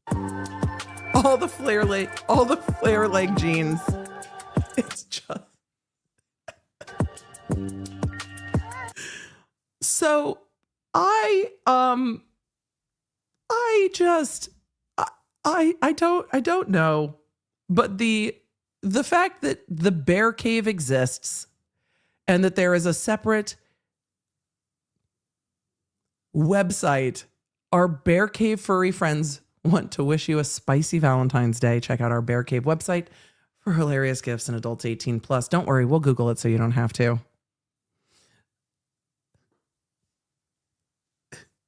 I know, GIF, I don't know. But before we leave, I can't leave us on another cliffhanger. It's rude.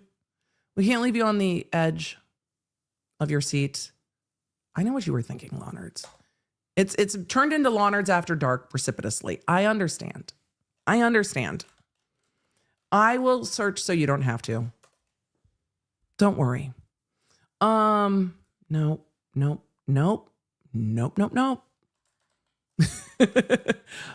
of you were on a members only when I put in the wrong website for one of our sponsors, and it was a situation. I think NordVPN is trying to protect me from whatever might happen next. Let's see. NordVPN's like, girl, you really don't want to. And I'm like, but I do. I Google responsibly. I swear. And Nord's like, no, you don't. But we need to know. And I got you. But the internet is like, beware. Can y'all update your SSL? If you're going to advertise it all over your damn Instagram, at least update your SSL. Because, well, let's go to the link in bio and see if it works out better for us. Also, the fact that it's in their link in bio is hilarious. There we go. Oh, okay. Thank you, NordVPN, for protecting me from myself and the user error. Let's get to the bear cave, not the beer cave. You're about to enter the bear cave. The bear cave is filled with unexpected collabs and unique plush gifts intended for shoppers 18 and older. Please confirm that you want to proceed. Do not track me. No, I don't want to go back. Damn it. Wait, it's overlaid on the Build-A-Bear website? I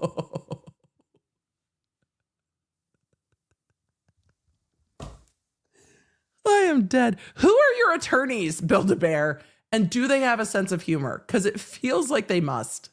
It feels like the attorneys were like, good enough.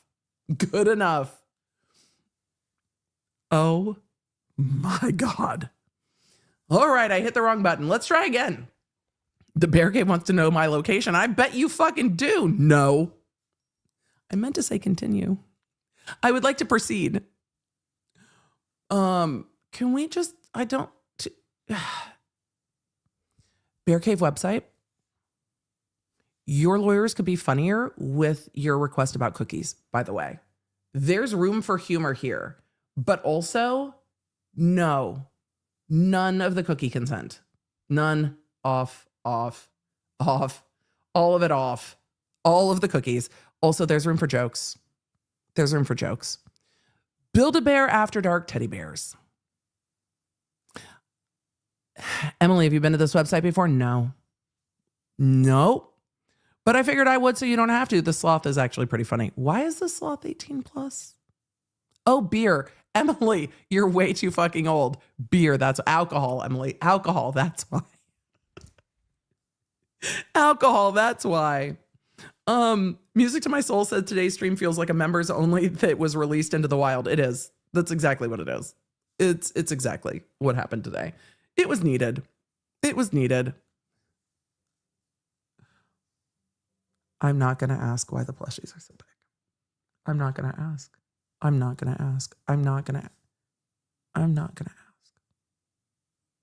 Emily, don't ask.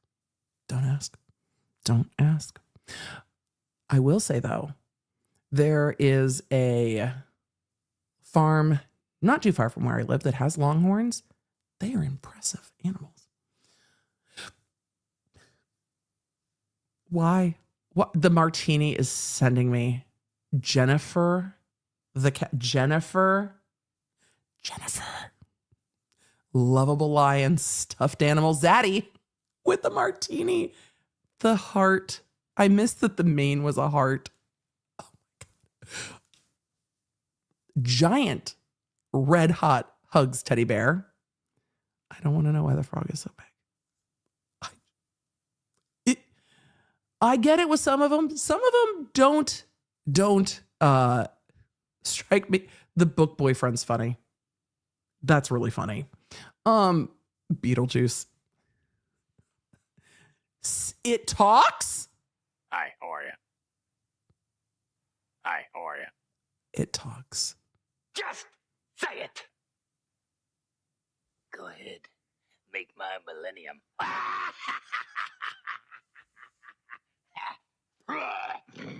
Oh my God. So, say it once, say it twice, third time's the charm. I'm the ghost with the most. Hi, how are you? No, stop talking now. No, we've done it. Nope.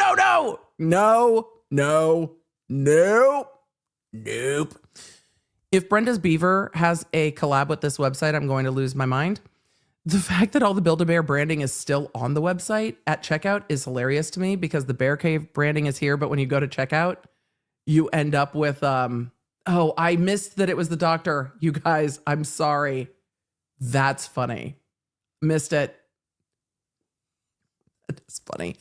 But the fact that when you go to check out, it has the Build-A-Bear branding on it is kind of funny to me. I'm like, what is happening with your web dev team? But that's just me. Devilishly cute teddy chocolate covered strawberry gift set. I like the bubbly gift set. The On the Prowl cougar is absolutely there.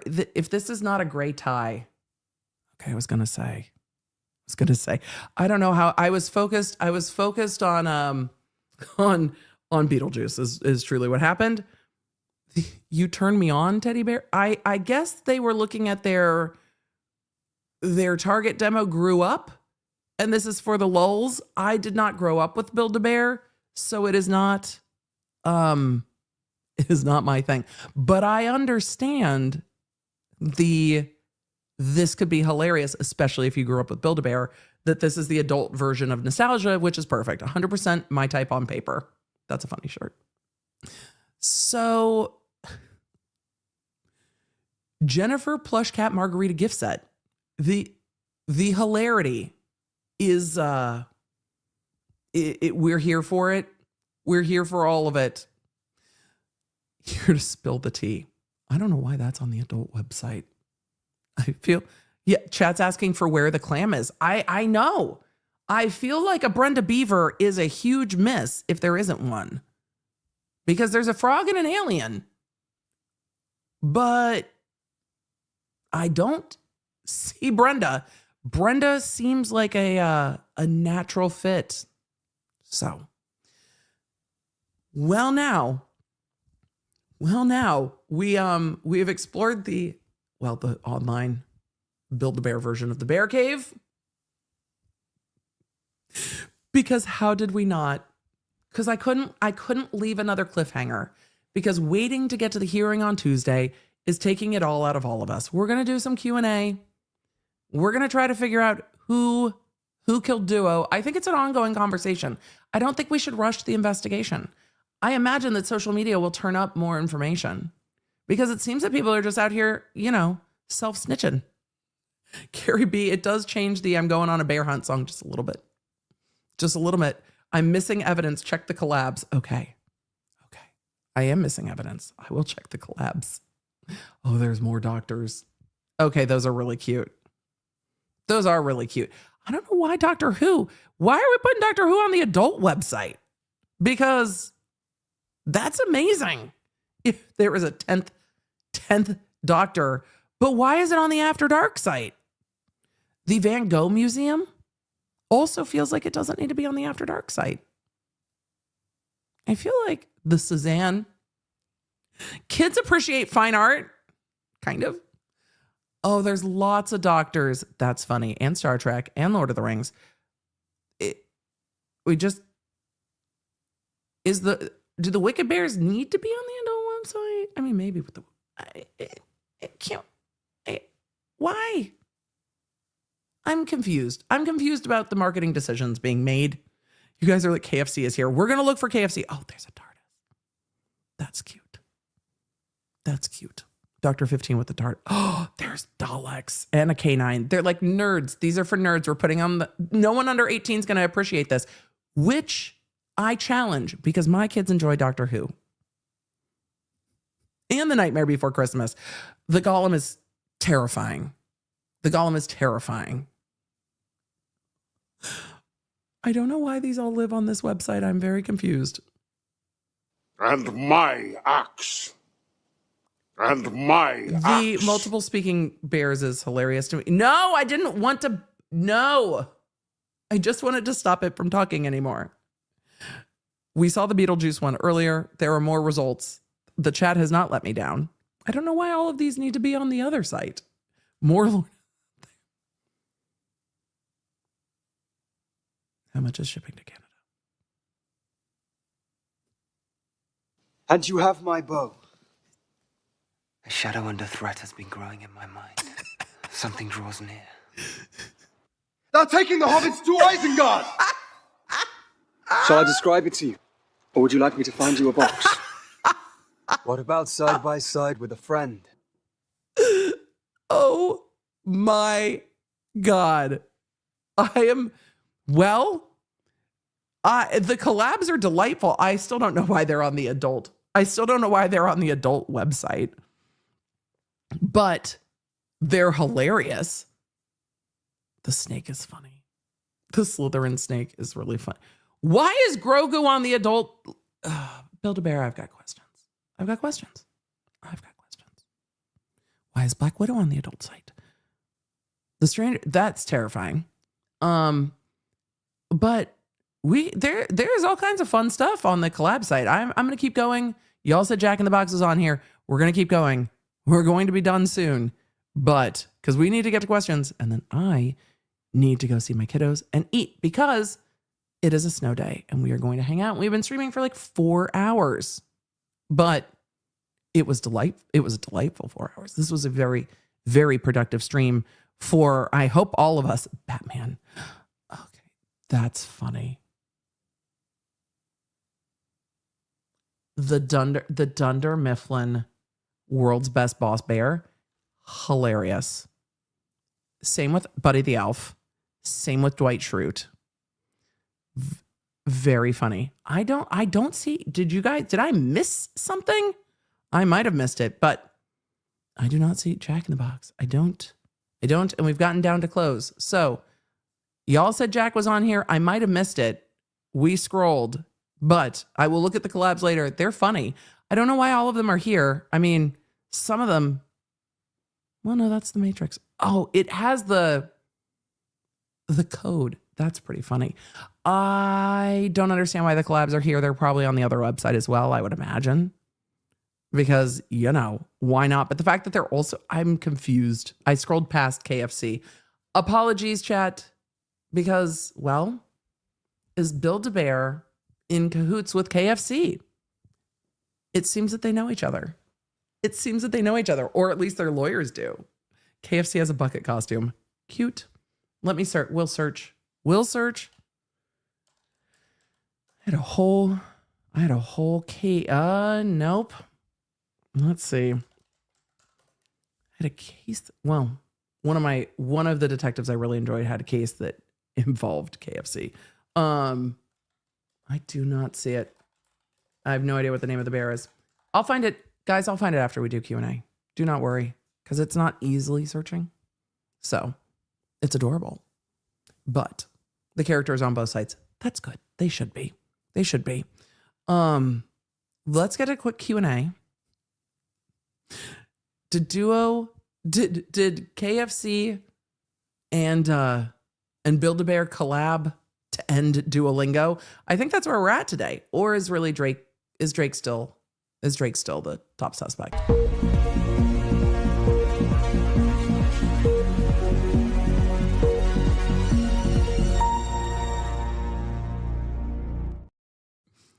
Someone turned off Build-A-Bear's child filter. Clearly they did.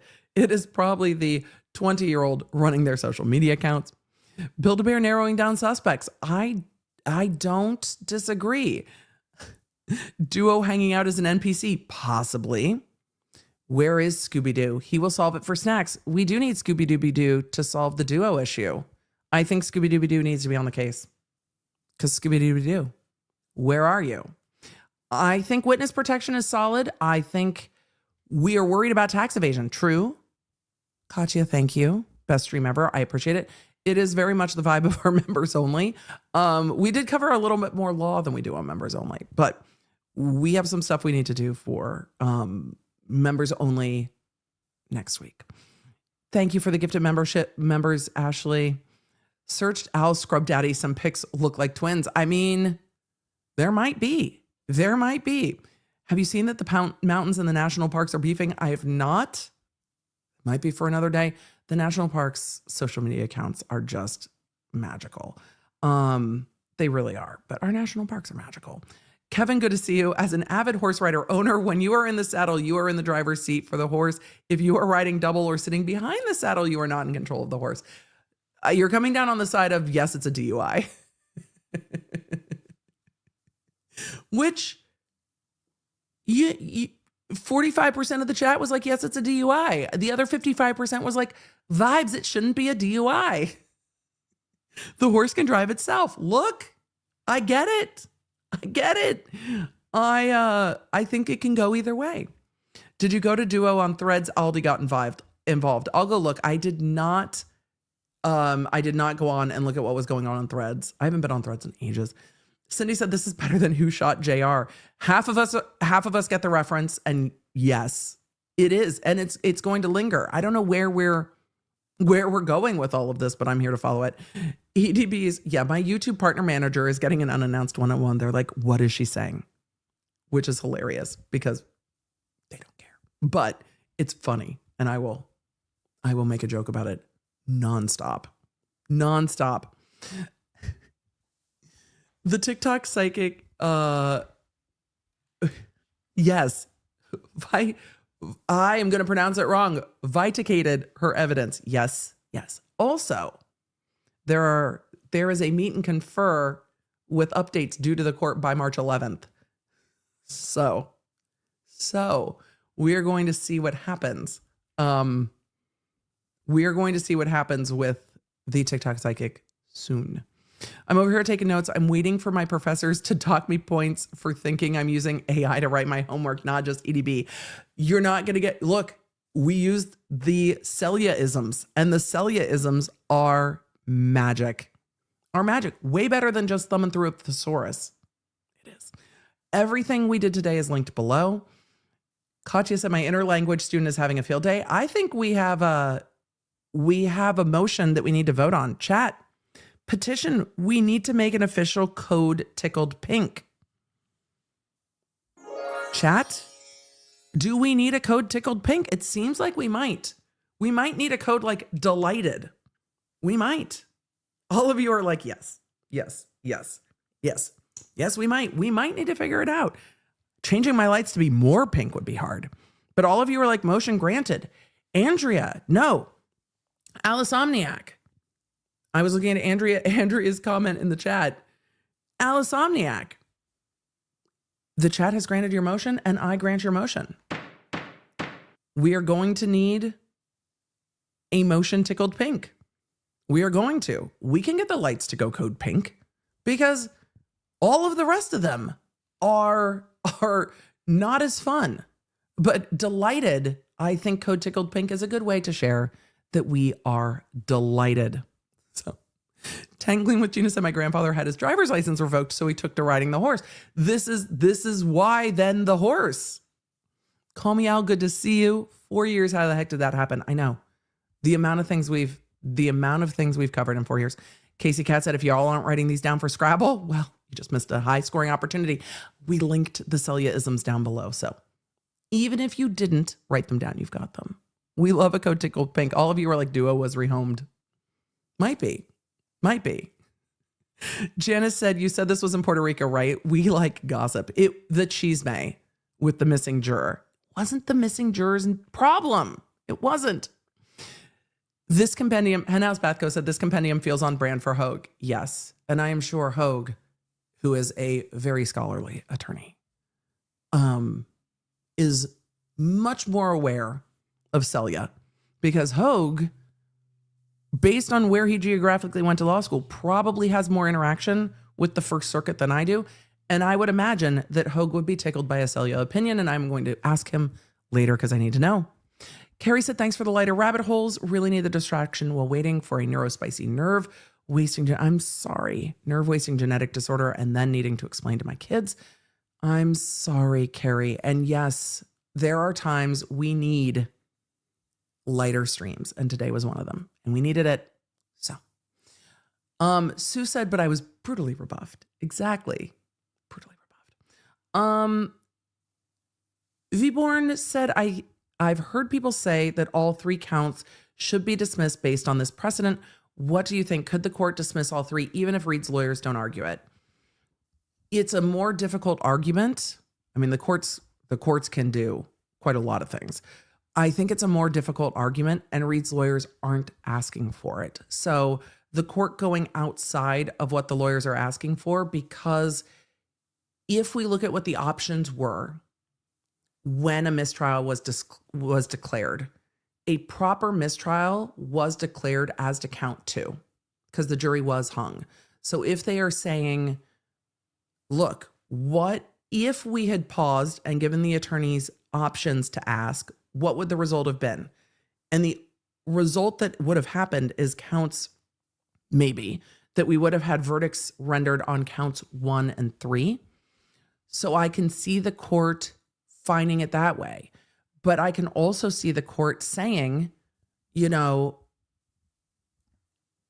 no, because a mistrial is still proper as to count 2. So I think it would be hard for the courts to get all the way there, especially when her lawyers aren't asking for it. Could the courts do it?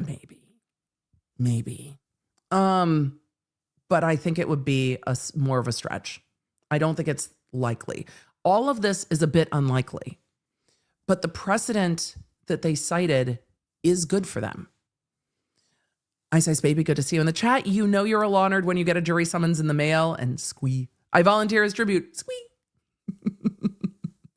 Michelle, congratulations on 1 year. Brandy said this stream is exactly what I needed today. Sick in bed with influenza B for a side quest day. This is just what the doctor ordered. Hopefully you didn't laugh so hard you coughed.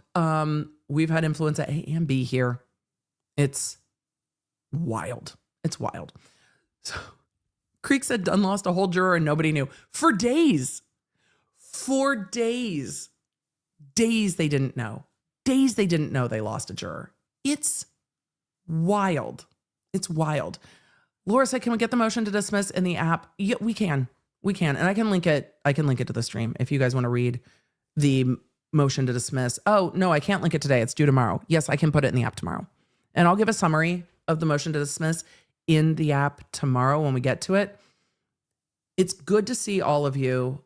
For just a moment, we are going to be streaming Tuesday for court. The court had said 9, but I'm also hearing 11. So make sure you have the Lawnard app. We will double check the time. They changed the time at the last hearing, so it might be a little bit later, and those are Eastern. So I will let you know. I'm going to start stream closer to real time than I normally do. We'll have less Zoom room, but I think it's needed. I don't think I can wait. I don't think y'all can wait. I can't wait. We can't wait. We'll probably be within, I don't know, 15-ish minutes of court. I'm going to give it a little buffer because court generally starts a little late. But Tuesday, we just hear ye. Tuesday, we ride. Monday, I will do an overview of the motion to dismiss in quick bits. I will hopefully do an overview of the new Blake Lively amended complaint. It is 160 something pages. The actual lawsuit's like 130 pages. It is completely rewritten to lean into the drama of the whole thing. So buckle up for that. Buckle up for that. It's leaning more into the nuh-uh. Your Honor, let us tell you the entire story with new screenshots, new emails. It's a amended complaint. It's a reply. It's a response. It's a PR statement. It's a lot. It's a lot. The lawsuits have fully gone off the rails. So Tuesday court, Monday quick bits. Monday, I'm going to try to summarize what we don't get to. I'll do another update on Idaho just for anybody who missed it today or earlier today with a real quick summary of those rulings. And that'll probably be it for quick bits Monday. Court Tuesday, we'll see what happens in court Tuesday to decide what we are doing for court next week. So that's where we will be. So Lawnards, today has been a lot of fun.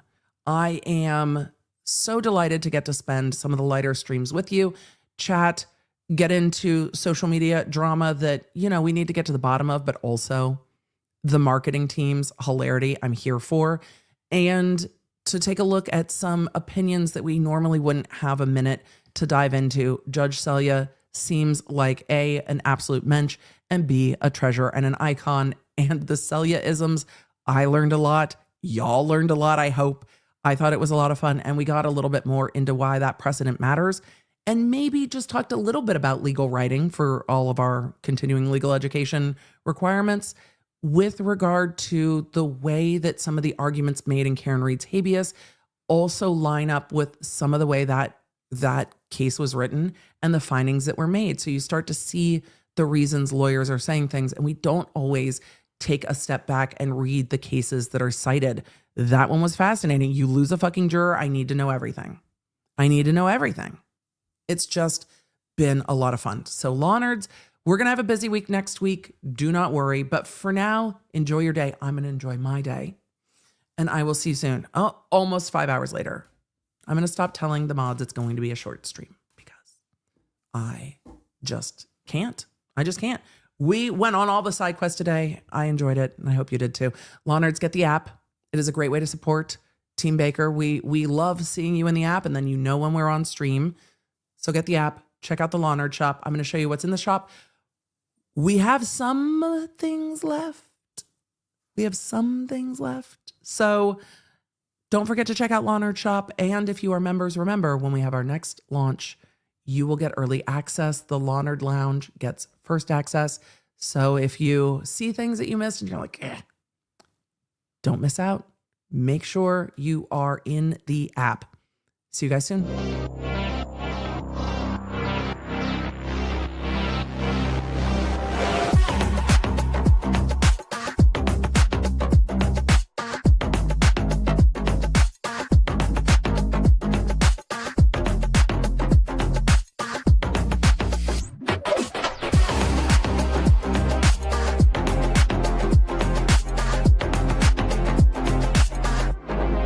Thank you for joining me. Make sure you don't miss a live stream or any of the updates on the cases that you care about most with the Law Nerd app at lawnerd.app.com.